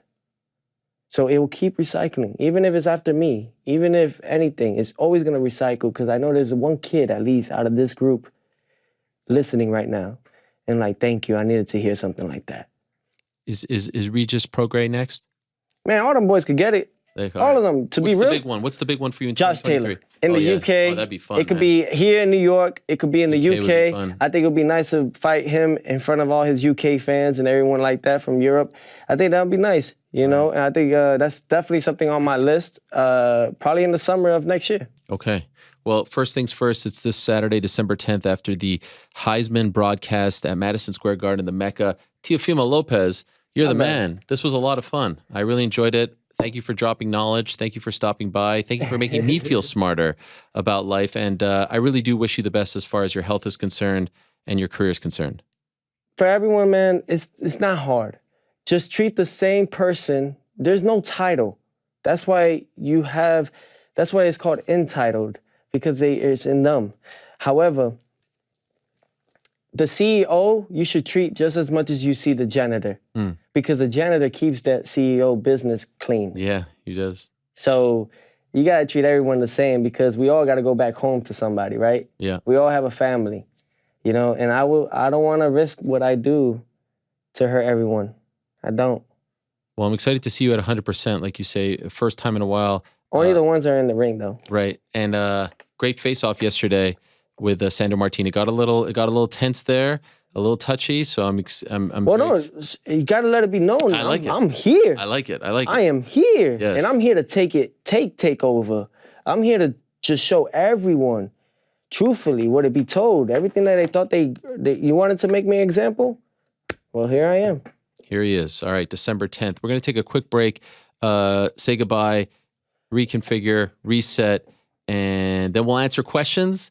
And then we'll make our picks for this weekend. Here's a conversation with Israel Adesanya after his loss at Madison Square Garden just a few weeks ago. He came in studio.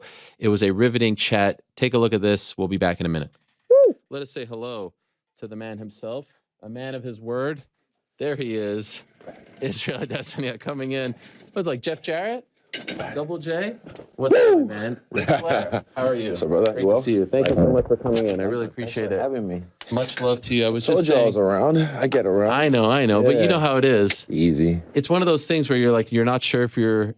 No, I will. Well, I mean, when I say I will, yes, I mean that. But then, you know, my handlers might have other plans or, you know, things to do. But I'm feeling good, and I felt like, yeah, let's get chatting. Let's go. I appreciate that. And I was saying it's very rare for someone to come on the show after a loss. Yeah. Really? I don't know if anyone has ever come on in studio. No way. After a loss. Oh, true. So it says a lot about you. And I was talking about some of those and I wonder if you ever looked at it like this. Like there have been some famous moments. Conor after Nate won, Dominic Cruz after Cody, where it seemed like people like we felt a certain way about them, but then afterwards, after those moments, they showed up to the press conference. They owned it.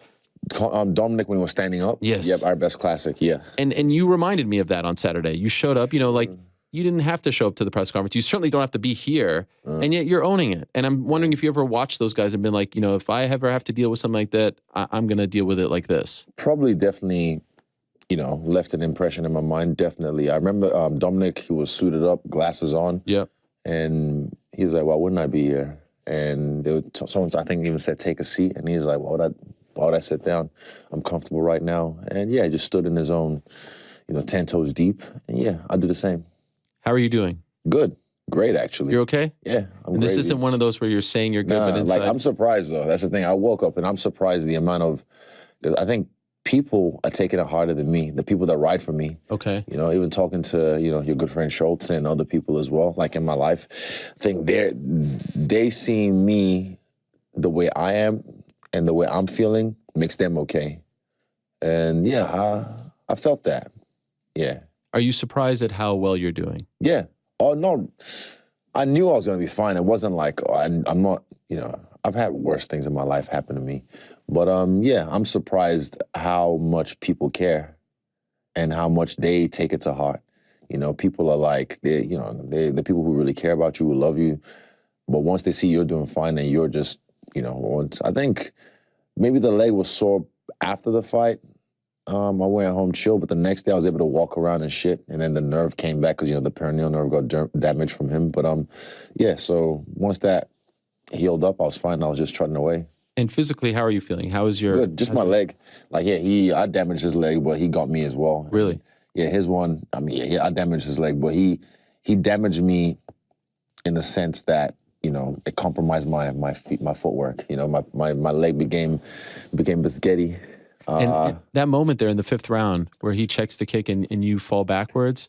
Was that the 5th round? I thought it was the 5th, or maybe it was the 4th. It doesn't matter, but like, it wasn't from the check. It's because, when you kick, you're balancing on one leg, and the leg was already compromised. Like, my PCL was already hurt, from my previous fight. And yeah, it got damaged again through the fight. And yeah, so when I was stabilizing as I kicked on that, something happened and I fell back. But in that moment, I was like, I cannot butt scoop. There's no way. This is where freestyle comes into play, like breakdancing. Yeah. My dance background. So I just knew like I need to get up somehow, and I was like, whoop, backwards roll. And as I backwards rolled, I was like, okay, there's gonna be a flying knee or some kind of attack coming towards me. So be ready to get out of dodge, like just eject. But yeah, I still have to watch the fight. I've watched highlights, but I need to watch the fight again just to enjoy it for what it was. Enjoy it for what it was. You will enjoy it.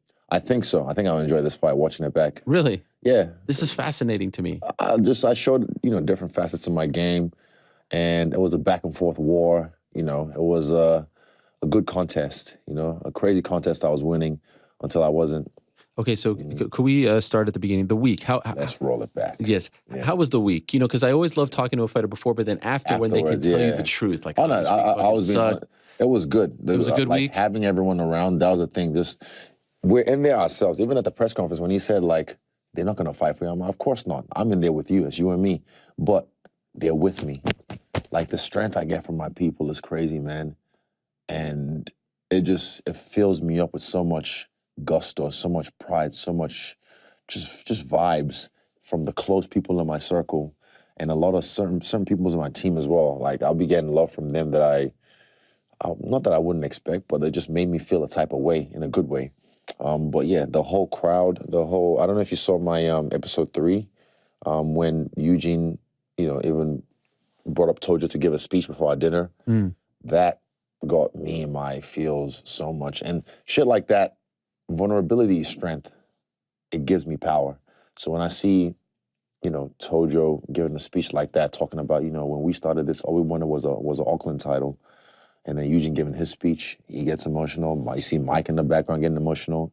I see Twist, shedding a thug tear in the back there as well. And I get emotional, and that just fills me with so much strength. Shit like that just powers me up, man. It's like it's fuel to the fire. And it felt like you were comfortable in New York, like owning this moment, right? MSG, this was a big deal. You were playing it up.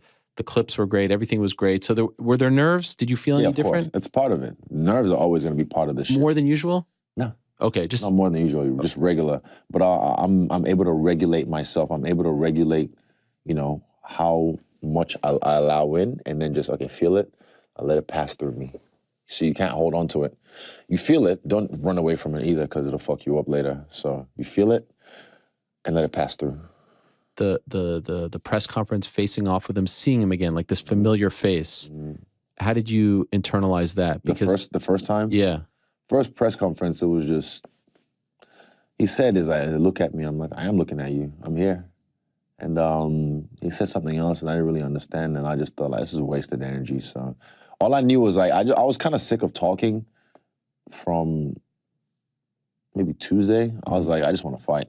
You came on this show and you're like, enough already. No, not everyone, not just you. I still did the thing, but like I was just sick of like, because the fight was already sold. Right. So I was sick of like talking. Like I'm like, I just want to fight. I literally just want to fight, and I'm glad I did. I had fun in there. Like I don't know if I'm sure you'll see me smiling bits and pieces through the fight. Like there'll be times when he missed, and I'm just like, that was close. and I want to ask you about the fight, but I was also curious about, so Carlos kicks things off. Ooh, set it off, put it in the bag with the black jag. Incredible. Yeah. He is for real. And I asked him, because I wanted to put out a tweet, like, just want to remind you all, like, Izzy's in the back, but he told me you actually didn't go that early. Not this time. It was too early. It was way too early, and he understood. He didn't even flinch. He knows that we support him. We watched the fight from home, me and Dan and Ike, and yes, saw him get it done. But it would have been too early. I don't want to be in the arena for that long, because being in an arena, there's an energy that just, it can zap you if you're in there too long, you know? You want to be in there maybe maximum, I can be in there maybe maximum 4.5 hours before my fight. Okay. I think that's a good, but if I was going to be there maybe 8 hours before, I'm done, I think 6 or... All right, so there's my conversation with Israel Adesanya. You can see it on our YouTube channel, which I don't make any money off of. By the way, I probably should, right? Isn't that dumb on my part? God, I need to be smarter about these things. I probably should. Appreciate everyone who's writing in about the first hour, the texts, the support, the tweets, all that stuff and more. Fighters as well. I do appreciate it. I wanted to add one more thing if I could that I failed to mention. The only thing that I want to say is, like, anytime you do these things and you try to handle yourself with some sort of class and grace, it's very hard when you're, quote unquote, verbally battling, not physically battling, people who have no problem playing dirty. So like Dana White will always play dirty as it pertains to me and other people. He's the kind of guy to like call your boss and try to get you fired, try to take money from your family, try to take opportunities away from you, as opposed to just like, hey, let's have it out, right? Let's duke it out verbally. Like, man, I don't like you, you don't like me, we'll go our separate ways. He plays a different kind of game. And so I'll never win that battle because I'll never do that. I'll never make it personal like that. I'll never call. I'll never air dirty laundry. I'll never do that sort of thing that's personal. But I do always feel the need to defend myself when necessary, and I'm appreciative of the opportunity and platform that we built and that we have to be able to do that. So I hope that everyone recognizes that. I'll never be able to win truly those battles because I don't play that kind of game. And I also don't make up lies, but I would like to think that we set the record straight earlier today. Now, still to come, the rest of the questions, stay tuned for that. There's still a lot to discuss, and I'm looking forward to discussing it. And I hope that it's positive and fun, and that's the kind of stuff that I like to talk about. Sometimes you have to stray, but love talking about the storylines in the sport and the fighters, and not just MMA fighters, right? Because that was a fascinating individual sitting just a few centimeters away from me moments ago. Teofimo Lopez, what an interesting guy. Wow. I have never met him before, talked to him before, but that was riveting stuff. So still more to come. For now, though, let us make our picks as far as this weekend is concerned. Also hear who GC is thinking about. And it's time for the Parlay Pals. There they are. Hello, guys. How are you? Doing great, man. How are you? Hello. Oh, there he is. Wow, the beard is really coming in over there. It's starting to fill Is up. it? No. Oh, actually, I was talking about GC. Oh, okay. We got I a can't little again. shadow here. Yeah. No, that was me. Why can you guys not see each other? I can see Rick on 5 different. I am getting a feed of only you, right, on the Zoom. Again, Frank and Joe to blame. Yeah, we should I have probably to wait for it to switch. I have to wait for it to switch over on my stream until I can see what you're talking about. How do you feel about this? That was my bad. That was my assumption, because every single time I pop on screen, we have some kind of commentary about my appearance. So whoa, what is happening here? We got something here. I think Joe's trying to effort it. You got a computer screen over your face. Now you're gone, Rick. Is this done on purpose? Yeah, we're efforting. Don't throw us under the bus like that. Come on, Rick. Wow. Now he's back. I mean, from Mr. Throw Under the Bus, Frank. Yeah. Whoa, guys. I'm just defending my boys. Guys, we have people coming at us left and right. All right. We are like, if we're not going to get along here, if we show cracks in our armor, these liars, these haters, they're going to come after us even more.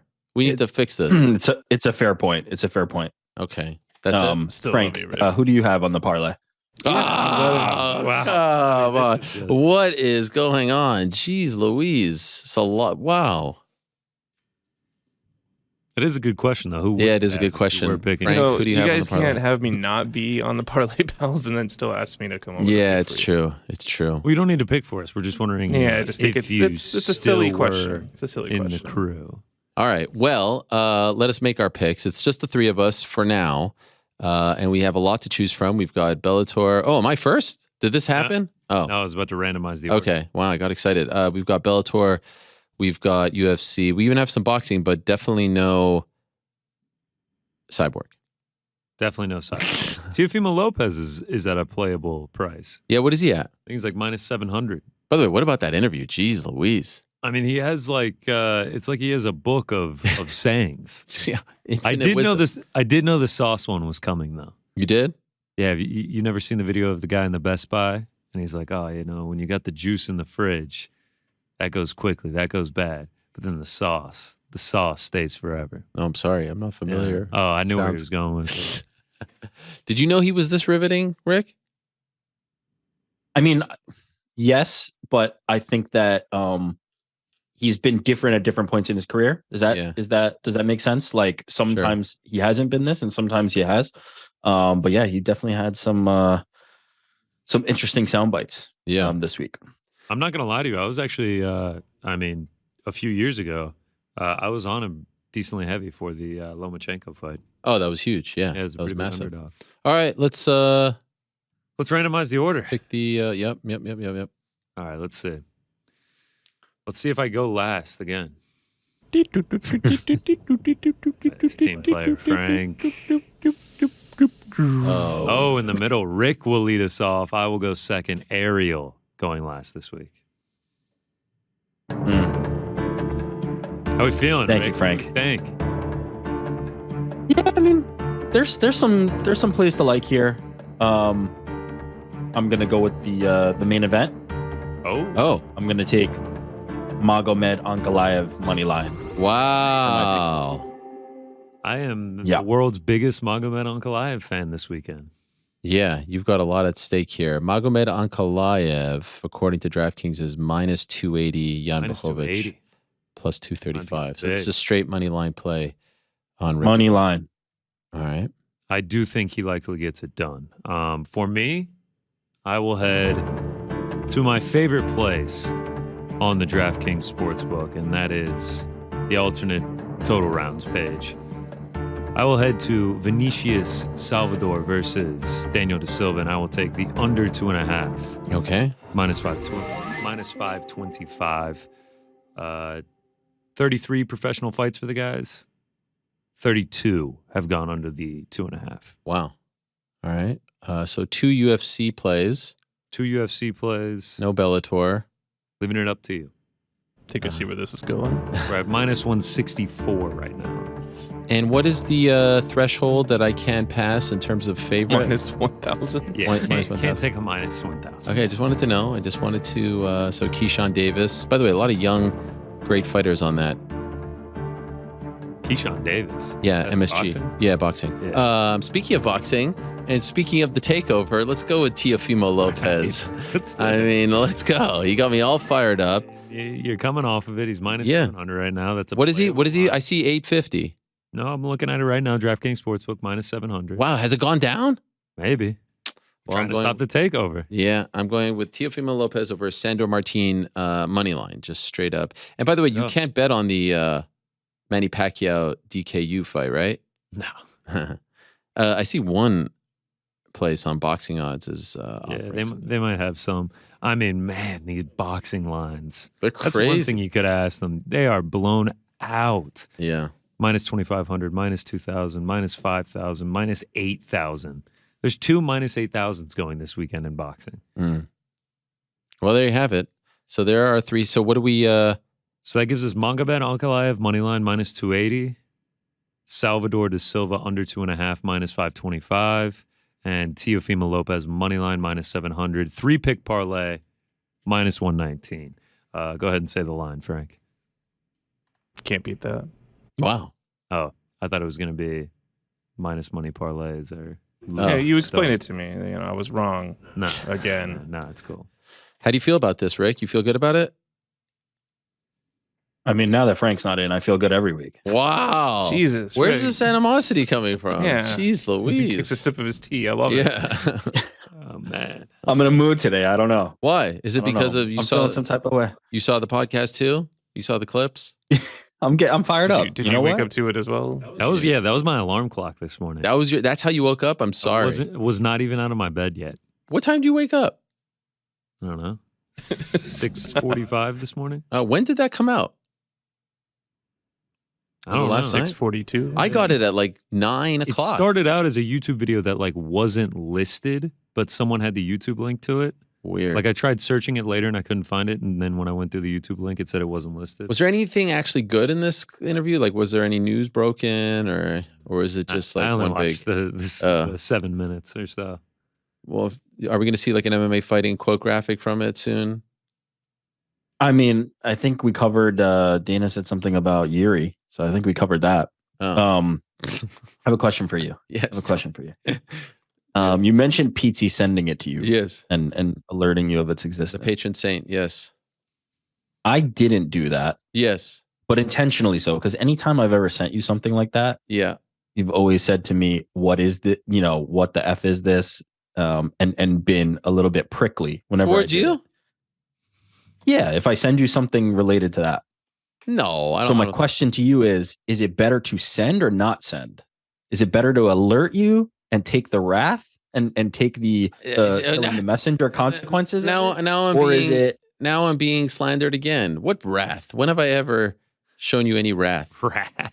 Jeez Louise. Is that with a capital W, Rick? Are you being sent in here from Abbott Kinney Fight Club? Yeah. I'm not gonna lie.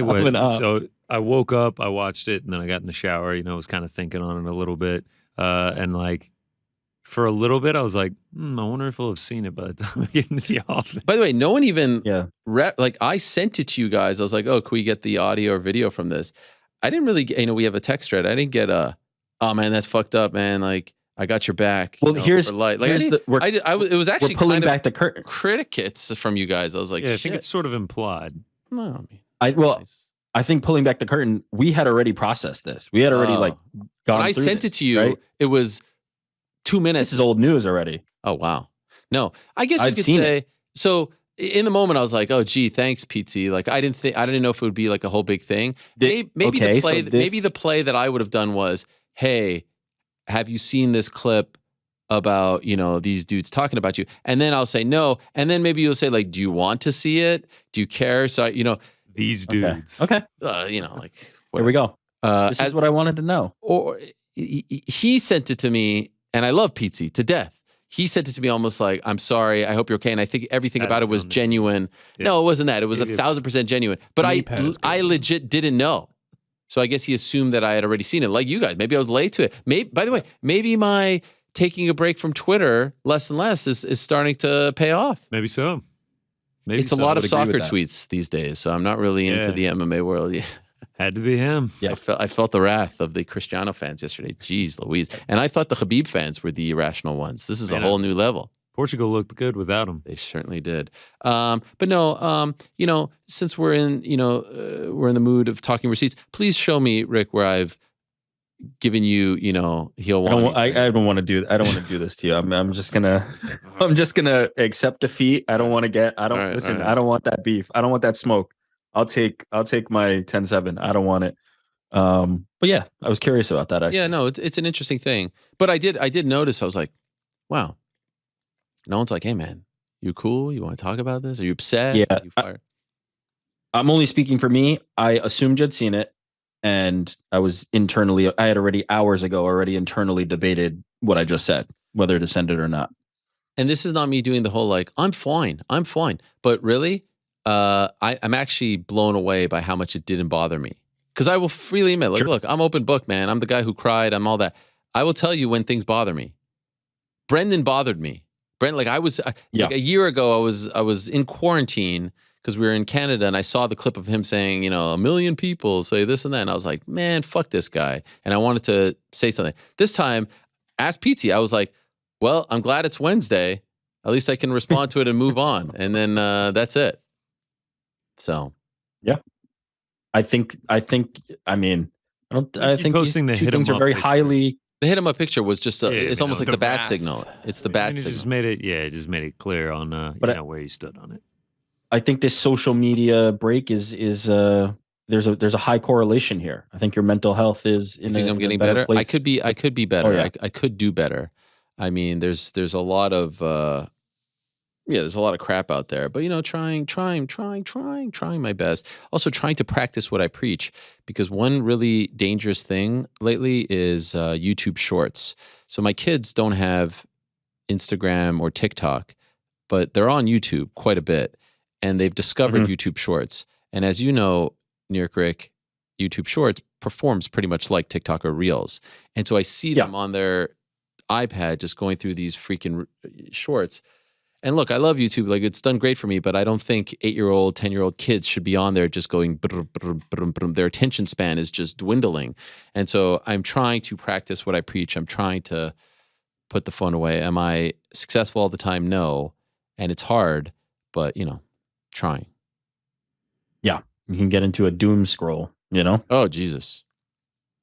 That's a real thing. That's just how it goes. Yes. By the way, shout out to our good friend. Who's the man who made me this Josh Allen I was card? just thinking that. Yes. Baseball Rittner. This guy. This is the most amazing thing ever. And then RITTNER. He like custom makes these cards, edits them up to like make them look all wild. Like they are original trading cards, and like they're like 3-dimensional. It's crazy. He does an unbelievable job. He sent these over. He sent you the Josh Allen one. He threw a McGregor one in for me. I don't know if we can see that. I mean, it's like, it's 3D in there. And then the back is like customized as well. I mean, how like sick is this? I mean, it's incredible, man. It's unbelievable. It's really Baseball amazing. Rittner, dude. I mean, shout out to him. Check him out on Instagram. He sells them on there. I mean, these things are, unsolicited. He was just like, yeah, I'll send some over. Like, they're just unbelievable. I'm blown away at how cool they look. Yeah, it really does look 3D. And I appreciate it. Thank you very much. By the way, worst thing to happen to me today is the Von Miller news. Golly. Are you still going to rock the jersey? I was going to say, I'm waiting for someone to bring up the old jersey. Yeah. Von Miller, Romelu Lukaku, going like 0 for 5 on shots after I wore the jersey. So what are you going to do? You still going to rock it? I think I'm still going to rock it. All right. I think the team's only lost once when I've worn it. Back in first place. Yeah, I know. It's tough. All right, what are you thinking about this weekend, Mr. GC? Oh man, I'm thinking about a lot. Last pay-per-view of the year. Yeah. Had to get a bet down, some sort of action on every single fight. Yeah. So that's what I did. We'll kick it off right now. The D-Gen special, the curtain jerker, between a Dana White Contender Series alum and a UFC debutante. Oh. So Steven Kozlow, he 6-0. 6 wins, all by first-round submission. Some would say one-trick pony. I'm not so sure. Trains at a 10th planet. I'm gonna guess that he's got these BJJ chops. Plus, we got really deep. We went on Cameron Simon. We went on some of his highlights. His EFC Worldwide Bantamweight Championship was behind a paywall, so I couldn't watch it. So I watched some highlights on Facebook. It felt like he struggled in the grappling department. So what we're going to do, we're going to take a long shot, the exact method of victory that Steven Kozlow's had in his first 6 fights. We're going to hope that he can do it in this one right here. So I took him by sub, very small sprinkle. Like a lot of people are always like, oh yeah, a little sprinkle. Like I'm talking very small. We did 0.15 on the sub, and then we did 0.1 on sub round 1 plus 1,400 just to get a little action, just to get a little crazy. I love my sub props. I love losing my sub props, so this might be another one. Went on his Instagram, Steven Kozlow. Gotta love this if you're taking the sub prop. The Kozlow Pillow. His nickname is Obi-Wan Shinobi, the Pillow. The Kozlow Pillow, making falling asleep easy. Guaranteed sleep within 5 minutes. Warning, may cause body and neck pain. So hopefully that actually comes true and the Kozlo pillow comes to fruition on Saturday. All right. That's your curtain jerker. I just talked about it on the MMA Hour Parlay. By the way, that's the longest breakdown of a curtain jerker that you've ever given us. Of two guys that prior to this week I had never heard of. Wow. So, yeah, I got deep. Daniel De Silva, Vinicius Salvador, not much to say. Flyweight unders, first of all. Second of all, under 1.5. Just took the under 2.5 on the parlay. 33 combined professional fights for these guys. 32 have not gone to a decision. 23 first-round finishes. Fireworks. De Silva cannot seem to last longer than one round. Very much looking forward to this. Think it's going to be a ton of fun to watch. Moving on. Our man Billy Quarantillo. Billy Q. Big Bills fan. Big Bills fan, active on MMA Twitter, active on Instagram and everything. Big fan of his work, big fan of his fights as well. He always puts on exciting fights. Alex Hernandez looked great in that first round against Money Moicano, then kind of fell off a cliff. He seems to do that often. You can't really trust the cardio. He's also moving down to featherweight for the first time. I never really thought he was a small lightweight, and now he's making the move to featherweight. Not entirely sure what he's going to look like. Doesn't really seem like he handles adversity when the going gets tough in these fights that well. And who's going to make the going get tough for you? It's going to be Billy Q. He's going to make you fight through that fire. I mean, he's going to bring the pace. He's going to bring the volume. Over 7 significant strikes landed per minute, good enough for most ever in featherweight history. So he weaponizes that pace. He weaponizes that volume. I think if he can dodge the power, dodge that first round of Hernandez, not even saying he's going to lose the first round, but I think as the fight goes on, he will take over either a late finish or a decision victory for Billy Q. Next up, hard to back away from Chris Curtis with a plus sign next to his name. Last time out against Jack Hermanson, yes, did not look great, but he had a lot of travel, a lot of short notice going into that one. And going into this one, I feel like this is a fight that sets up pretty well for him. Yes, Joaquin Buckley has been known to go to the wrestling, has been known to go and get takedowns, but good luck against Chris Curtis. Chris Curtis, all 4 of his UFC opponents have tried to go for a takedown. All 4 of them have failed time and time again. They have all gone for at least 3 takedowns. None have ever succeeded. 100% takedown defense. They are 0 for 32 in his career. So in a fight that's going to likely stay standing because he's never even attempted a takedown, I love Curtis's boxing. I mean, when he gets into a flow state, it really is a thing of beauty. Joaquin Buckley, not nearly as high volume as him. He does throw aggressive, throw wild. He could knock Chris Curtis out. I mean, he can knock out anybody. He has got huge power, but he is also capable of being knocked out. We've seen it happen before. Chris Curtis is not shy to knocking someone out. So at this plus money price tag, I do favor Curtis. I'm also on the under 2.5 just because I think they're going to box. I think they're going to brawl, and I think someone goes down. Next up, the big boys at it. Jairzinho Rosenstruck, Chris Daukaus. Shocker, I love violence here. The under 1.5. 16 combined fights for these guys in the UFC. 14 have ended by knockout. 2 decisions were Jairzinho against Blades and Cyril Gane, 2 guys that it's understandable to go to a decision against them at heavyweight. They both get KOs. They both have been KO'd. And I likely think this one ends the same way. Neither of these guys have ever completed a takedown in the UFC. I think they're just going to stand and swing until someone goes down. Daukaus, 6 fights, 6 KOs, all under the 1.5. Jairzinho, 6 of his 10 UFC fights have gone under the 1.5. So I think someone's going to get put out, and I likely think it happens pretty early on. To the main card. Oh, yeah. My main event. Absolutely cannot wait for this one. Bryce Mitchell, Ilia Topuria. I will be siding with the dog in Bryce Mitchell. Don't get me wrong. This isn't like a wildly confident pick. Ilia Topuria is a fantastic fighter. I mean, he's unbelievable. He's got the chops. But before I saw the odds, I was like, whoever's a dog in this matchup is probably who I'm going to end up siding with. I mean, last time out, Bryce Mitchell looked fantastic. The way that he mixed in the takedowns against Edson Barbosa, who had a great takedown defense, 80% going into that fight, and he went 4 for 4. He looked great in the striking. It looked like he'd made big strides in that one, even scored a knockdown against who a lot of people believe to be a much better striker in Barbosa. A lot of people turning to Ilia Topuria's 100% takedown defense. Not quite as good as Chris Curtis that I mentioned earlier. The people that he's stuffing are Ryan Hall, 9% takedown accuracy, Yusuf Zalal. And if you go back and watch that third round against Yusuf Zalal was kind of dragging him around a little bit. So I think it's possible for Bryce Mitchell to get the takedowns here. And if he gets the takedowns, I think he's going to find a ton of success. I think it's a super close fight. I hope someone wins in like resounding fashion. I hope someone gets a finish, because if they do, they are going to be catapulted into contendership. But with this price tag, I'll ride with Bryce Mitchell to get it done. Next up, DDP. Been riding with him since it dropped. A lot of people seem to like Darren Till this week. By the way, did you come up with DDP? Because that's tremendous, and I'm shocked that I didn't come up with that. I wish I did, but it's just as a nickname. Is that a thing? I've seen people call him. It's such a smooth nickname. Do you know who DDP is? Oh, man, I think we may have done this exact thing on the show Did we do it? before. Yeah, this is the beauty of you calling him DDP and not knowing. Yeah, starting to blush over here. Wow. I really Diamond Dallas Page. Oh, is this a wrestler? Yes. Oh, then I'm not embarrassed at all. All right, fine. Never mind. I'm not embarrassed. Okay, fine. Still a sick nickname. Yeah, I mean, what Darren Till are we going to see on Saturday, Ariel? What do you think? I just hope he shows up. I think he's going to show up. All right, I think cool. This fight happens. I absolutely think this fight happens. Listen, I give Darren a lot of credit for taking this fight. Darren Till hasn't fought in a while. He's been through a lot. He's had injuries. He's had setbacks. DDP, which is tremendous. Golly, I love that. That's a tough fight to come back to, especially with the striking, especially considering Darren's skill set. That's a really tough fight to come back to. I give him a lot of credit, but, you know, I think if DDP's on his game, this is a tough fight for Darren.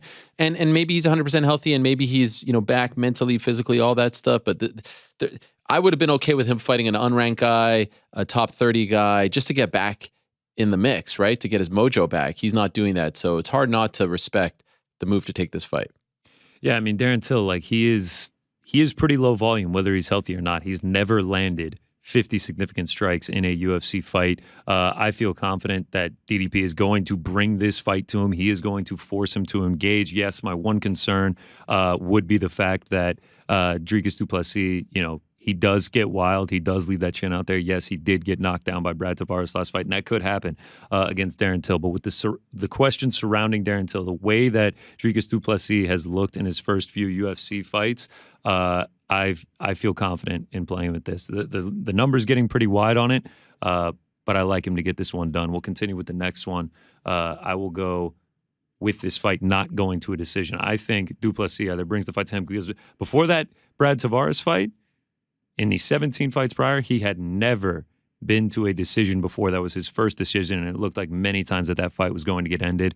I think he either brings the fight to Till, and Till either gets broken down, or Till catches him with a huge counter and puts him out, because we have seen him knocked out before. We have seen him knocked down. So I like that one to end inside the distance. Next up, Paddy Pimblett. You know, I think this is a good matchup for him. Yeah, right. We are going to go ahead, cash that one out. Shout out to the book that I placed it on. We're not going to ride that. Yeah, I got good closing line. That's loyalty right there. We ain't doing that. That's loyalty right there. We ain't doing that. Thank you very much, but we're not going to do that. We're going to go ahead and cash that out. And as much as listen, I'm not rooting for anyone, but literally as you're just doing this right now, guess who just texted me this second? Who's that? Jared Gordon. Shout out to Jared Gordon, man. The Pride of Queens? Yeah, I have nothing against either of them. I mean, it's just I can't really root for Paddy after today. Moving on, we mentioned all... Can I just say one more thing about the Paddy thing? The confidence in which he talks about journalism and all that stuff, like the confidence in which he speaks on things that he absolutely has no idea what he's talking about. Welcome to the internet age. 100%. And the way that they almost set this up for me, again, very reminiscent of last year, where it was just like, wow, you guys are speaking about this in such an inaccurate way. It's like, it was like, what's like a great, like, it was like, actually, there was just the anniversary of it. I think, what was it, 8 years ago? The Dwayne Wade, LeBron alley-oop. It was so perfect the way they set this up for me. And they sounded so dumb in the way in which they talked about it. I was like, man, this is going to be so easy. Anyway. As long as I have known you, you have always mentioned what you said earlier about Dana White being able to go, and he never really says anything. All he does is just throw insults out. And it seems like every time I hear this, he's just re-implementing it. Yeah. I mentioned my exposure. to Magomed Ankalaev. I am on the money line. I've been on the money line since it dropped because I didn't think he was fighting for the title at that time. But now he is, and now I also have to deal with this in addition to our Parlay Pals as well. The straight money line play, I have the future on him. Yes, it's only $10. People are like, oh, you didn't bet anything on it. Of course I didn't. This ticket was dead 2.5 weeks ago, and now it's been brought back to life, but I am riding him to win the light heavyweight championship. I'm the biggest Magomed Ankalaev fan in the world. Come this weekend, couple parlays for you just to get all that action, just to have action on at least one fight. Prop parlay I'm a big fan of. The Silva-Salvador fight doesn't go. Rosenstruck-Dawkins fight doesn't go. Blachowicz-Ankalaev completes round 1. That pays out at +1 or -126. Then just the D-Gen one. Simon Kozlow doesn't go. Rosas Jr., Perrin over 1.5. Shabazian Lugiambala fight doesn't go. +194. And then last, but certainly not least, sweat it out with us on Saturday night. The UFC 282 watch party. We're back, baby. December 10th, 9:45 start. Oh, yeah. Very much looking forward to it. Me and Mike Heck will be back. Should be a great time. Got a lot of stuff planned. Wow. Love it. What a Mysterious Frank special guest. Wow, I was reading the whole lineup. That was quite the... By the way, who made that picture for you? The illustrations. An independent guy on Fiverr. Okay. I thought maybe you want to give him a shout out. Nah. Okay, perfect. It's like a company. Oh, okay. All right. Sorry, Yeah. my bad. Jeez.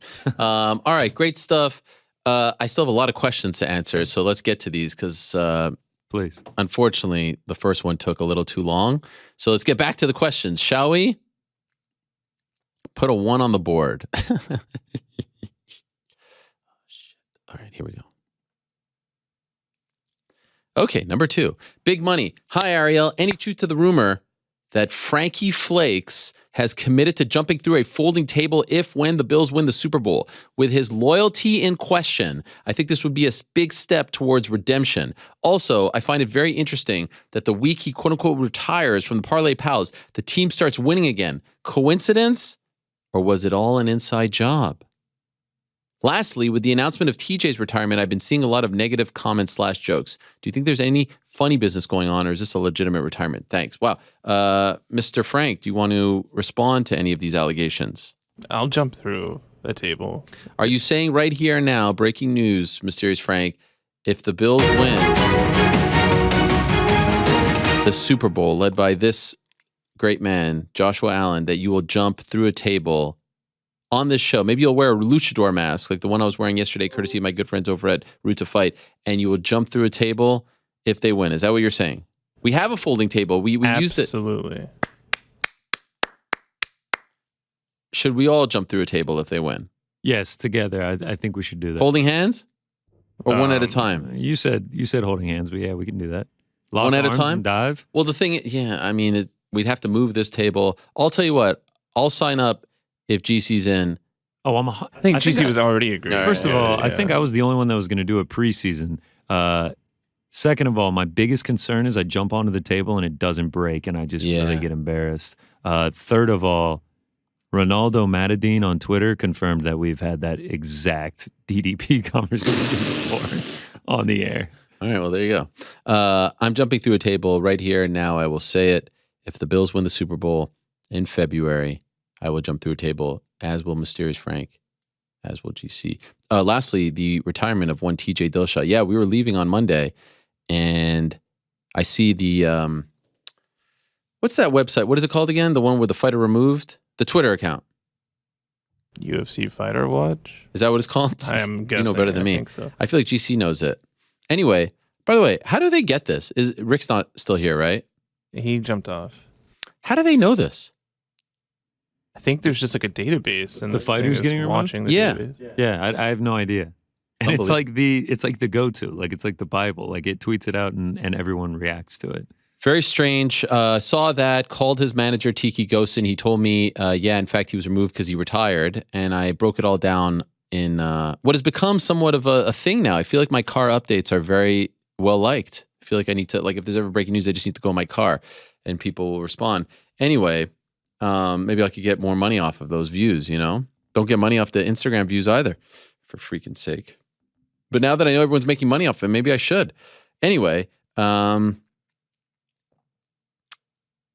retired, had surgery.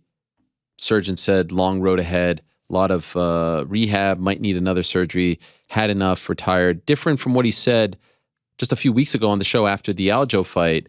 And so let's see. I see people saying, look, this is a thing now. Like what we saw what happened with Conor McGregor. Is this going to be a thing? We'll see if he comes back. And by the way, can I just say this? And I don't know what Conor is doing, and I don't know who's doing what. But I will say, I've asked myself, and I've asked other fighters this: is there an issue if you're going to be out for a long time? Is there an issue with opting out, doing whatever you need to do to get back on track, and then once you're ready, going through the 6-month process? I don't know. I really don't know. For example, I can't believe John Hathaway was getting tested for 8 years or whatever it was. That blows my mind. And I can't believe that they even wasted their money doing that.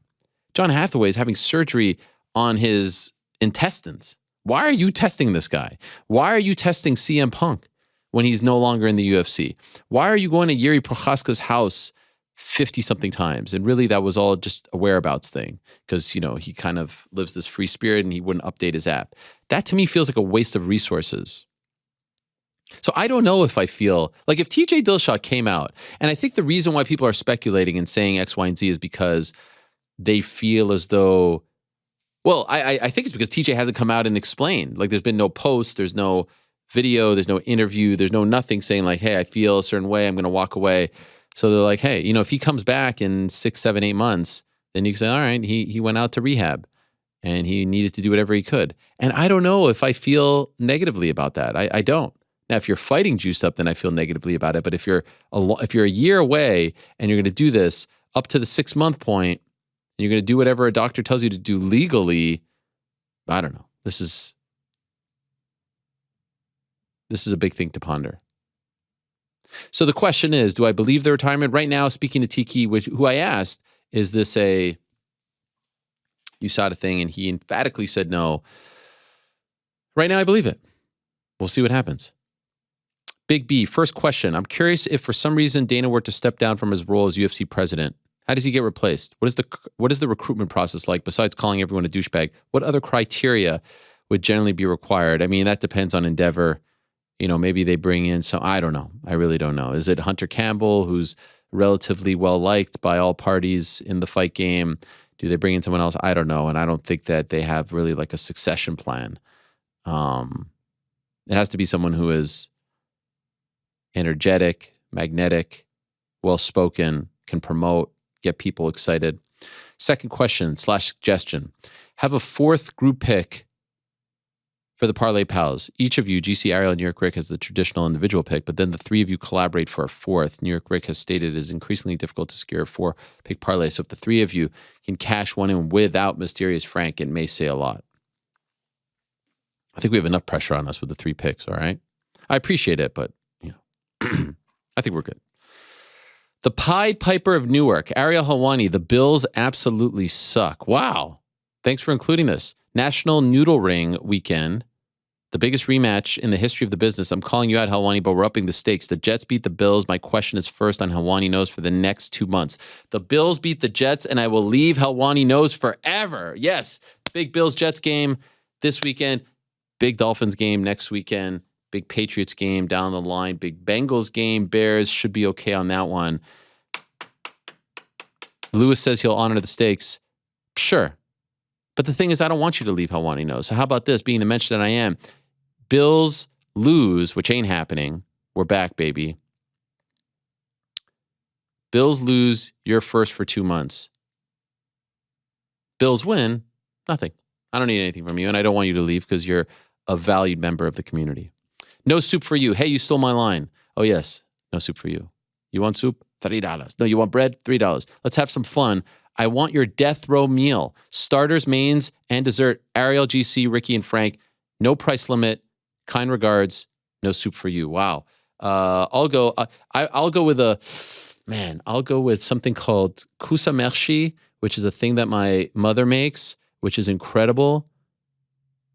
It's basically like zucchini that's carved out, and there's meat and rice in there, and there's lemon, It's just the most amazing dish. Probably my favorite thing that she makes. It's a Middle Eastern dish.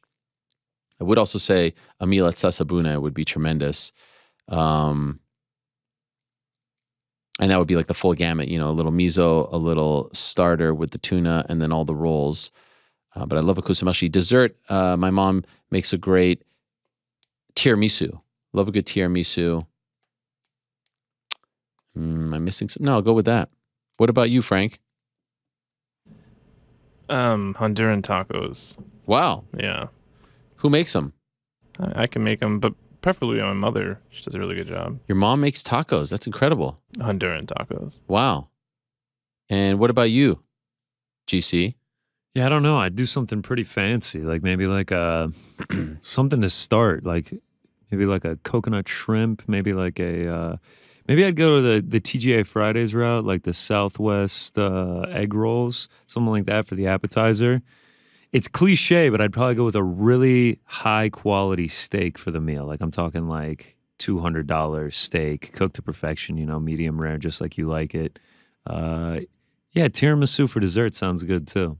Yeah. Quick note, death row, not just last meal. Yeah, it is a little weird. It's a little weird. New York Rick, who's not with us, says he's stuffing his face with sushi until I turn into a fish. By the way, New York Rick's such a big sushi fan. I wonder if he's gone to Sasabune. Of course he has. He has? Oh, yeah. Have you been, Frank? No. One of these days we all need to go, although it is a little pricey. I'm not going to lie. I have been to other places that do the... Omakase? Omakase. Nothing like Sasabune. All right. No, trust me. I haven't even had it, and I know it's nothing like Sasabune. You can attest to this, right, GC? Sasabune is... top-notch, greatest sushi of all time, yes? Greatest omakase I've ever had. Wow. Not greatest sushi of all time? It's very, it's like sashimi, right? Well, it depends. No, omakase is just... How many rolls did we have during omakase? Probably like 20. Well, there weren't rolls. It was like, it was pieces, sushi. Yeah. It was like... Yeah, right. I'm starting to wonder if he actually went. Yeah. Did you actually go or what? Very specific You're asking me how many rolls you had? I wasn't even there. But it wasn't like rolls is what I'm saying. They brought out individual That's pieces still sushi. and waited for you to No, eat it. of course. What are you, a California roll guy? No. I'm like the flip the page to like the specialty rolls that are like $17.99 a piece. You're like you a had uni, bunch of shit on them. You're like a volcano roll guy. Oh yeah, I love volcano rolls. Did you have some uni, GC, or? Uni is eel, right? The sea urchin. Sea urchin. They put like 2 or 3 pieces. Yeah, and we had a like a fresh oyster. Oh, it's tremendous. Oh, my mouth is watering. Don't get me I know wrong, where it was I'm going fantastic. now. I would go Wow. back in a Is it heartbeat. possible? Was it too sort of advanced for your palate? That could have been it. Yeah. What did your girlfriend say? Oh, she loved it. She loved Did it. she appreciate it more than you? Because it seems like you didn't appreciate it. Yeah, let's get on. Oh, her my phone.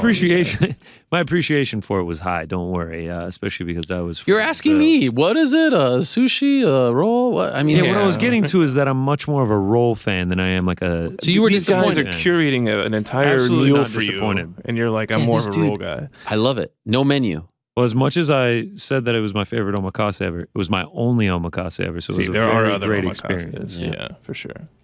Love good omakase. And your mouth is really watering. Oh, it is 100%. Sorry.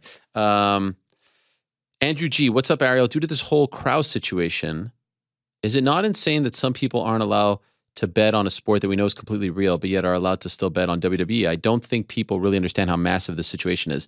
Yes, to the last point, I agree with that. And it's going to get worse, man. And since we did the whole deep dive on Monday, everyone wants to share information about this. It's it's a real, this is a real big story. Now, correct me if I'm wrong, GC, where can you bet on WWE? Like, is it on all the books? Because I see sometimes DraftKings do WWE commercials. I see them on AEW. Can you bet on WWE? So I think that's just a DraftKings sponsorship, and like lately they've started doing pools or whatever, like fantasy pools. The only time I've ever seen actual WWE lines like to win matches is on offshore books. Yeah, so a little bit different, but I do agree. I mean, the point is a solid one. I mean, you could even say it about the boxing, right? Like, wow, you could bet on Fury Chisora, which is a mismatch, and you couldn't bet on UFC. Now, important to note, that's just in Alberta and just in Ontario. New Jersey still saying Ontario, you can bet on WWE. Yeah. I'm looking it up. But none of those big ones. Or maybe you can. But yeah, I get the point. And it is a little weird. By the way, I'll go as far as to say I think it's weird that you could bet on another MMA and not, UFC. But there's going to be a great trickle-down effect here with the guys in the gym, the guy, and I even see people saying, like, how could the UFC tell you who you can and can't train with? They have to do this. They had to put out a statement. They had to let the public know we're not associated with this. And really, maybe that could just be for the government who, by all accounts, is involved. So they had to. But yeah, that does, I could see a guy being like, yo, I had nothing to do with this, and you're telling me now I can't train with my team? And also, how are they going to monitor it? I don't know. It's a whole freaking mess. Maverick, hello, Ariel. With the gambling scandal going on in places like Ontario, banning betting on UFC fights, I'm wondering, how does this affect the UFC? Do they get a portion of the money coming in from the sites like DraftKings? No, but it's just a massive, massive black eye. It's a sport. It's a province, and it's sportsbook saying, who love money, who will allow you to bet on table tennis and all kinds of crazy things. Like, yo, we have some questions about this. That's incredibly damning for a sport and for an organization that has been trying for a very long time to be at the big table, at the adult table, to be viewed like NFL, NBA, NHL, MLB, et cetera, et cetera. And now there are questions about its legitimacy. That's a big freaking deal. That's a huge, huge, huge, huge, huge deal.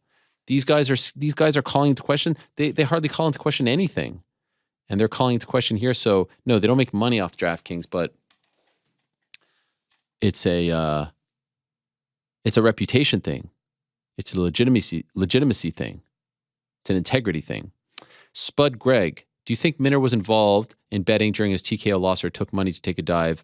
Or do you think that people have seen him injured in the locker room and word got out that that's what caused the line to move so much? Was this the fight that started off the ban for coaches and fighters betting on fights, or could it be a fight at the top of the card like Sterling? No, we talked about this. The ban started October 17th. This fight was November 5th. So let's make sure that we stick to the timeline. I have heard that, Minner was aware of what was going on. To what extent, we'll have to wait and see. But I do think his involvement is being looked at. Surely there were people in his camp who would have bet against him knowing he had issues with his shoulder. This is TJ Dillashaw. Well, I don't think so, because the line didn't move dramatically. Now, maybe someone was dropping money here or there, but not to the extent that we saw with the Derek Minner fight. I'm now having a hard time trusting betting on many fights. That's the problem. I suppose paying fighters better would limit how willing to take a dive they would be, I guess. But that first line is, it's an integrity thing. It's a legitimacy thing. Ricky Fitz, hey Ariel, MMA only. Name the number one in each of these categories. Color commentator. Daniel Cormier. Investigative journalist. Meaning someone who is willing to get their hands dirty, roll up the sleeves, and really dig. Yes. I would go with Ramundi. Technical breakdowns.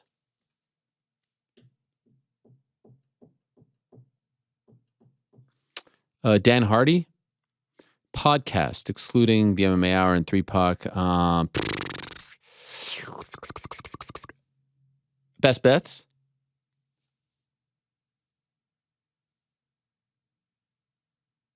Nothing? All right.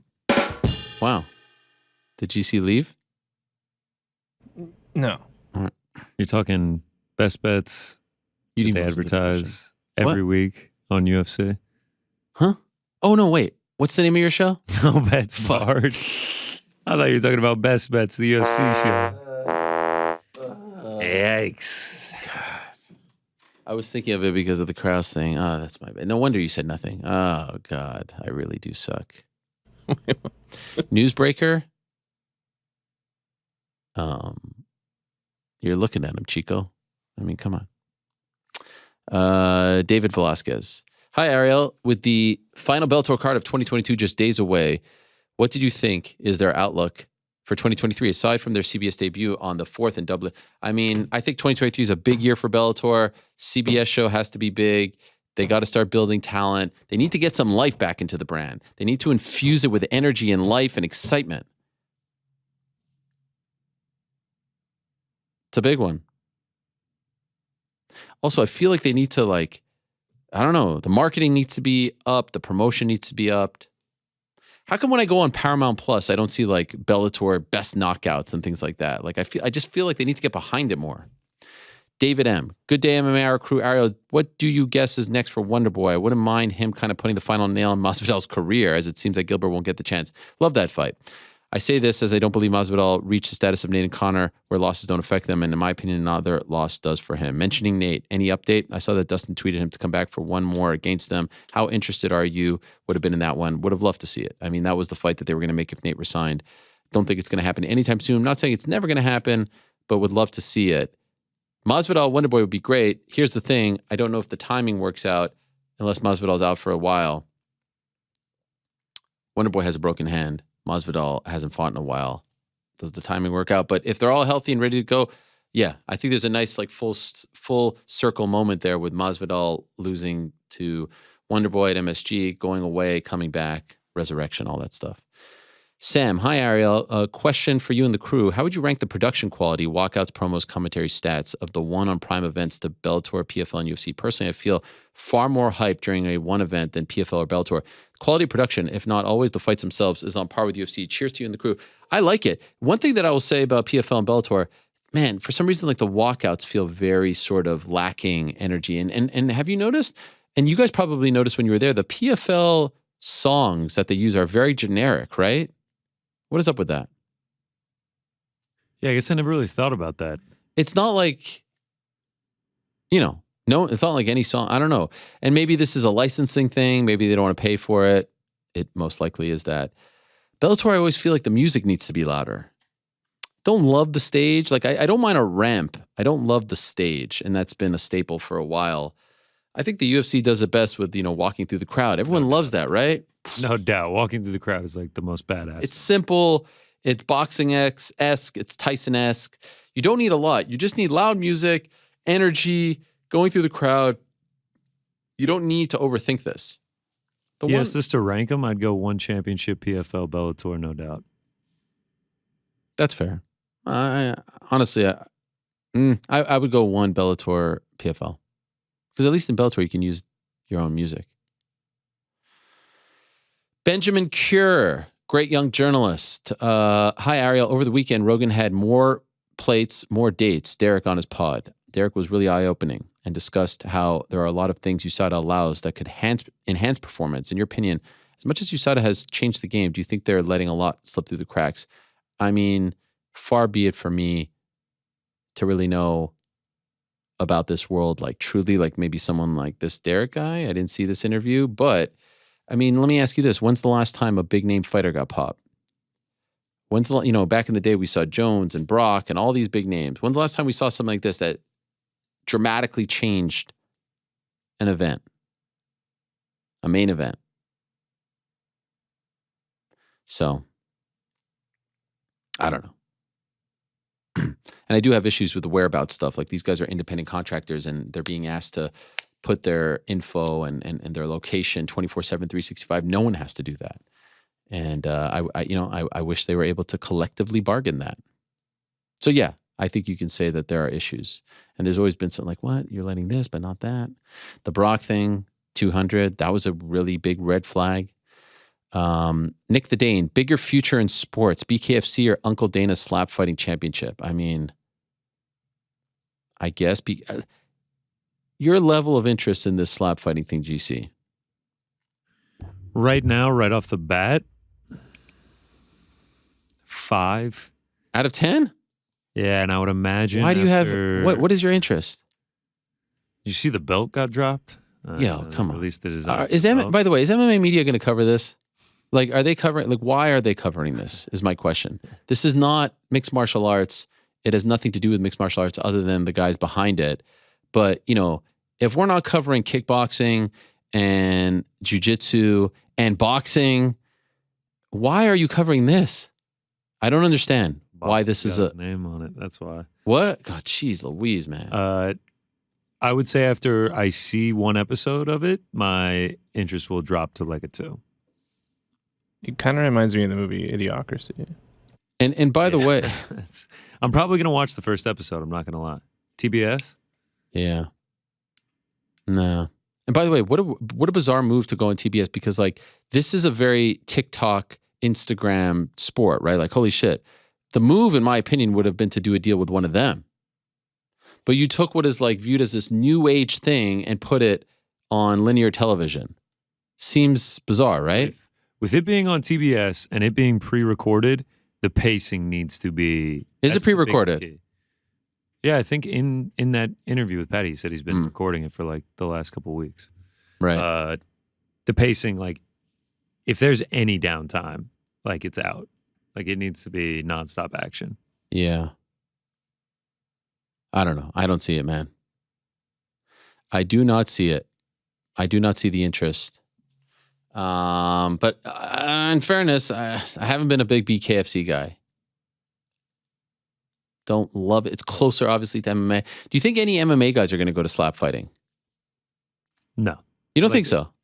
I actually think they will. You think so? I just feel like it doesn't translate at all. Like BKFC, at least, like you're just taking the gloves off and it just becomes boxing. Like slap fighting, I don't know. I could see some MMA fighters. Like a Ben Rothwell type. I know he's already in BKFC, but... Wow. Why do you got to throw Ben Rothwell under the bus? What is this, throwing him under the bus because he goes and tries it? Because he's a tough guy? I could see a lot of fighters at the end of their career saying like, maybe I can get an opportunity there. Keep it in the fam. Win a couple of slap... How do you even fucking win this shit? Like, what are we doing? God dang. We're just going to have to wait and see. Do you like my idea, though, about putting it on TikTok? Yeah. Like that's where they should have sold it, right? It feels like an entire episode could be put into a 2-minute reel on Instagram. Yeah. Art Vandalay, Shalom Ariel. Can you and GC give me your picks for the World Cup quarterfinal games? Oh, baby. Can I tell you something? Like England, France, to me, is a freaking heavyweight showdown. This is the only thing that I'm upset about my trip to Vegas, which I'm sort of regretting, just because every time I go on a trip, I regret it and don't want to leave my house. I'll be in the air during that game. I really wanted to watch that with my kids. Wow. All right, GC, let's make our picks. Friday, Croatia, Brazil. I'm going with Brazil. Yeah, tough to go against Brazil. They're clicking. Croatia squeaked by. Honestly, I'm still a little bit bitter about what they did to Canada. Let's go Brazil. Joga bonito. Bonita. Yoga? Joga. Anyway, Netherlands, Argentina. I'm going Argentina. Wasn't blown away by Netherlands. Obviously, I think they showed their class and their maturity against the American side, GC. But overall, I like what Argentina is doing, and I think they're trying to win it for Leo Messi. What do you think? Yeah, I mean, Netherlands is crafty. Give me Argentina in extra time. Oh, in extra time. Interesting. Score before the PKs. I love when they say class. It's a classy ball. How could a ball be classy? Can you explain? I love it. I mean, I love it, honestly. All the vernacular is just amazing. Okay, Saturday, Morocco, Portugal. How about the Moroccan goalkeeper, the pride of Montreal, doing big things there? I mean, what a... Not just him, but also Hakimi. Ending Spain as a Spaniard. Born in Madrid, father a street vendor, mother, I believe... a cleaner, they said. Yeah. And the Spain team asked him to be on the team. And he said, thanks, but no thanks. And then ended their World Cup run. Insane. That being said, I think the Cinderella run ends. Portugal looked fantastic. What a well-oiled machine. And look, I feel for Cristiano. No beef with Cristiano, by the way. The guy's done nothing to me.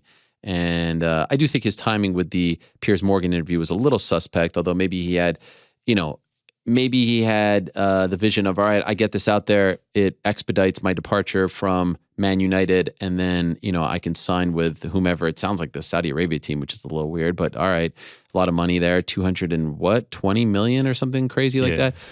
They looked fantastic without him, and the guy who replaced him looked even better.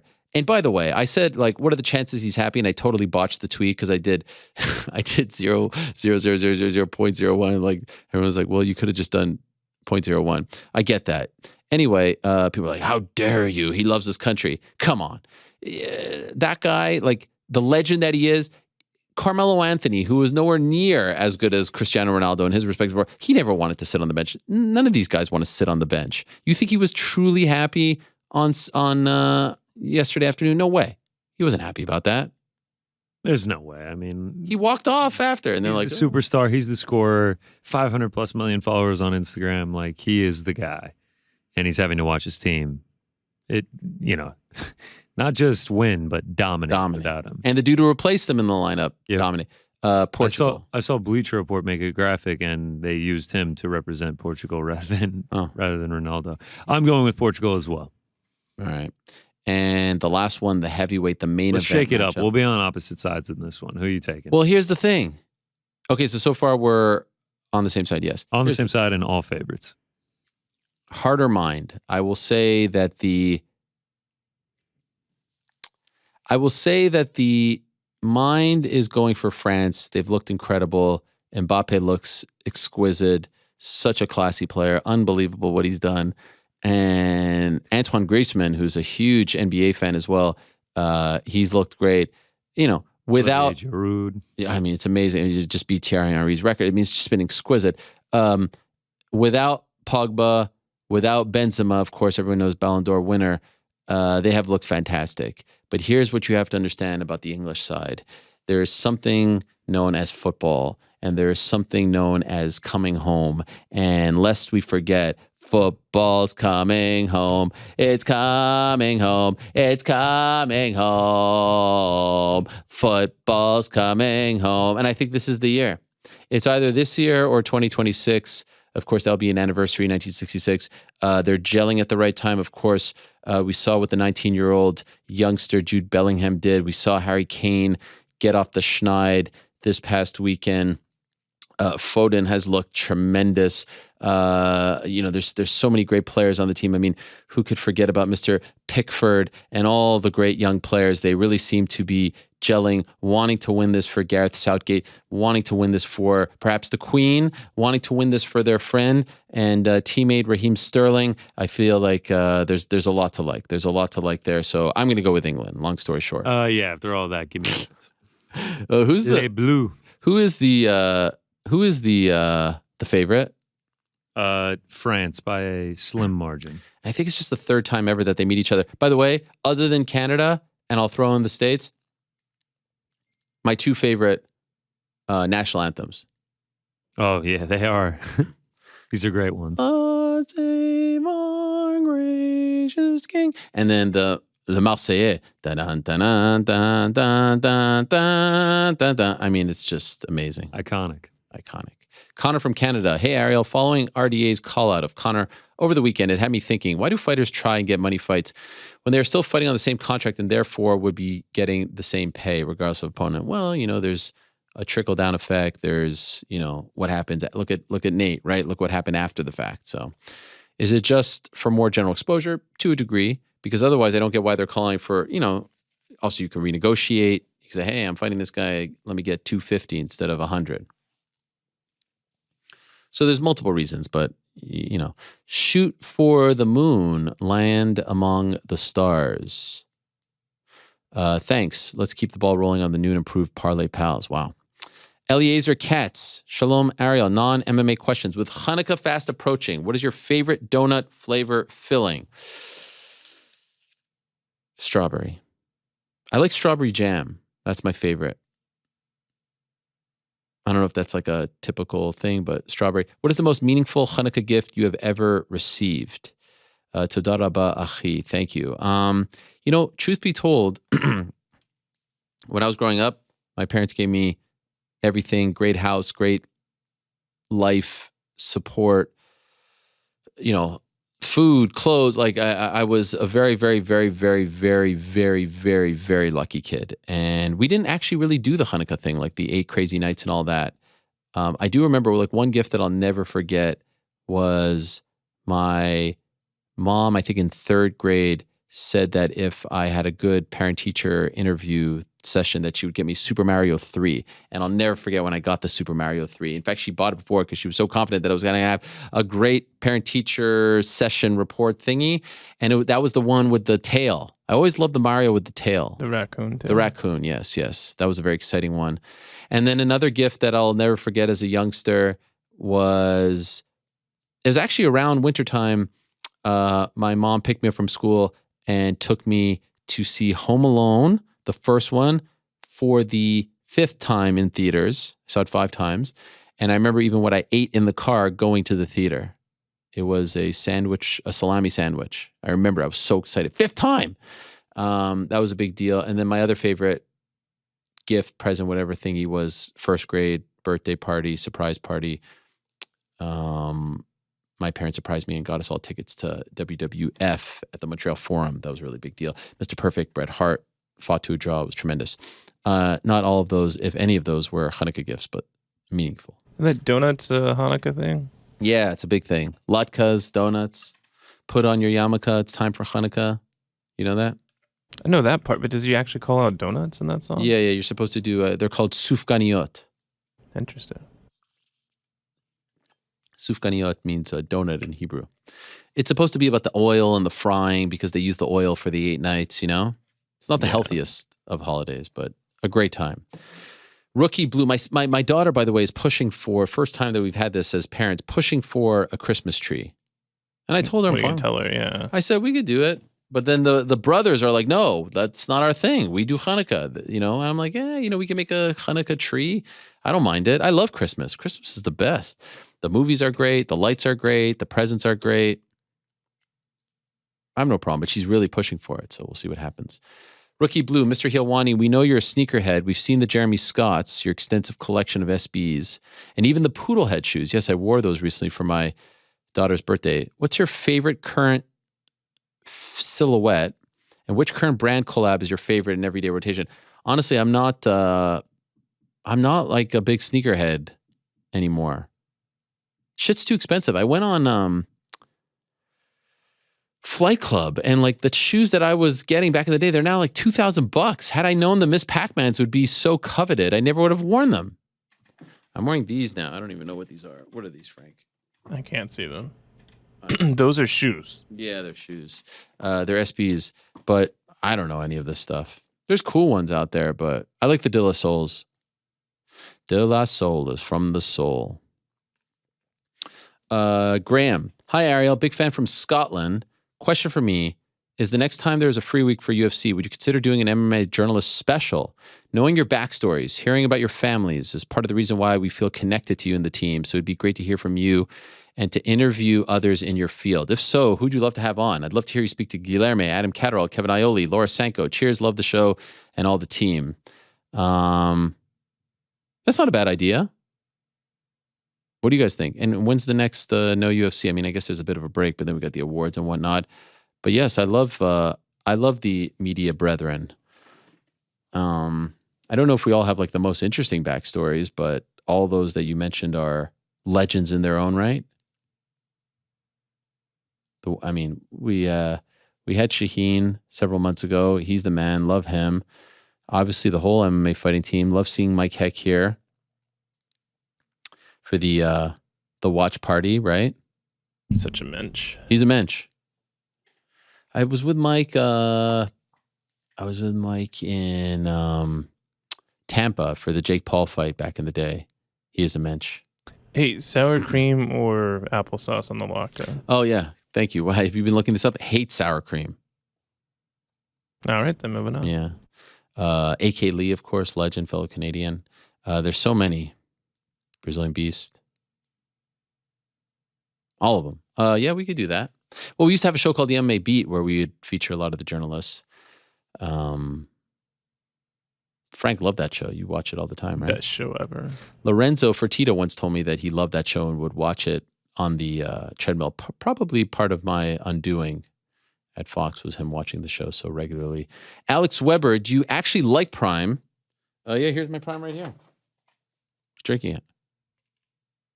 You didn't answer the question. Or just drink them since they are available and free. Ha! No, I mean, I like it. which flavors do you like? My rankings below: fruit punch, blue raspberry, lemon lime, grape, ice pop, orange, meta moon. Wow. How about Alex Weber trying all the flavors? I haven't tried all of those. Meta moon coming in last is dead accurate. Yes. Ice pop for me, number one. I think grape is number one now. Really? I'd take ice pop over grape for sure. Ice pop, fruit punch. I don't think I've tried the others. Have we tried orange? We've tried orange, right? I didn't try orange. Lemon lime, definitely not tried. Blue raspberry, not tried. But yeah, much respect. I enjoy it. Gives me a little oomph in the show, you know? No caffeine, but I feel the sugar. Lewis adds, A-Dub and Kevin both ask questions about the show's outro. Hard to see 21 questions being hit in the opening segment. Yeah, you think? Golly. So I felt outro talk could be a nice way to send us home. Look at Lewis. So thoughtful, right? Mensch of all menches. Had to reorganize everything after today's big breaking news. Walk us through this from A-Dub, how you do the show intro. I'm always impressed how perfectly timed it is. I can't be the only one who starts to worry that you might run out of time to thank the guest and say the final line when you continue to talk along to the intro music or the outro music. Yeah, I don't know. I just kind of go. And then there's like a moment where I'm like, oh, there's not a lot of time left. And then I have to try to remember the names. Usually I'll have them in front of me. So I just thank everyone. But you'll notice sometimes I'll go, I'm out of here. You know, I don't actually say anything if I'm truly out of time. But yeah, I mean, we've been doing it for a long time with that same song, 2009. So I've gotten used to it. I'll note the moment when we do it in a second here when I think that it starts to round third.